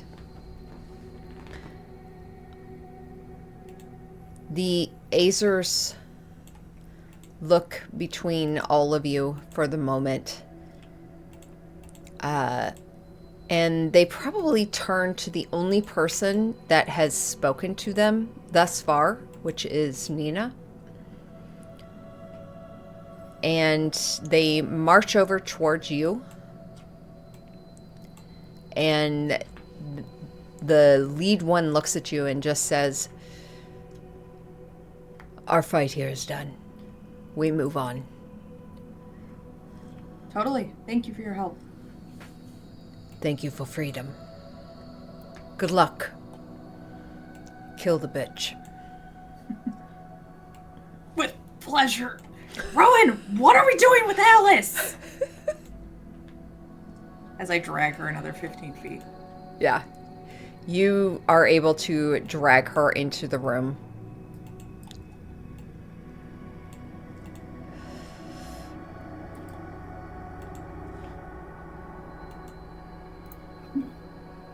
You actually yelled that?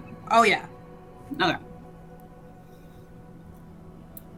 What was the play here? I'll walk up. You think I had a play? I hoped you had a play. I mean, I'm not even sure she knows Kendra's gone. Like, is that something we say to her and that's just gonna make her more angry? Like, Well, you didn't kill Kendra. The cults did. Tempo is going to interrupt. There's a rune down there. It requires some kind of movement and speech to activate. I'm assuming that's what Venifer used to teleport away. It might be something like in the water cult. If any of you know what that is here, if not, I'll gesture to Alice. She would probably know. She teleported away? Well, do you remember the rune in the Black Earth that, and I looked to Chara, you had to do that thing with Deneth. It was like, I serve the cult of the Black Earth, but I say it in like guttural earth elemental. That in fire language would be, and I give it an Ignin or my best impression of what the Azers spoke with Primordial. Yeah. I say I serve the cult of the eternal flame, and I make the symbol of the fire cult. Something like that would be a start, probably. Okay, Tempo's going to turn back around and start heading down the stairs. Wait. No, Tempo.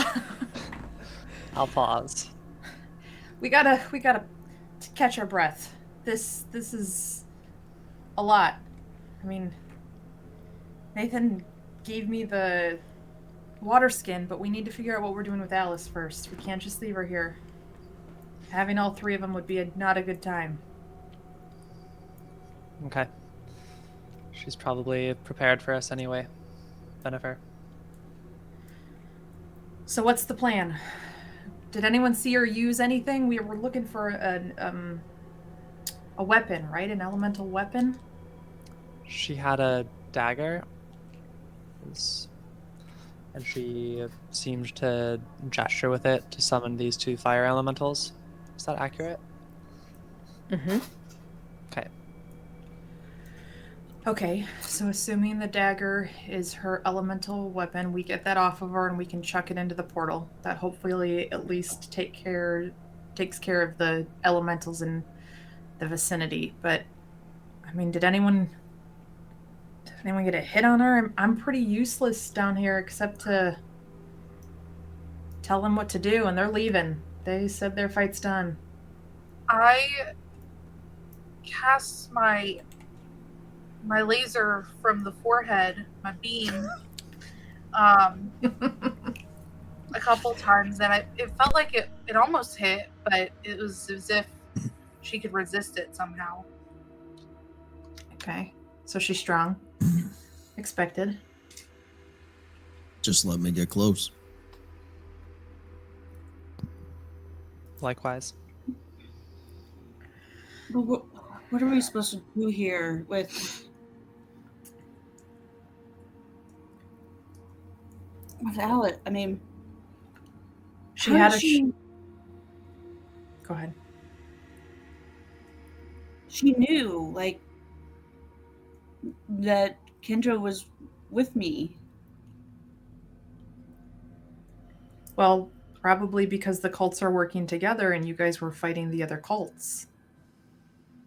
What's his face already told us that they knew our likenesses, that they knew we were coming. They've been watching us. I'm surprised she doesn't know Kendra's dead if they've been watching us. But then again, you have said Kendra, or 3 said that Kendra threw a lot of fire. So maybe she thought that, misunderstood and thought I was still Kendra. Why would they tell her that Kendra's dead when Kendra, like, is the fuel for her hatred? She probably doesn't know. So, But the truth is that the other cults killed her, not you. That might be enough to sway her away from the cults.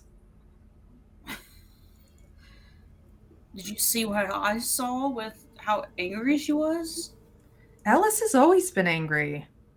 She was the one who tried to get me to join this. She is a bone to pick with the world. So she knows you better. I mean, we were kind of friends, but she bought into this whole shit way quicker than I was ever going to. We split pretty quick, and then I jumped in with you guys.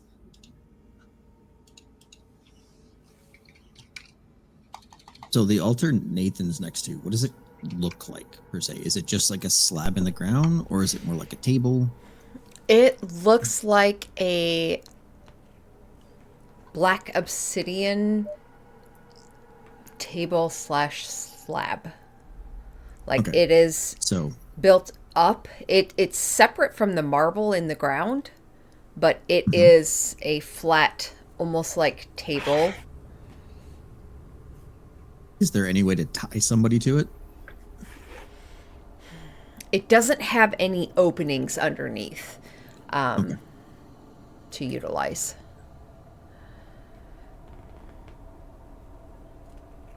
I mean, we can try to leave her here somewhere safe in a corner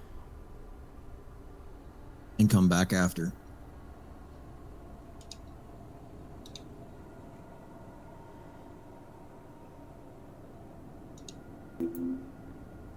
I mean, sure, but I don't even know. Like, is her soul gone? Like, is it? Do Things we could figure out afterwards. I mean, we are chasing somebody with a magical item that's about to summon a demon of some kind, and we're letting them do that. Look, she had this. It's what she took off the cultist, and I pull out. I just kind of pat my pocket. I'm not going to pull it out and touch it again. But she had one of the shards, one of the fragments. She was leaving. She was trying to give Vanifer the go. So if we leave her here, it's fine. She might leave again, but she'll probably just end up with the Black Earth cultist, and we'll find her there. Otherwise, she might just follow us down, in which case we can deal with it then, too. I mean, we tie her up well enough, she's not going anywhere. True. Okay, let's. What, you want to tie her to that table you're up next to? It was a thought, but I don't think we'd be able to. Pretty much might as well just hog tie her back here and wrap her up in a curtain.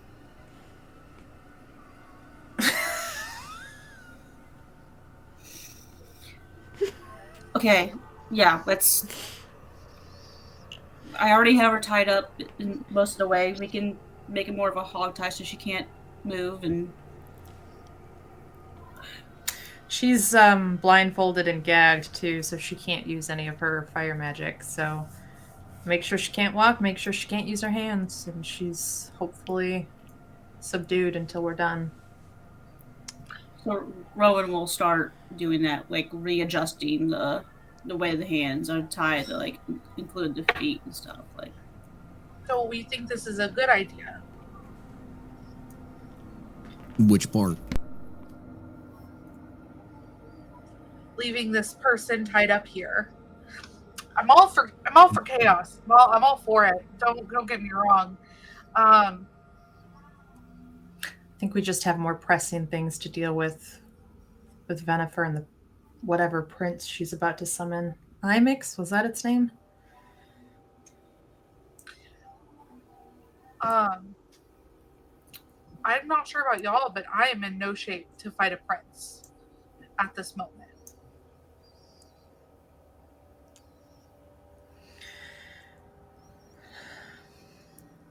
I don't think we really have a choice now. How many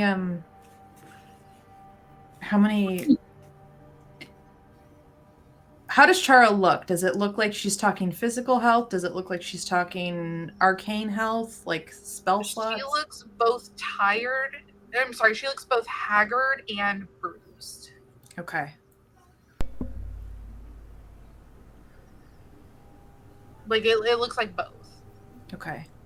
I mean, I have potions. I can heal him to you, and We've also, I mean, we could. Nathan just pulls out his water skin and kind of shakes it. Yeah, I kind of like was prompting without Forgot. necessarily offering it. Come take a drink. Okay. You Chara know would it go. offers a short rest. I know. Like it actually doesn't do Chara any good except for hit points. For the record, Nina has like 2 spell slots left, so I'm not in any. I'm planning on hanging back. I've got our gateway ticket out, or I have a big boom if we need it. But that's it. My goal is to like get us out if things go wrong. But I think Rowan's right. I don't think we have much of a choice if they're down there and that comes out. Rowan and Tempo. Roll me perception checks.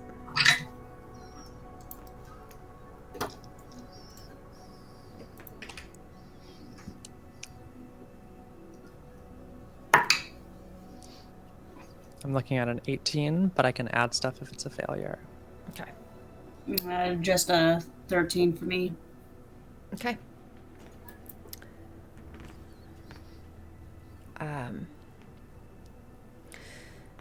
Tempo.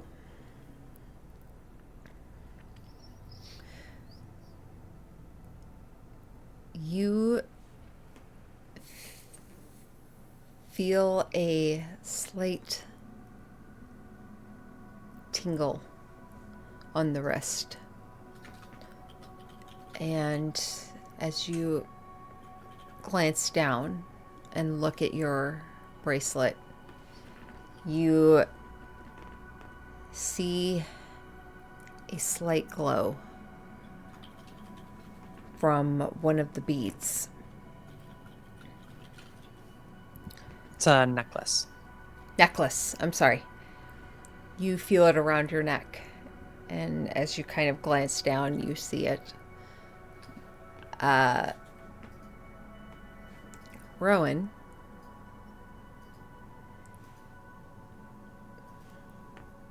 you hear the faintest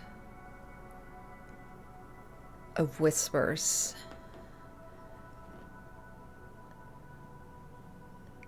Of Amruta's voice. You just hear her say, Zansi. Almost spoken like as if an echo of a prayer. That's it.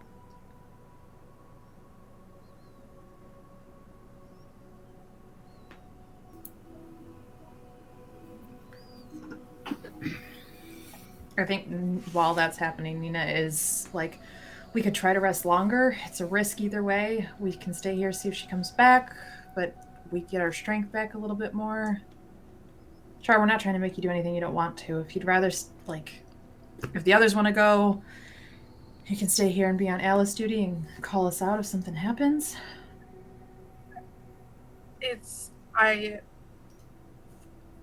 We have fought the things before. We got our asses handed to us. And we got really lucky the other time. We got our ass handed to us one time, we got really lucky the other time. And I have a feeling if we go down there in the state that we all are, one or more of us is not coming back.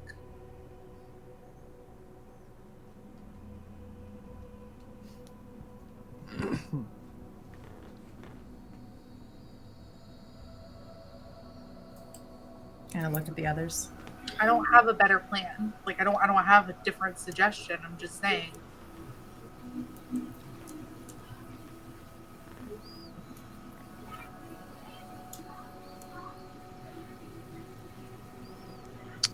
How are you holding up, Tempo? You hear from behind you. I'm alright. I don't think I can stop here. And I'm also going to cast Armor of Agathis on myself, and I'll take a drink from the magic water, the short rest water. Is there enough for all of us to do that, Nathan? Mm-hmm. I have even after that, I've only drunk twice from it, and it had started with 10, so mine has a bunch in it. 8 more after I take it. What all does it give? If you take a drink? Benefits Short of a rest. short rest. So you can roll hit dice, and then whatever if you get anything back on a short rest. Yeah. Which is awesome for and Warlock. Nathan will take a drink just to start. Yeah. I'll do that in a sec.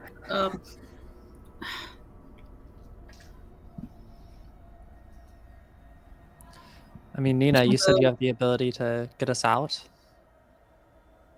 Yeah, I can Take us teleport us out. So, but it's something that we have to be together. So if we go down there and we split up in any way, it's bad. I mean, I feel like if we go down there and like Chara says, maybe we take one try of trying to get this dagger away from her, and if it goes south, we get out. But I have the ability to bring us together if we're at all nearby. okay, If we're within 120 feet of me, I can bring us all together. And you can Okay. get us out. that's something. I do have some healing left in me. I don't have the ability to change a lot of my fire into other forms of damage, so I'm not going to be able to do anything bad except for one big boom, perhaps.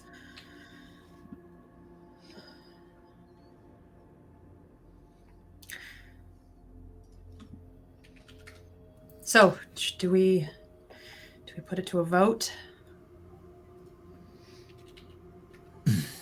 I hate speaking up like this, but I don't think a vote's gonna matter. I think it's very simple. We go down and fight whatever is there now, or we see where they are in 8 hours.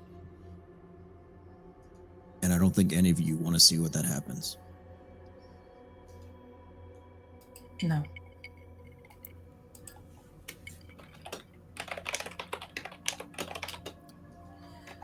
Rowan's gonna start like dragging Alice's body to be and place it like behind the altar, just to not have her just sitting in the middle of the floor. And I mean, let's be real. Every time we fight one of these, we have a chance of not coming back. Full power or not. I agree. I think we have to press forward. Just as long as everyone knows who she'll look at Nathan and what she'll look at Rowan, we're risking.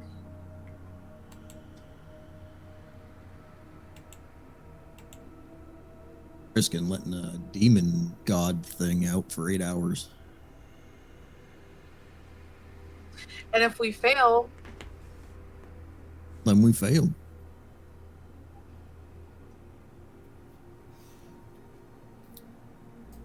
The only chance to do anything good is to go down there now. Otherwise, there's destruction in either way.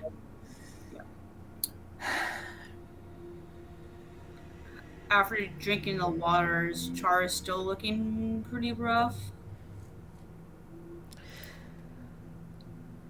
I think with Chara, it's less the hit points and more she doesn't I get don't any. know. Yeah. Chara specifically is very much So here's. I don't know if Chara would say that, like, because above table, Allie is like, I don't care one way or the other what we do. Like, I just want to be clear. Like, but Yeah. but Chara would have a really hard time putting herself in a situation where she's literally a sitting duck and a actual Yeah. liability to the party if she goes down there because she cannot protect herself or any of you or do like. Sorry, go ahead, DM. No, you're good. As everyone's kind of talking about this and you're having this conversation and this mental conversation, roll me a Constitution saving throw. Okay. Everyone, or Nope, just Chara. I will also, Rowan, the scrolls. Chara will at least have those she could use, and I will gesture to Jarnathan where we have the scroll of hold person and the scroll of slow. 19. 19. Okay, that succeeds. As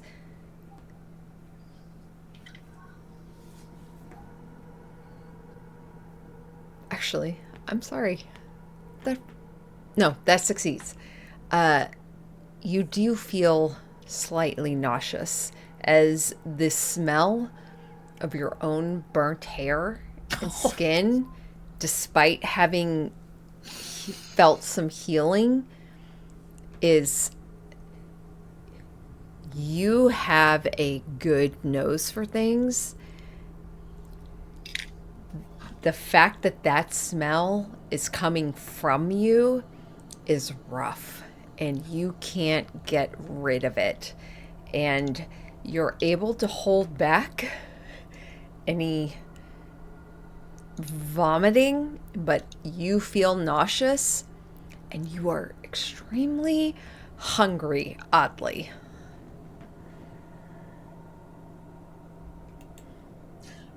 How does the short rest work for the? I think you just roll hit dice, right? If Yeah. you want to. Yeah. And You can- both Chara and Rowan took some? Yes. I'll mark the two Yeah. off then. correct. So you can use a number of hit dice. So when you hit the short rest, holy crap, Chara. I have a shit ton of hit dice. We all do because we're all level 13. Fuck all of you. Why did I think taking people to level 20 that I was going to be able to do that? Yeah. So you do have quite a good amount of hit die. Does Chara give any visible sign that she's feeling nauseous? Like, do you pale a little bit with that, like, pre? Oh yeah. That's what I was gonna play Okay. in the. Mm-hmm. So I'm gonna roll my hit die. As she takes a swig of this like liquid, you watch Charge kind of go. Okay. I think Nina walks over to you, kind of brushes some of your burnt hair out of your face, and she'll kind of press to digitate, trying to magically get rid of some of the smell. Hey, look. Gildred is still upstairs, and we still need someone to be able to communicate things back to Gelester if things go south. If you're worried and you don't want to take the scrolls, you can take this, and I give her the Echo Stone. Keep him in the loop. If we don't make it out of here, you know where to go and what to do. But if we need to get out of here, I will teleport us upstairs, and we can go from there.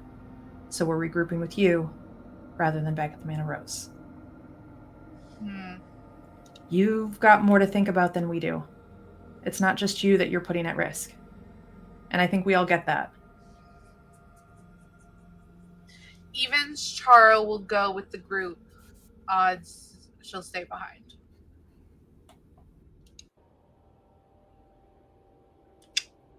Rolled an 11.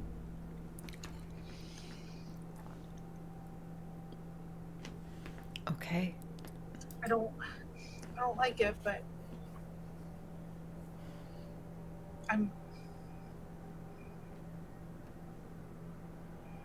if somebody goes down there, I will pull us out immediately. just shove them in the bag of holding and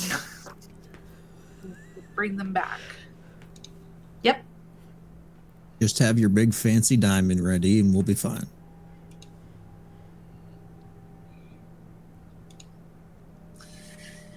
Okay.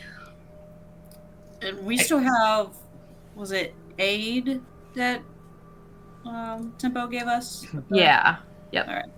So you have 20 additional maximum hit points. I will give Chara a little kiss on the cheek, just an affectionate little girlfriend kiss type thing, and give her the Echo Stone that connects her to Gelester. Or the Sending Stone, not the Echo Stone. She has the Echo Stone, which has spells in it, or a spell in it. Yes. And I will hand over from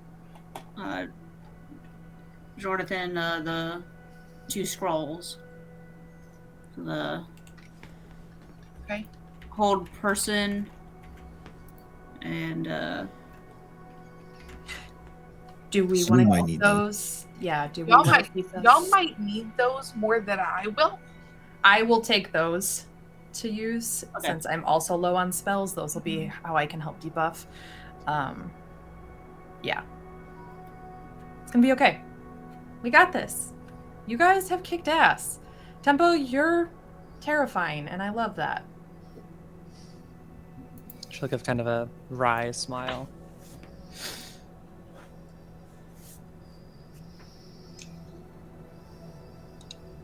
Hey, Tempo, you got a second? As much time as we all have. Kind of like waves you off to the side. I'll go over. You gonna be okay on this one?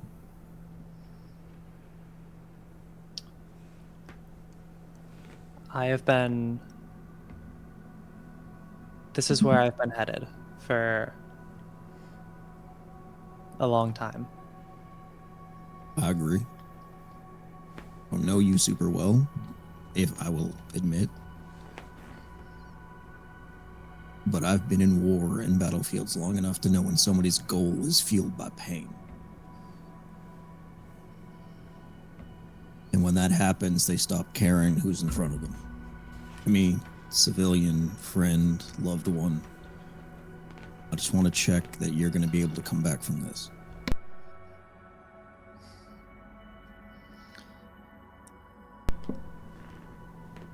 I'm happy to back you up. Please don't get that wrong. I just want to make sure that I'm not trying to clean up and you're still able to work with everybody.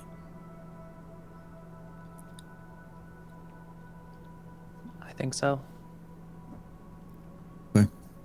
Then I got your back, no matter what happens. Thank you.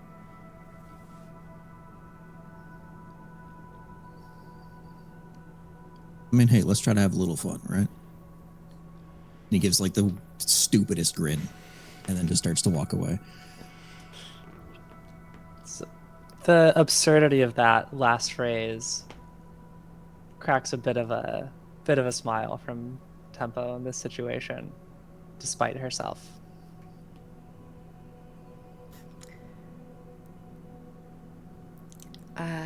Tempo. With your previous perception check, Mm-hmm. you know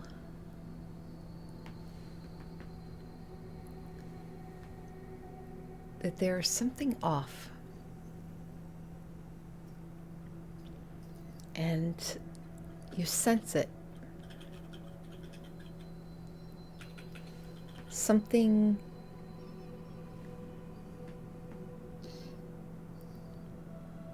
not a part of the group. And you look around as Nathan is walking away from you. And you feel your gaze catch on Rowan.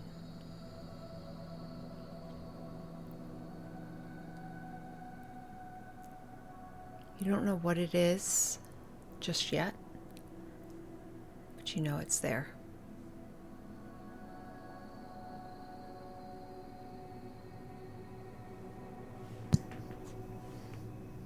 Okay.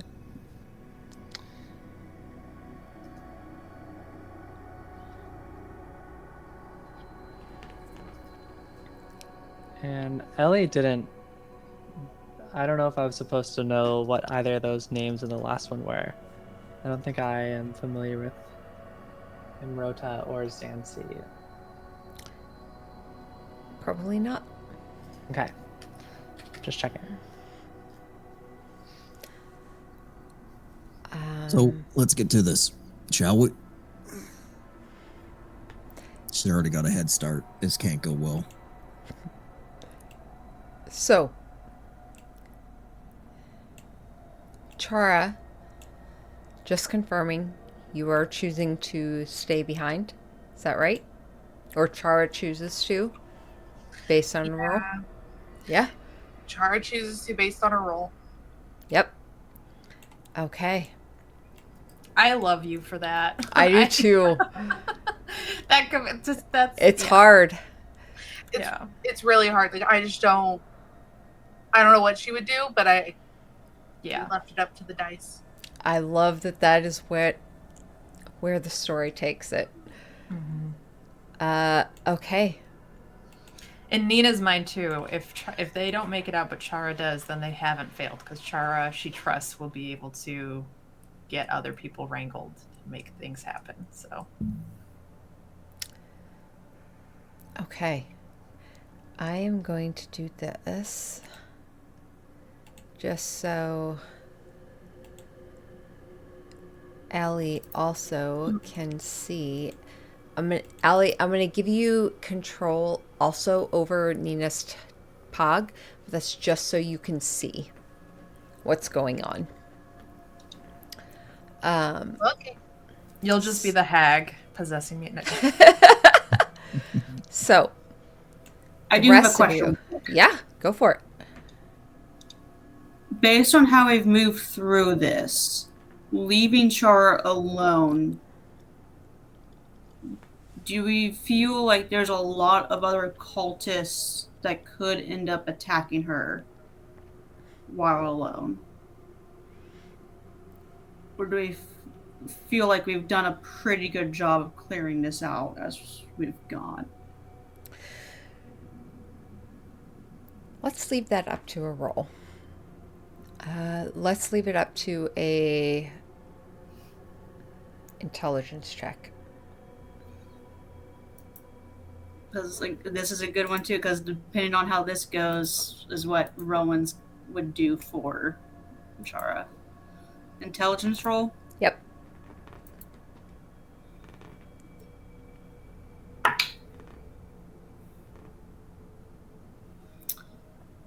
Seven. Okay. Can I have given Rowan the help action in the sense that Nina would not be sending Chara away without some sort of buffer if she didn't believe that the Azers would either be clearing things out or that she had made sure that cultists weren't coming after? You all have spent some considerable time in battle together. Any of you that wish to add to this or roll your own intelligence checks, I will 100% allow it. So you can either roll your own, or one of you can, Nina, if you want to add whatever you guys wish. Yeah, I'll just give Rowan the help action. Just you reading into Nina's actions and what she said to Chara. Okay. Yeah, I was gonna say I kind of feel like we're very much. It's like Yeah. we hate leaving without. So. And then Nathan and Temple can roll intelligence checks for me.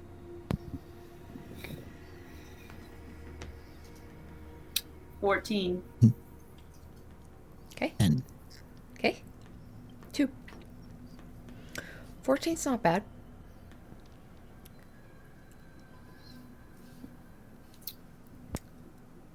Rowan, as the group of you gather in this room and the rest of your party start to huddle around this fiery rune on the ground, your thoughts are drawn back to the one party member not with you. Actually, not the one. You are the only member of this group, the sole member that was there at the start.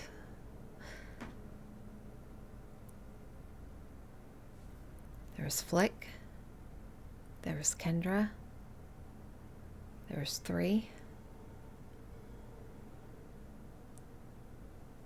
and Chara now sits behind.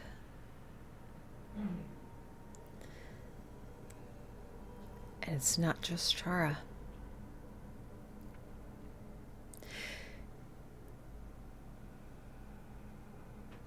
You stand here as they discuss the rune and ways to activate it, watching your team almost in this kind of slow motion, your thoughts thinking back, thinking over the last few months.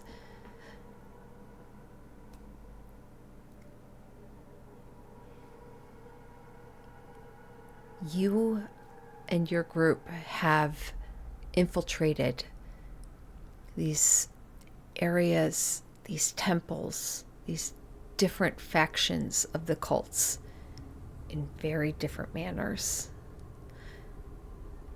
This is probably the first one that you all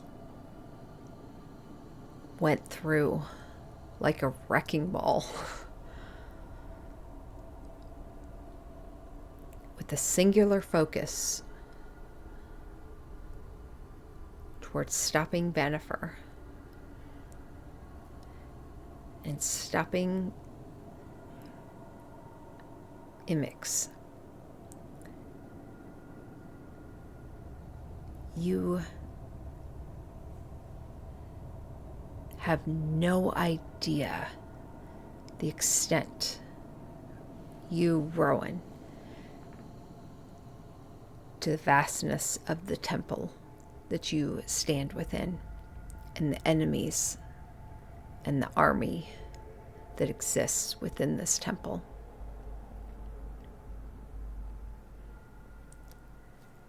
Not only that, you know from your experiences with the other 2 cults that you have infiltrated, the other 3 technically,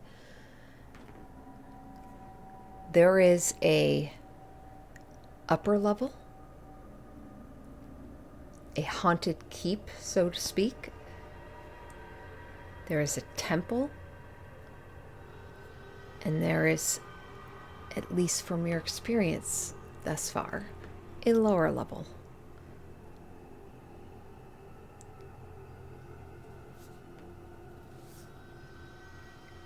You know there are enemies before you, and there are possibly enemies behind you.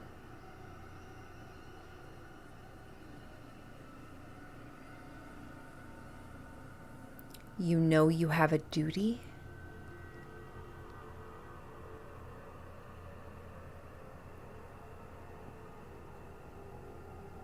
but you also know you have a mission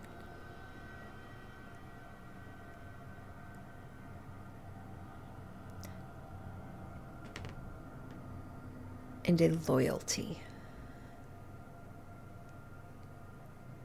And because you are a living material creature,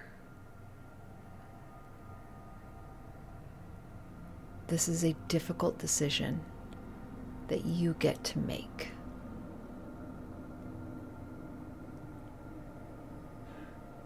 And it can have benefits or it can have consequences.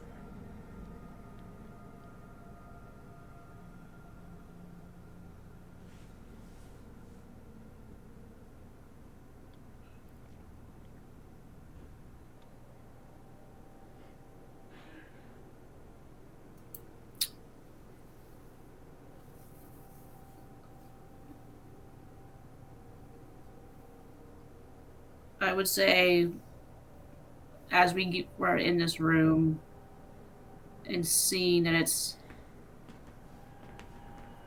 taking some time to figure out the next step, and she has this feeling kind of rushing over her of the fact of leaving Char behind.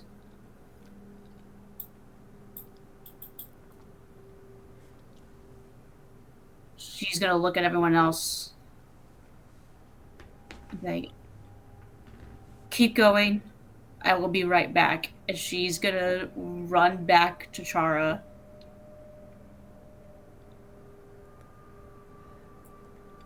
And you're gonna see Rowan come running through the door and run up to you. And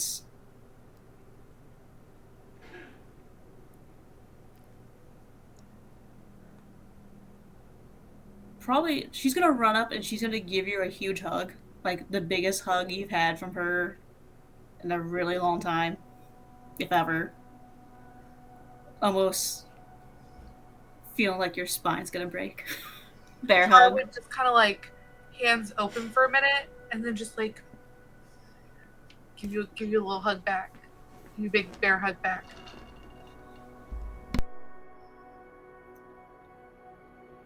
And then she'll like step back for a second, look at you dead in the eyes.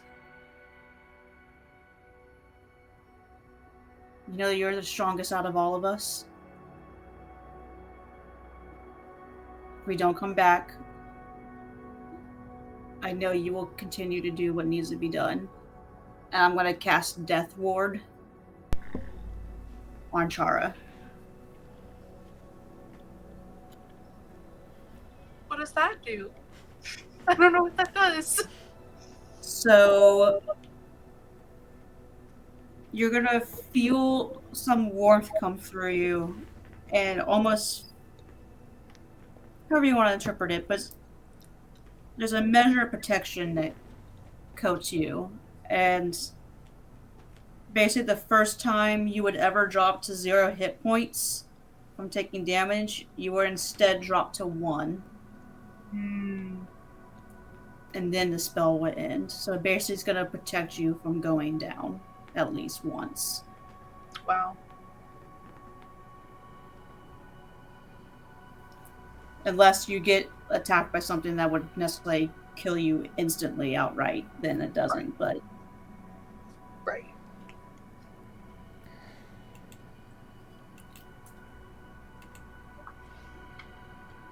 and then she'll look at you again.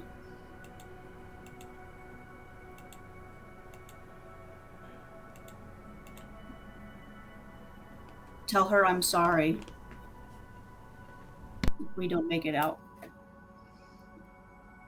And then she gives you a quick kiss on the cheek, and you see some, like a little tear coming down, and she turns and starts running back before you even have a chance to answer that.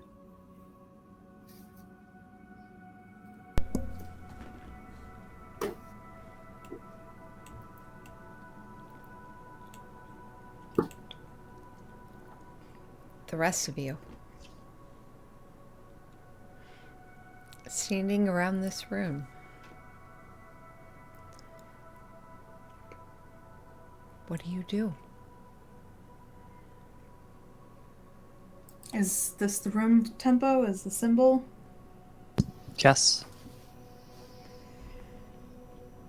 I will go up to it and say I serve the Cult of the Eternal Flame in Primordial, trying to skew it into the Ignin that the Azure speak as much as I can, and I will make the symbol of the fire cult.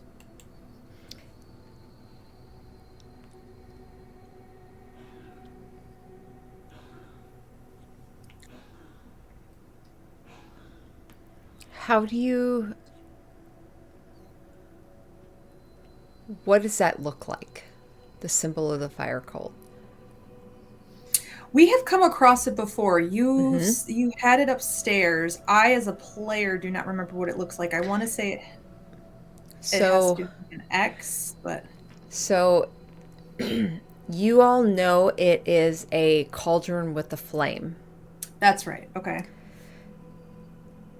As this is a specific somatic component to this, I will say it will be not only a very specific verbal and somatic, a intelligence or arcana.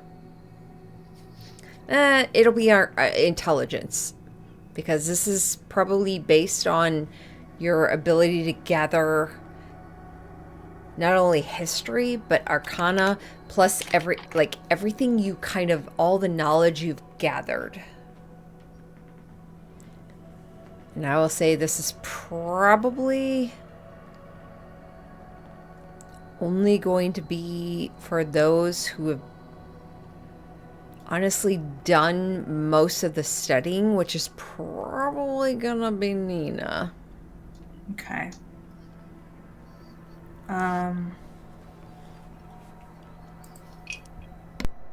What kind of check did you say? Sorry. Either, yeah, it'll be intelligence. Just straight, not Arcana Yeah. or investigation. Okay. Yep. And it'll be a fairly high DC, because this is a very specific. Okay, I'm going to use my inspiration on this. Okay. That is a 16. 16. I'll have the spirits try to help. Motley crew, I can add a d4 to anyone's ability check. Okay. That's a 4, so that brings it to 20. Nice. And if that's a failure, Ollie can bring it to 22. A 20 is what you needed. Nina, as you're hearing the conversations going on, you hear the footsteps of Rowan coming up behind. You are focusing intently on that fiery rune on the ground, and your thoughts, everything that you've studied, every time you've reached out to Shush, to other creatures, the studying you've done, the investigation, everything's kind of coming together. You remember the words to get passage. You know the symbol. You know there are hand gestures. And in your mind's eye, you kind of just almost physically, you kind of see yourself going through different hand gestures. No, she How do I absolutely is. form Like it? going through her spell somatic Yeah. hand gestures, trying to think of like what combination would mean eternal flame. Yeah. Yes. And speaking, whispering kind of these words in Ignan, trying to come up with it. And at one point, you speak, "Glory upon Emix. Burn away our weakness." And that feels right. And you continue with the hand gestures, continuing to say the same verbal until you clasp your fist one over another, and you raise your thumb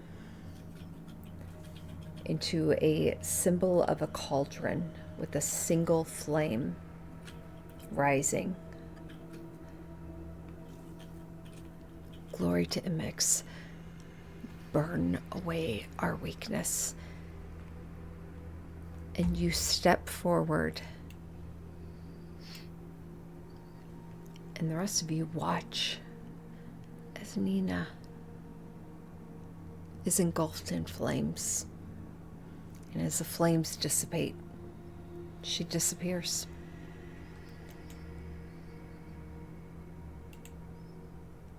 And all of you heard what she said, the words spoken.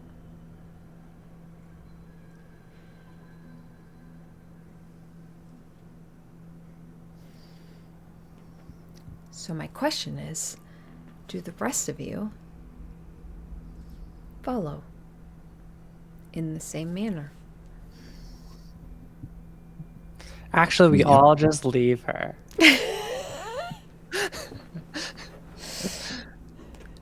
Yes, Tempo follows.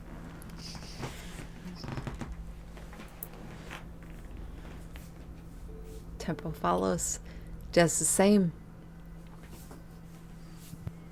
Tempo.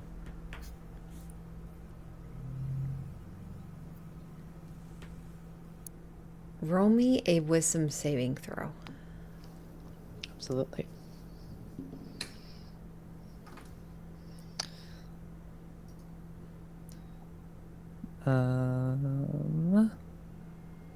That's a 17.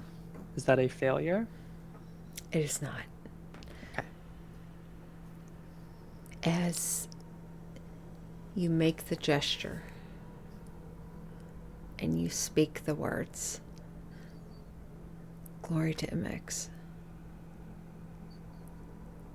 burn away my weakness. You, in particular, feel a betrayal of self. Because this entire time that you have been fighting, this rage that has been burning within you, you've just spoken words that you have a weakness that can be burned away.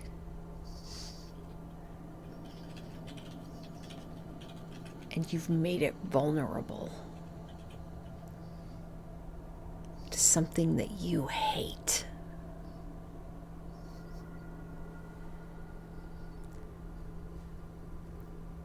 You do not take damage. But I will say, moving forward until your next long rest, you will have disadvantage on any ability checks.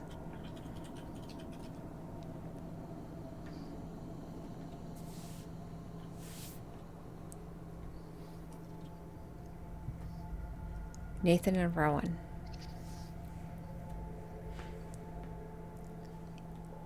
You all, I assume, move forward. Nathan, for sure. Yep. Mhm. Yeah, Rowan's last for sure. Okay. Two of you, you have no problem. Speak the words. Make the gesture.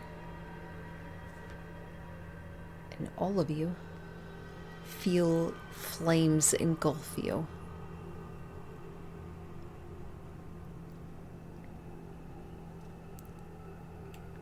Chara.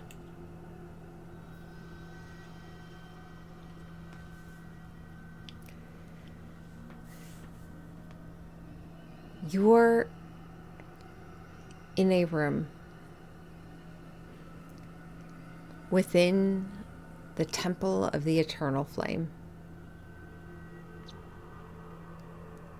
You've spent time not here, but amongst the cult of the Crushing Wave.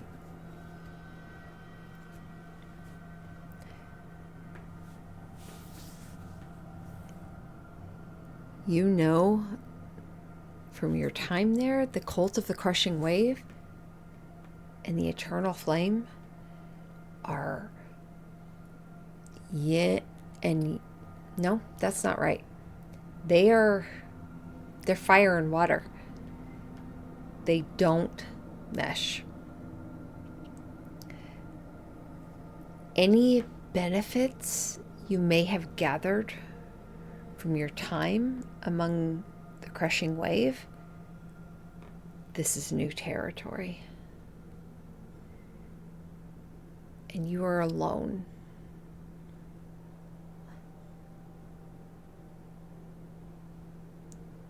You have someone tied up, blindfolded, gagged back behind the altar.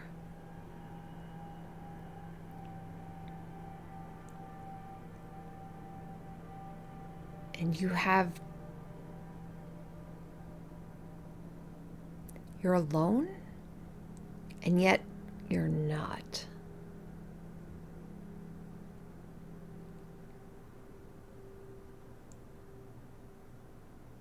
What does Chara do? The first thing that Chara does, I'm really glad you asked. The first thing that she does is she goes to this bound and gagged and unconscious person, and she switches clothes with this person, all except for her like cloak of protect, her magical items and her armor. She keeps all that under, but she switches clothes with this person first thing, so that she's wearing garb and attire more seemly of the fire cult.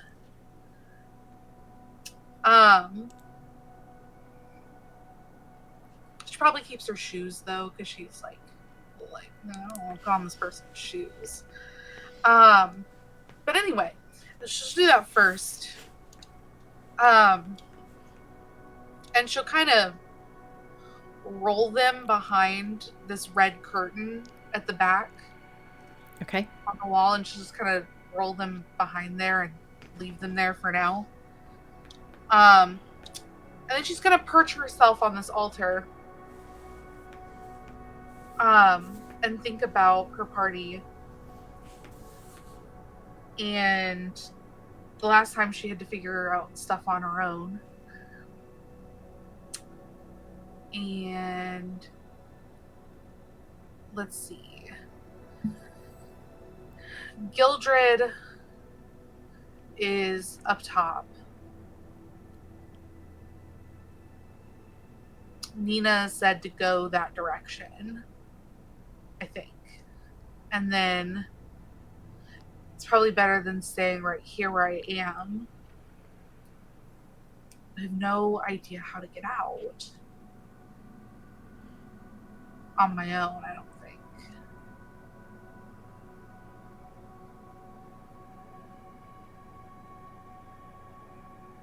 Maybe I wait for Alice to wake up and charm the pants off of her and convince her to get me out of here. You've already taken her pants off, I mean.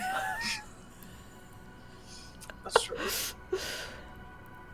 Okay. Well, if I'm discovered before she wakes up, I gotta be like... While you're sitting there on that altar contemplating Chara, you feel a weird tugging at the clothes you just took. And when you look down, Stitch is down there trying to piece together the hole Nathan blew in it when he shot through with the Stars of Ruin. Oh.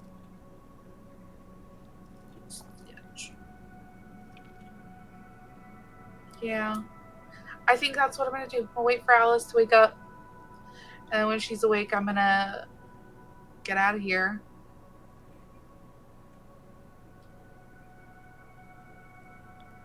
Okay.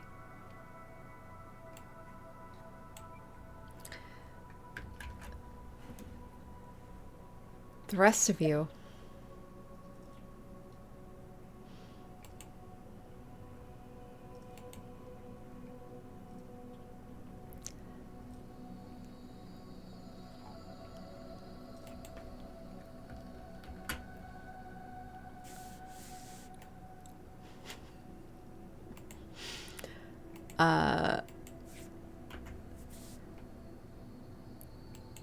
The rest of you,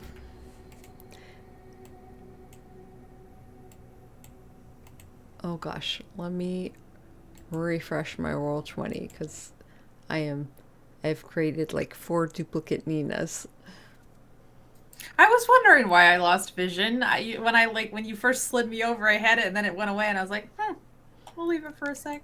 Oh gosh. Great.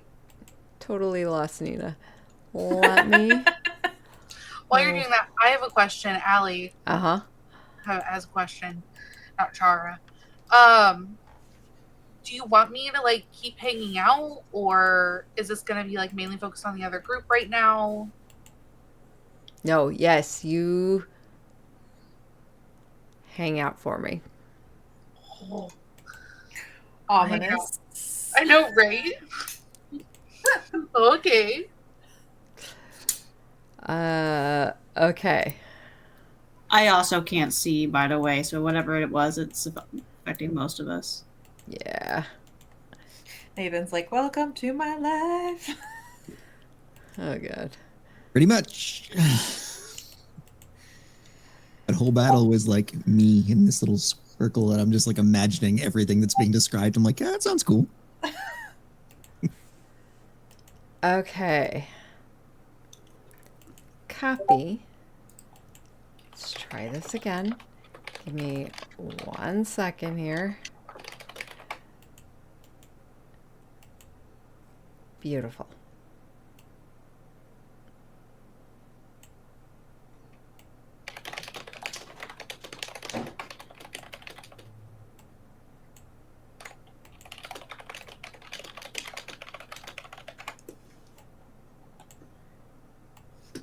Okay.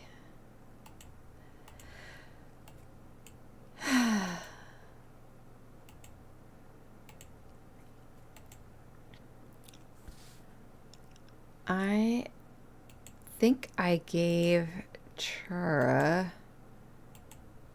Yes, Allie, I gave you. Okay. So, the rest of you.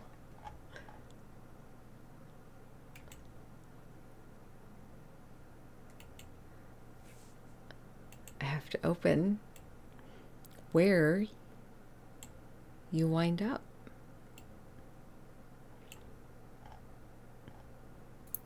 A place of sunshine and rainbows. Okay. So, Real quick, can you clarify with us? Does Chara have an earpiece? We couldn't remember if Nathan had given I his to her or do not. have that listed. Nathan, Rowan, Chara, and Gildred. Arsonist. Oh. That's right. Gildred has one. Maybe that Nathan, did you give yours to Gildred when you sent Gelester? Was that the one? So maybe it's Rowan, Chara, Parsons. Maybe. I know, but for some reason in my head, I remember Chara and get one when we were in Waterdeep. to talk with, Okay. Esteban and stuff. So does Hesteban not have it then? No, I think yeah. Hestava originally had one, as far as you know. Mm-hmm. Yeah, I want to say that Nathan, you gave one to Gildred. Maybe you had it for a little bit, but it makes sense that you gave it to Chara and Waterdeep, and she probably did not give it back.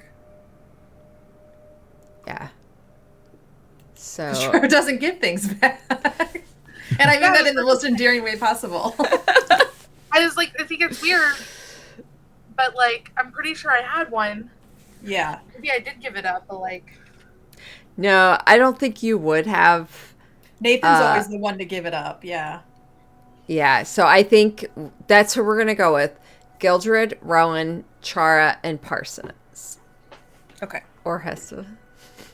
Someone on the Mantle Rose. Someone's got it. Someone on the Mantle Rose. Okay. So.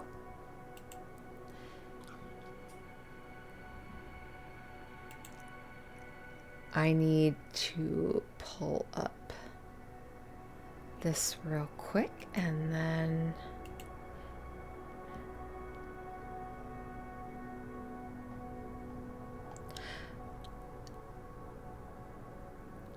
Nina, Nathan, Tempo, Ollie.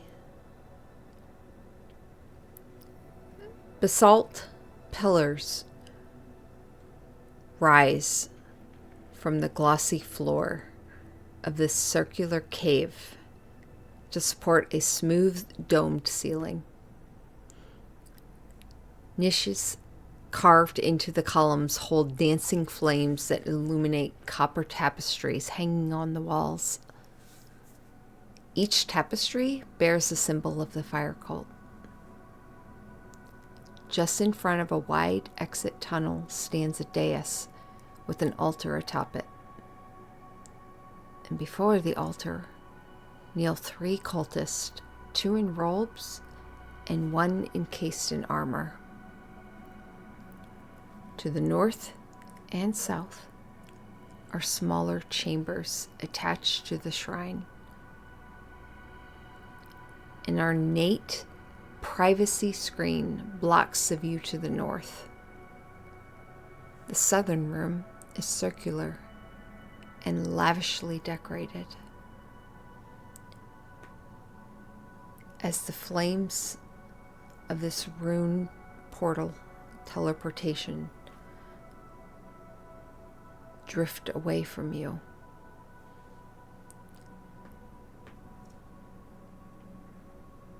you all look before you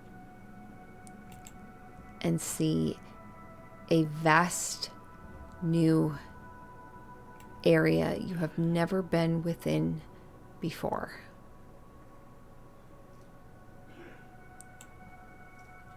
And I will drop you onto that map.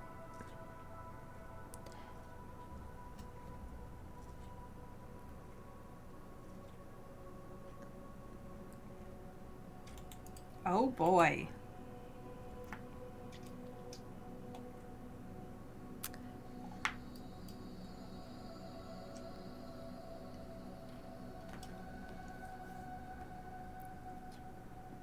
In this area,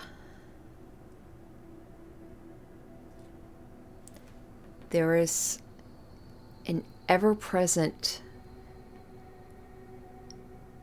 thickness of smoke and sulfur. There is an ever-present amount of heat.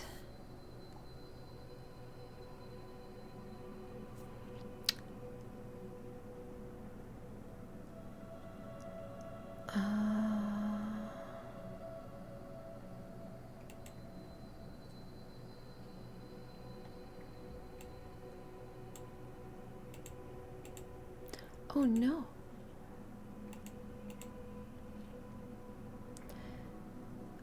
I will need a Constitution saving throw, as the group of you have portaled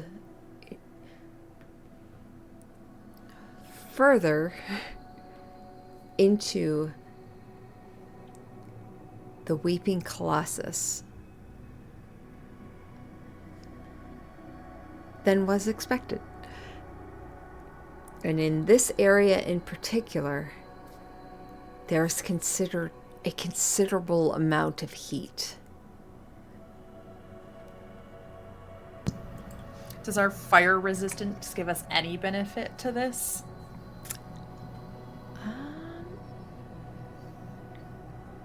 Just at the moment, no. Okay. Nat 20 for a 29. Nice. 19 for me. Okay. I'm looking at a 16, and if that's a failure, I'll add a d4. Okay. Just also as a side note, anyone wearing medium or heavy armor or clad in heavy clothing, you have disadvantage. Does mine count as heavy? I think yours is Define medium. heavy clothing. I don't know. I don't recall Yeah, that's weird. anything Yeah. ever. So we'll say medium or heavy armor. Rowan, I believe yours is medium at Yeah. least. 7. A 7 for me. Okay.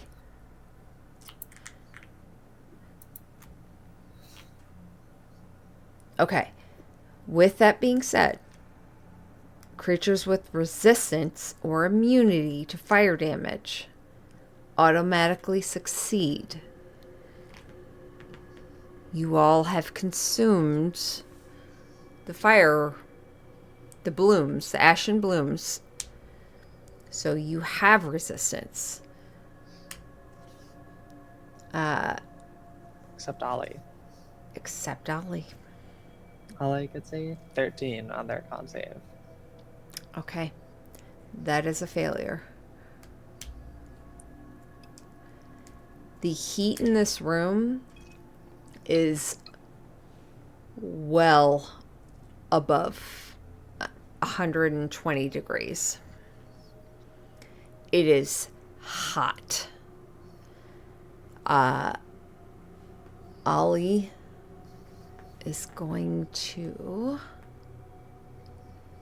I thought about when we were digging through the crab because we have 2 more ashen bloom petals. I was like, I should offer to let Ollie have some, and we completely got lost in saying goodbye to Chara. Damn it. It's okay, because like they can just go away and come back. Like used to it. Wow. I was know. like, I'm gonna file complaints with the favorite version of PETA immediately. Okay. So, with that, Ollie takes 2 levels of exhaustion. Okay. We would have immediately had to turn around and come back later.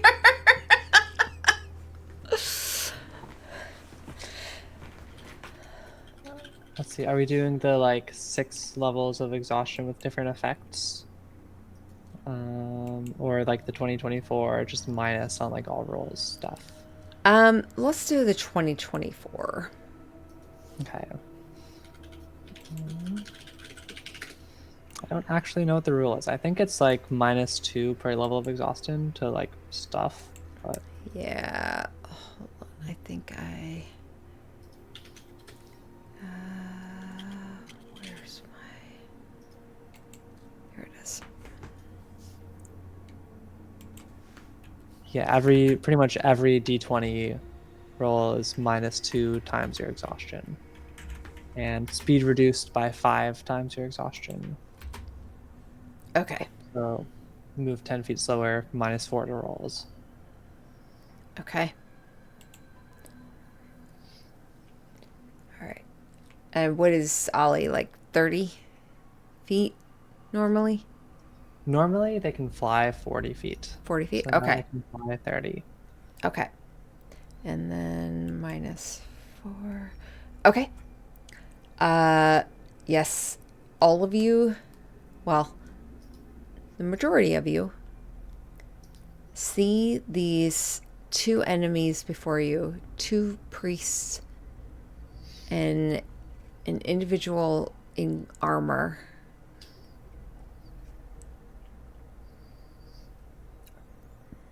Rowan. Oh, there you are. I'm here.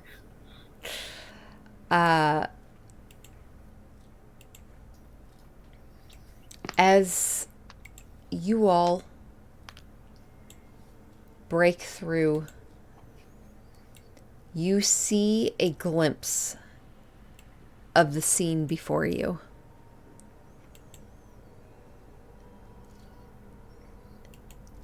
Before you feel your vision narrow until it's pinpoint black. And you reach out for a team member beside you, and you look and there's nothing there but darkness. And as you look back, you see a valley before you, and below, a dip into a canyon-like area below.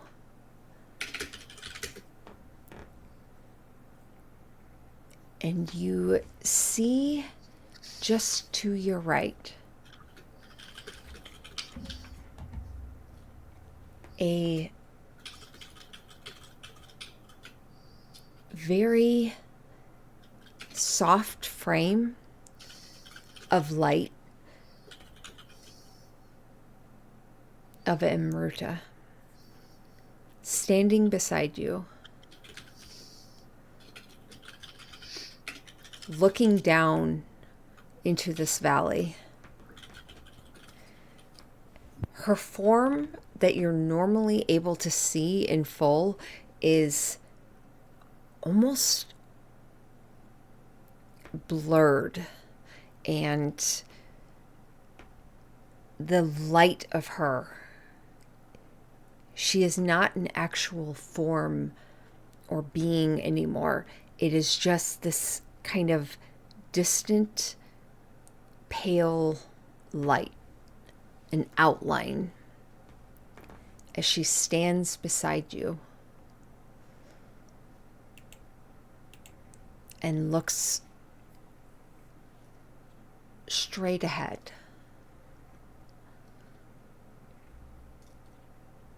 This gently shimmering outline. Everything around you is quiet.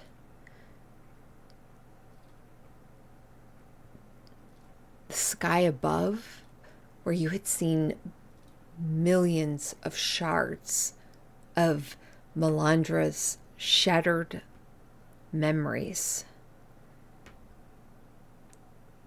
there's only darkness. No shards, no stars.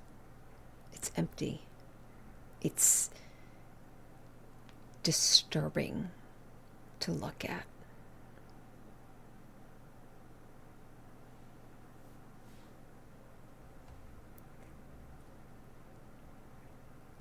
And this outline of what you know to be your guide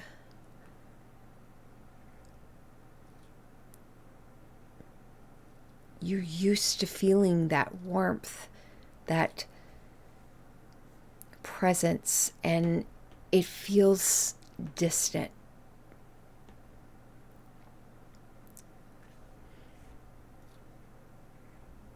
You hear the voice, the whisper almost echoing further off. Zan, Rowan. Stormcrow.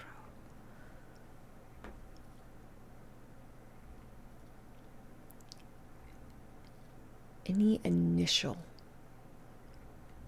reaction from Rowan?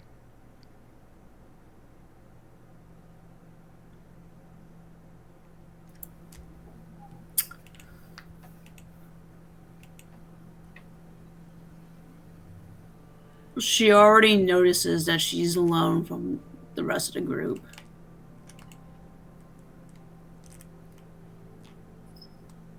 I think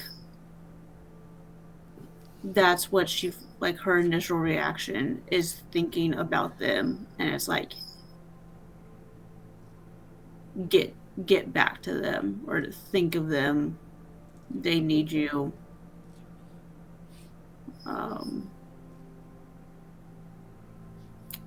Drawing on the fact that Amruta in the past has talked about, like, Rowan's strength comes from within, that she has it, she needs to draw on it. So that'll probably be her reaction is almost like, don't focus on what you're seeing now like you have in the past. Get to your friends. Okay. That form, the vague form of a head, briefly turns towards you.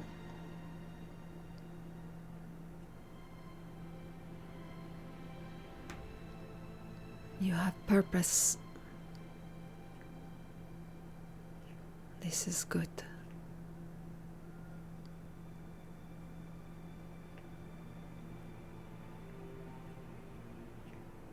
Our power is weakened.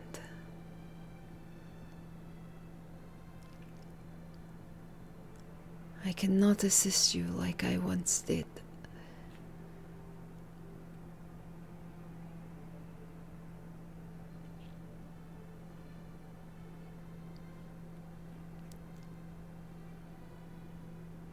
The people have lost connection with the divine powers, and for many, the comforts of prayer and faith.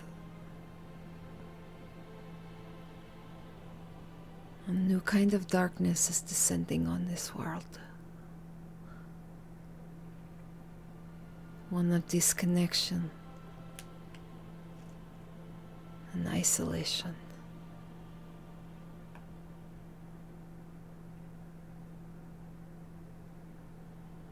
The gods cannot interfere.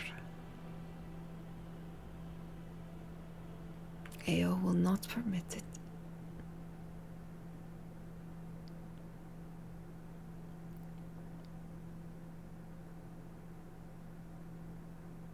I know you wish to get back, but tell me, Rowan, what would you do if all of your power was taken from you?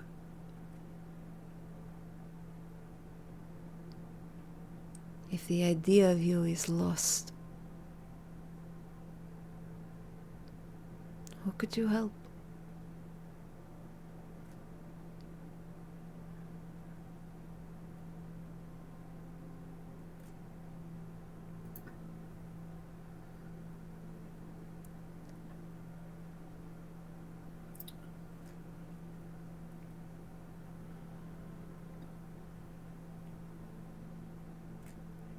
Am I still wearing the armor when I look down?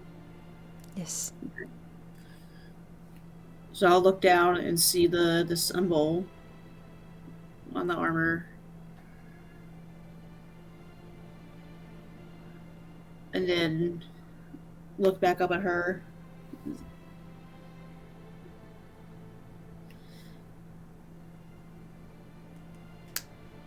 As long as there's still blood running through my veins, I will fight with whatever means I need to. My bare hands, my teeth.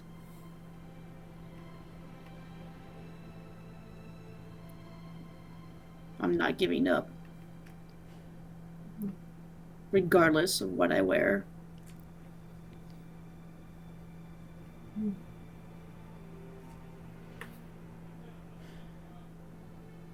The shimmering form blurs a bit, goes distant before it reforms a bit.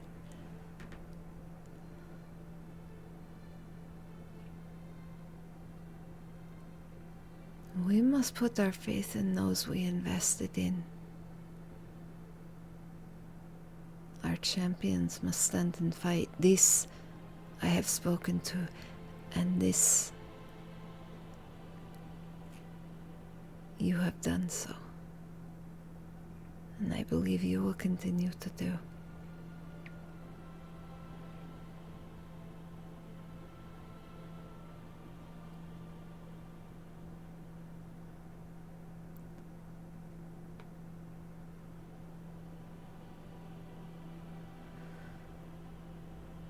The cries of the martyred in the morning, those seeking justice and answers, are great and many. It is likely the only reason I am still able to commune with you in this manner and form. I am closer to you than you know.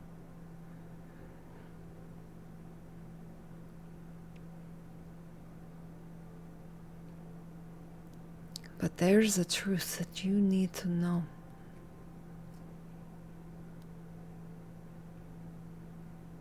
That I have since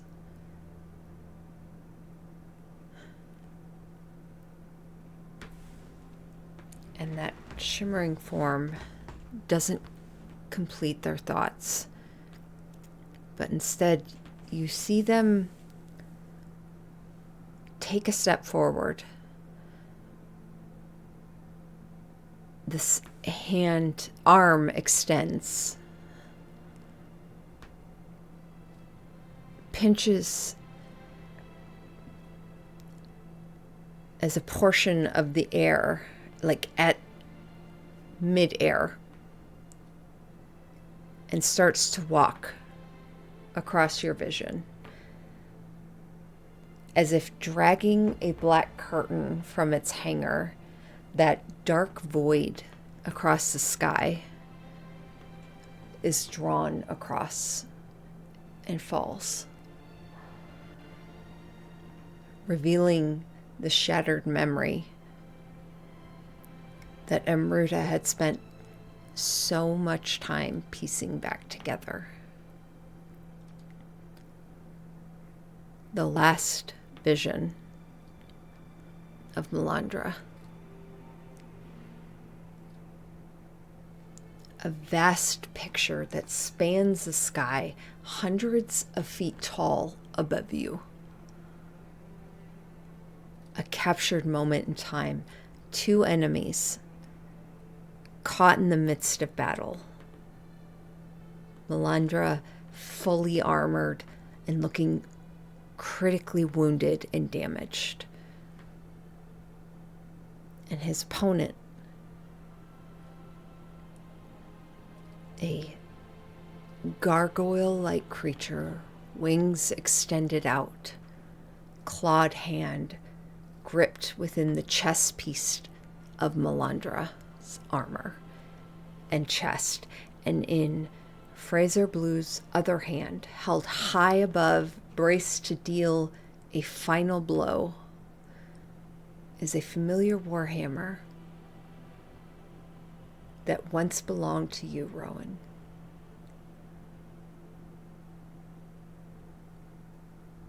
And this almost stained glass memory still in the sky above you. The shimmering form of Amruta,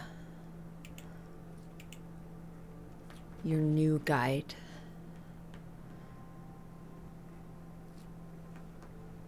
Turns towards you. There were no facial expressions. Her form is not defined enough. The weakening has taken its toll.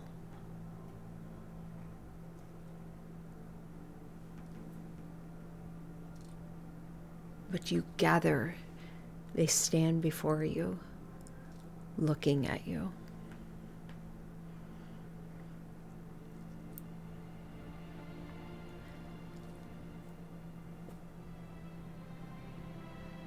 What is to give light must endure burning.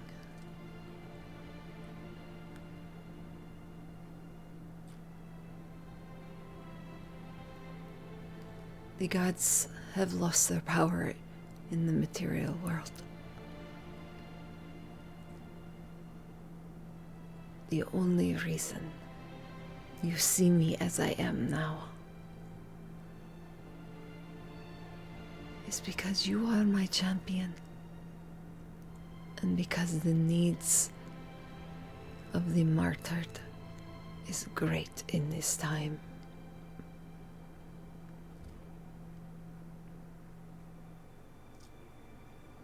those that have lost their lives cry out.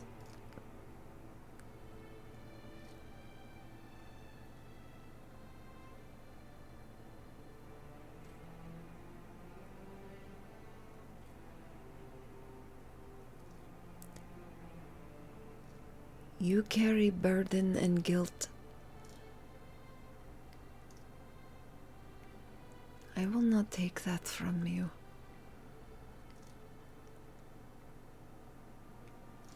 For though those can weigh us down, they can also determine our path.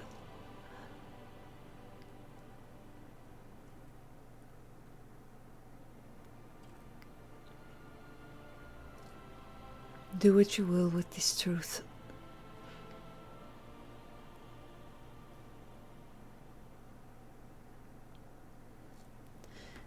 My search is done.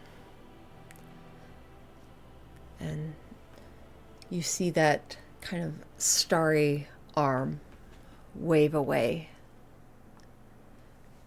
And this pieced together memory scatters into shards once more.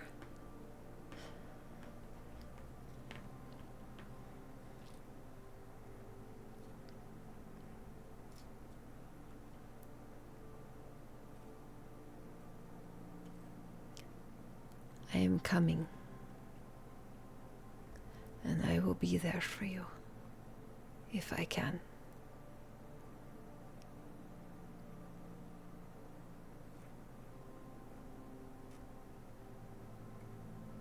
For now, the gods will put their trust in their champions to uphold everything that we are and that we stand for.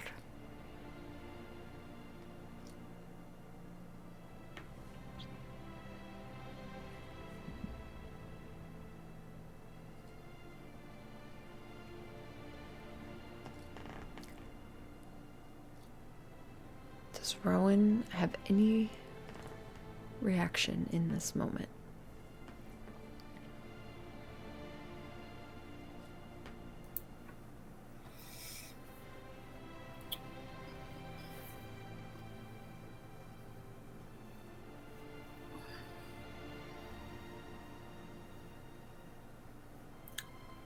That scene, that was after she traded from Dissonance. Correct? Yes.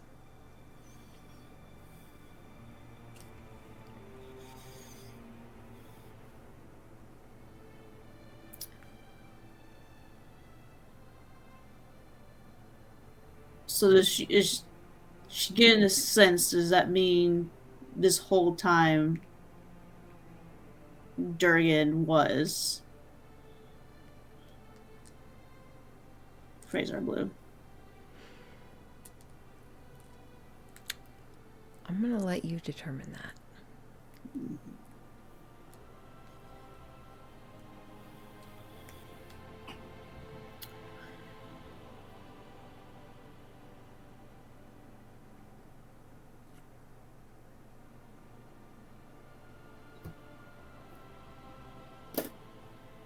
I think there's an initial just the shock, the anger of feeling played. And then she's going to remember what she literally just said a few moments ago to even get here about saying the glory to Imix and burn away the weakness, and what Anruda just said.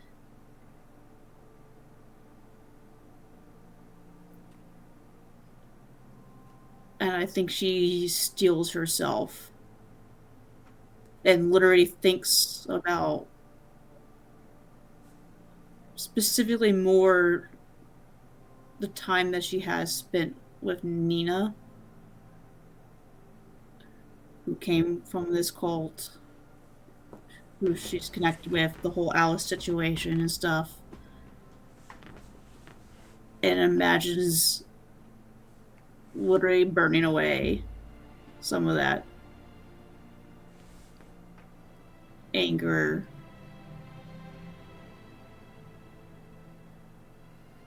And is basically like, enough is enough.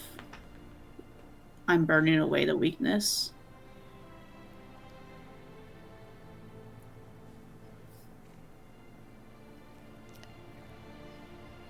You concentrate on those thoughts and you see Amruda's form, this shimmering light, start to extend. These outline of lights just fall away and extend across this valley. And as they do, you see silhouettes filling the valley.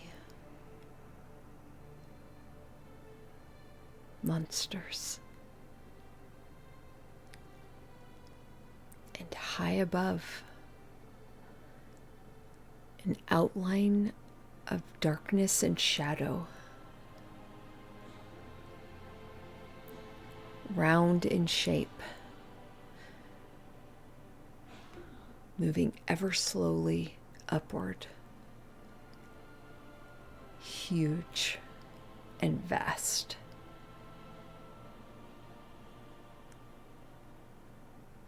And as you come back, heat engulfs your form. And you see your party members standing beside you, sans one. Chara.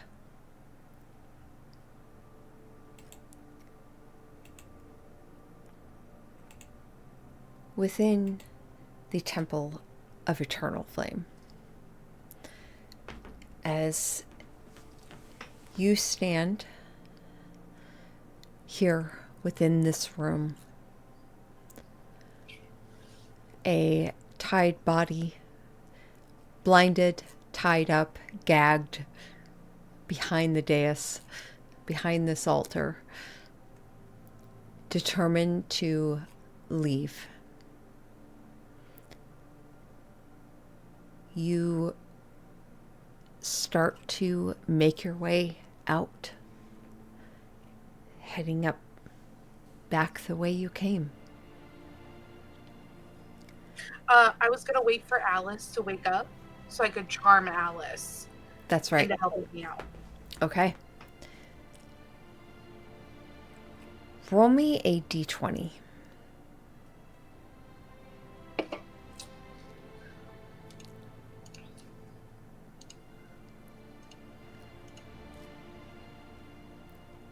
Ten. 10.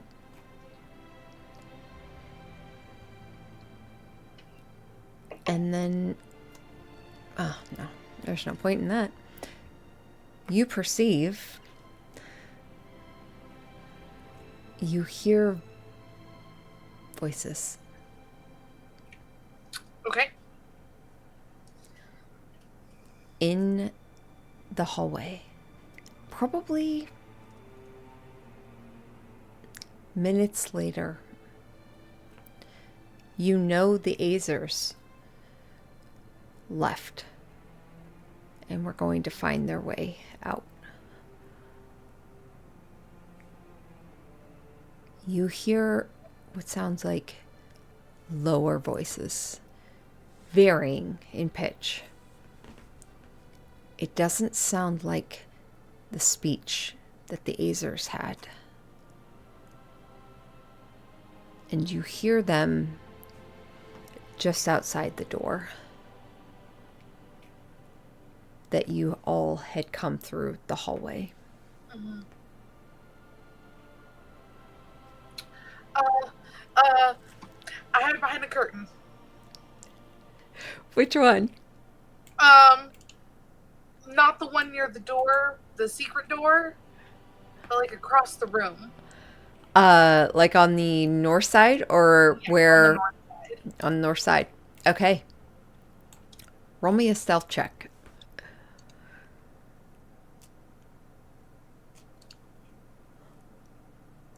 18. 18. Excellent.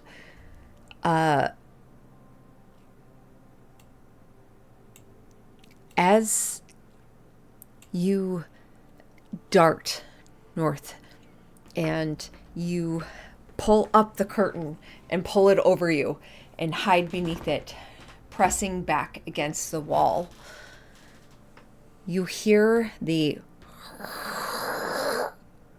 slide of that stone slab, the opening, and you hear several voices.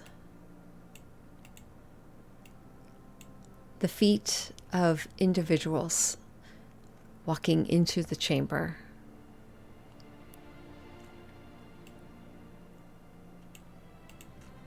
And you hear their shuffling feet moving about. And at one point you hear one of them, a deeper voice, say, "Look around. If they aren't here, they probably followed after Venifer, which means we are in shit."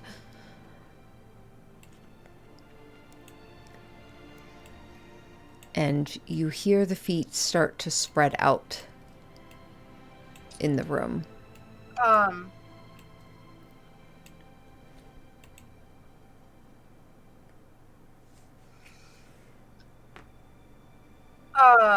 I use my Kitsune trickery to appear as Yennefer. Okay. So I go from my fox form to a similar form of to Venifer? Yeah. Okay. So you change your form into that of Venifer. And do you say remain behind the curtain?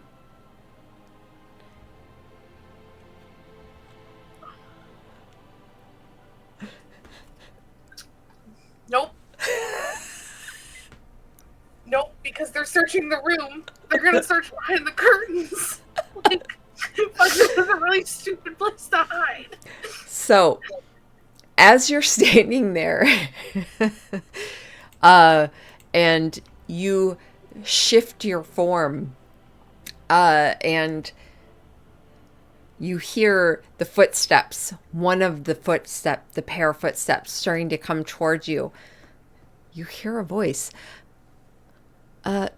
Daily check-in. Is now a good time to talk? I hear that in my ear. Yeah.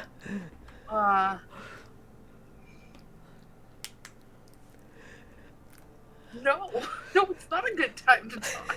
I don't say that because I'm busy. You don't have to respond. I'll respond later, hopefully. Okay. As they're searching the room, I imagine I hear them like shuffling and doing their thing. They're gonna find the body of Alice if I don't do anything.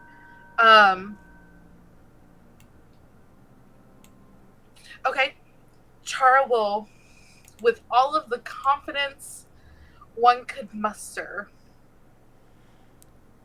she'll push back the curtain and say,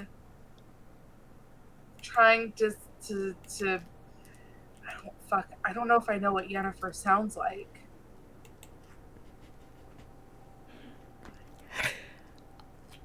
Do I know what Yennefer sounds like?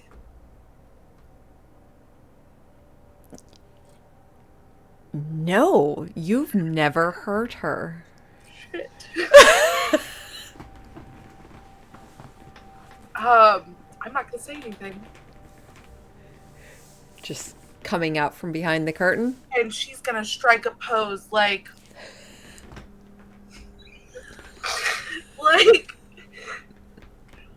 trying to convey with her eyes like, yes, you are in deep shit. Roll an intimidation check. Oh, I can't tell by Liza's face if I'm making a dumb decision or a good decision. I rolled a 23. Why is it my face you're watching? You're my barometer. You're my fucking barometer for like, am I doing something like... I think you're playing Chara exactly as Chara is played by you normally. So I think it's perfect. It's a perfect decision. Jesus. Yeah. 23. 23.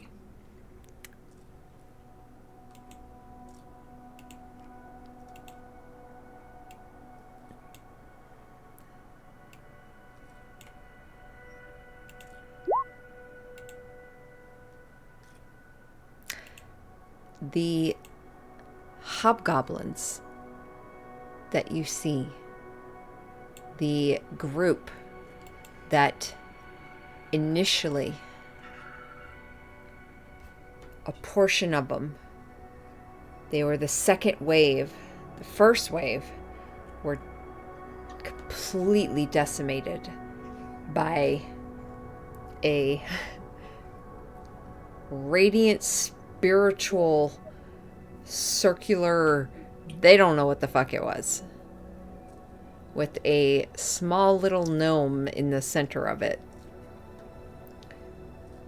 And the second wave of them, the second grouping, had retreated and hidden in a far corner of a room. Now, finding their courage, make their way to where they know their leader normally resides. And as you burst free from the curtain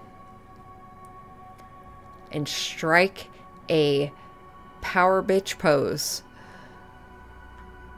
these hobgoblins, the one closest to you, looking to be somewhat more in charge and beefier, pauses. The eyes widen slightly, the hand gripped on their weapon. The head bows, and they kneel. And shortly after, you hear the sound of armor clinking as 3 more drop to their knees before you.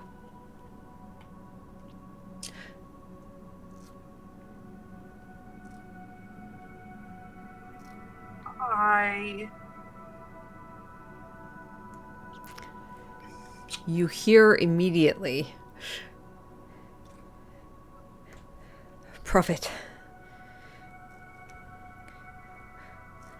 we feared we failed you. We are most pleased to see you have survived and have slain our enemies.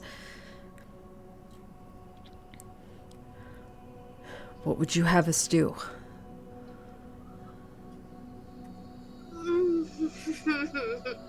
I can't say anything, can I? If I cast message...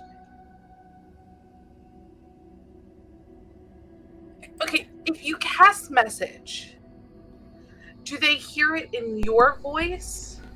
Or do they hear it in their voice? Or a voice in their head? You have to whisper a message, and then the target hears it in their head. Yeah. And their reply, you hear in your head. So yours is actually audible. The other person's is not, I think. Yeah. The target, and only the target, hears the message. So they hear it. Okay. I will...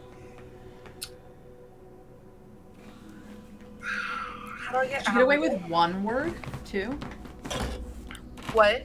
could you use just one word? Like, could you say, like, out and point at the door back the way they came or some shit? Well, Like that? I have, like, kind of an idea. Okay. It's bonkers. No, So, you do. like- You're doing great. All right, Char is going to snap her fingers twice, point to where Alice is hidden,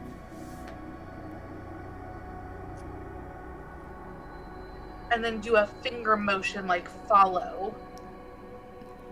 It with the most like disappointed school teacher look on her face that she can muster. Like they're about to get smacked on the knuckles, like. And she's going to stride out of the room towards the exit and try to have the hobgoblins carry Alice out for her.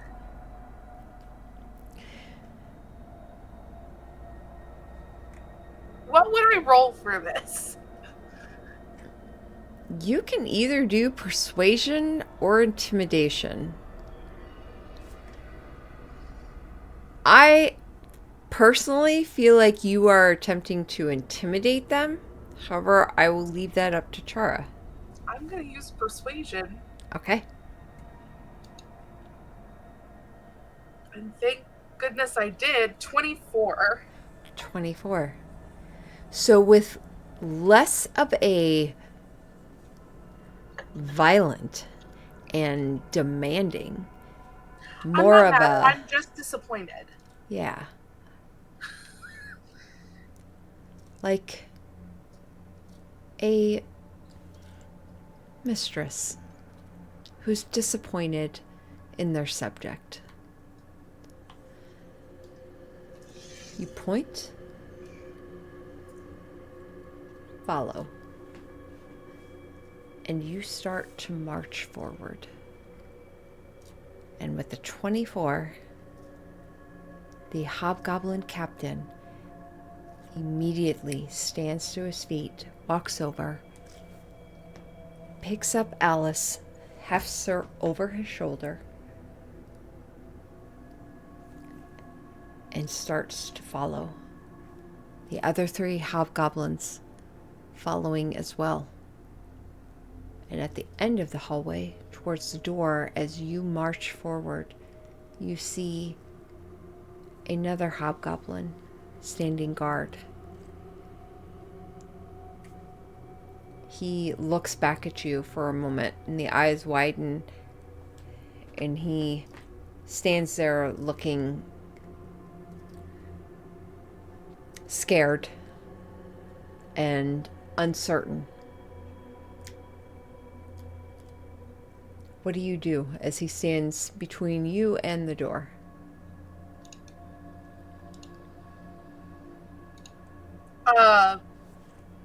I'm going to produce flame and throw it at this hobgoblin. But not like I could hit him, but like it goes, you know, kind of like it like singes his clothes a little bit. And like as I throw it, as I like release it, I'm gonna point at the door, like open the door. Does produce flame cause any damage? It can. It can if it hits. Okay, let's go ahead and roll that. Okay. And with advantage, because this individual is totally subjective to you. 22. Yes. It's fine. It doesn't do that much damage. Oh. Well, it does 12 damage. Great. They had 4 hit points left. You point, and flames erupt from you.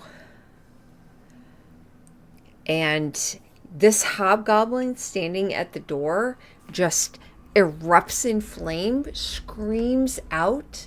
You smell the burnt fur and skin as the bone turns to ash, and you hear the clatter of this body as you hear footsteps rushing to catch up to you before they kind of slow to a stop, a sudden stop. And in the corner of your eye, as your head slightly turns, you see the 4 hobgoblins behind stutter to a stop.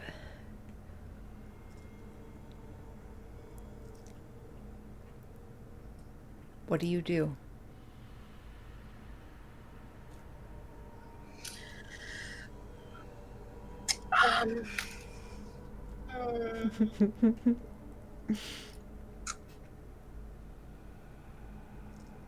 I use Mage Hand to try to open the door. And I cross my arms, like in front of me, like expectantly, and tap my foot. You produce Mage Hand and take a stance, a power stance, an annoyed stance. And the Mage Hand thrusts forward and shoves at the door, and it swings, continues, and closes again, and swings halfway open. So it is on a central pivot, and you now have 2 areas to pass through.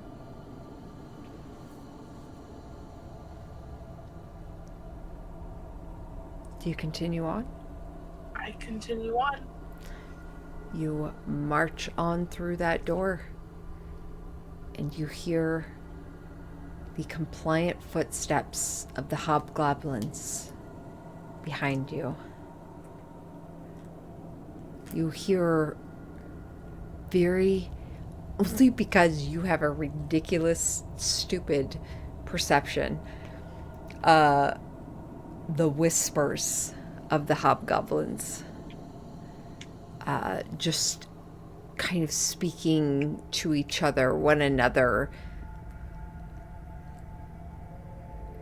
thoughts and words of fear.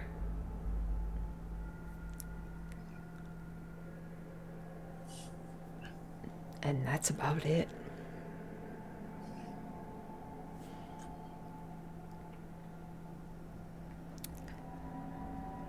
As you march onward, roll me another d20.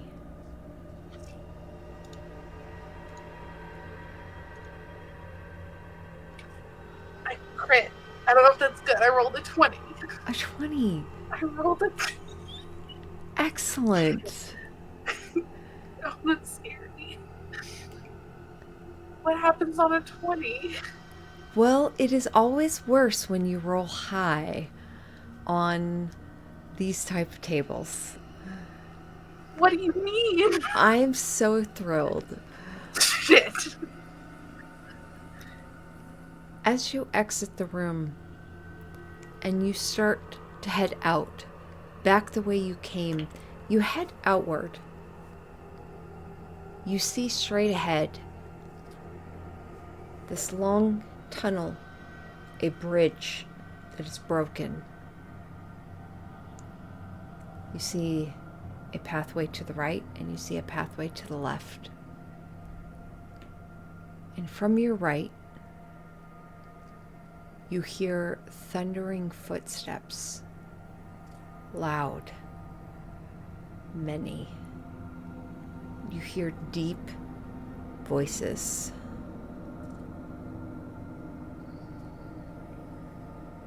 Calling out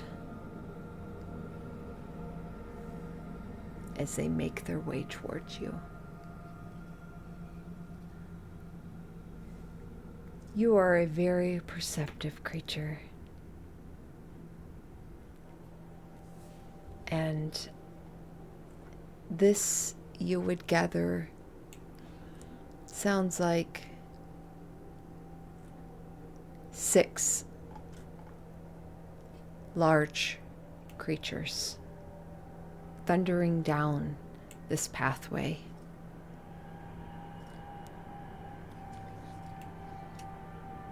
From your right. You have a right, the enemies are coming down. You have left, you've not explored. And you have straight ahead, where Broken Bridge resides, and the area behind you.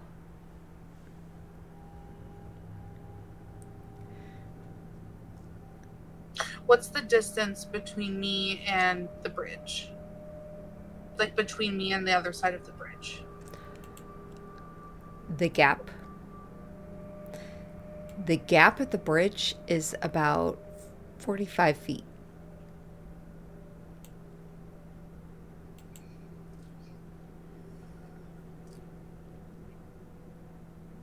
You don't know the safety of it, the stability. It could be safe. But that's how we came in, was this bridge. Nope. You came in Right. from the right. We came in from the right. That's where we hear the thundering. Mm-hmm.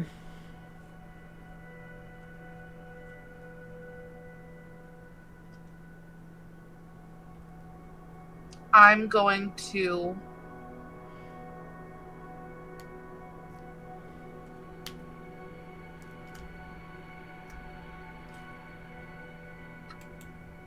go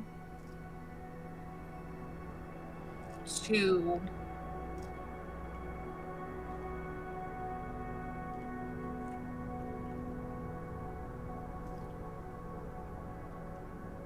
I can do it. I can do it twice, and I still have my nuclear option. I'm gonna go to the right. I'm gonna go to the right. Going right. As you are contemplating which way to go, you hear once again, "Not to be a bother, just want to make sure everything's good. Just checking in." Nope, I can't respond right now. I don't even have a spell slot to respond if I wanted to try to do anything else. This is your earring. I know, Oh, but gotcha. I can send some. I could do sending. Mm-hmm. Oh no, there's a verbal component to that. No, I can't respond right now. Okay. I go to the right confidently. You head right, striding off. The rest of the party, as you face 2 individuals draped in robes, glowing with like an ember coal like atmosphere.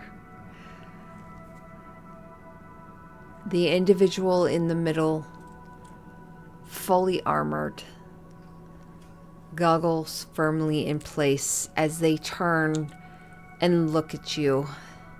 The heat of the room sucking and sapping life. A glow starts to build in the eyes behind the goggles. And they smile, and their teeth are black with a slight glow just along the gums.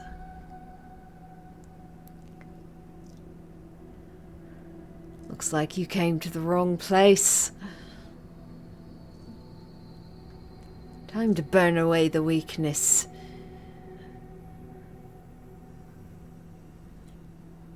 And that's where we'll end it for tonight.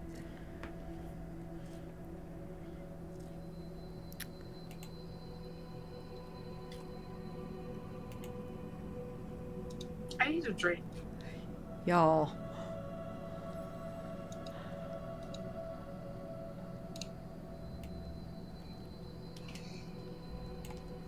I knew I love should all have of made you invisible. I knew I should have just made you invisible and told you to run. I've got my 3 spell slots. Mm-hmm. I miscounted. I have 4 spell slots, but so I can do 3 to. I've got nuclear, but I still have my nuclear option. So like, my whole thing is Chara. Like, Chara is a creature of the Feywilds. She does not want to die. Yeah. So self-preservation is like her only instinct that has kept her alive this long, even if it's a very small instinct. I don't know. That's what I'm telling myself. Well done, y'all. I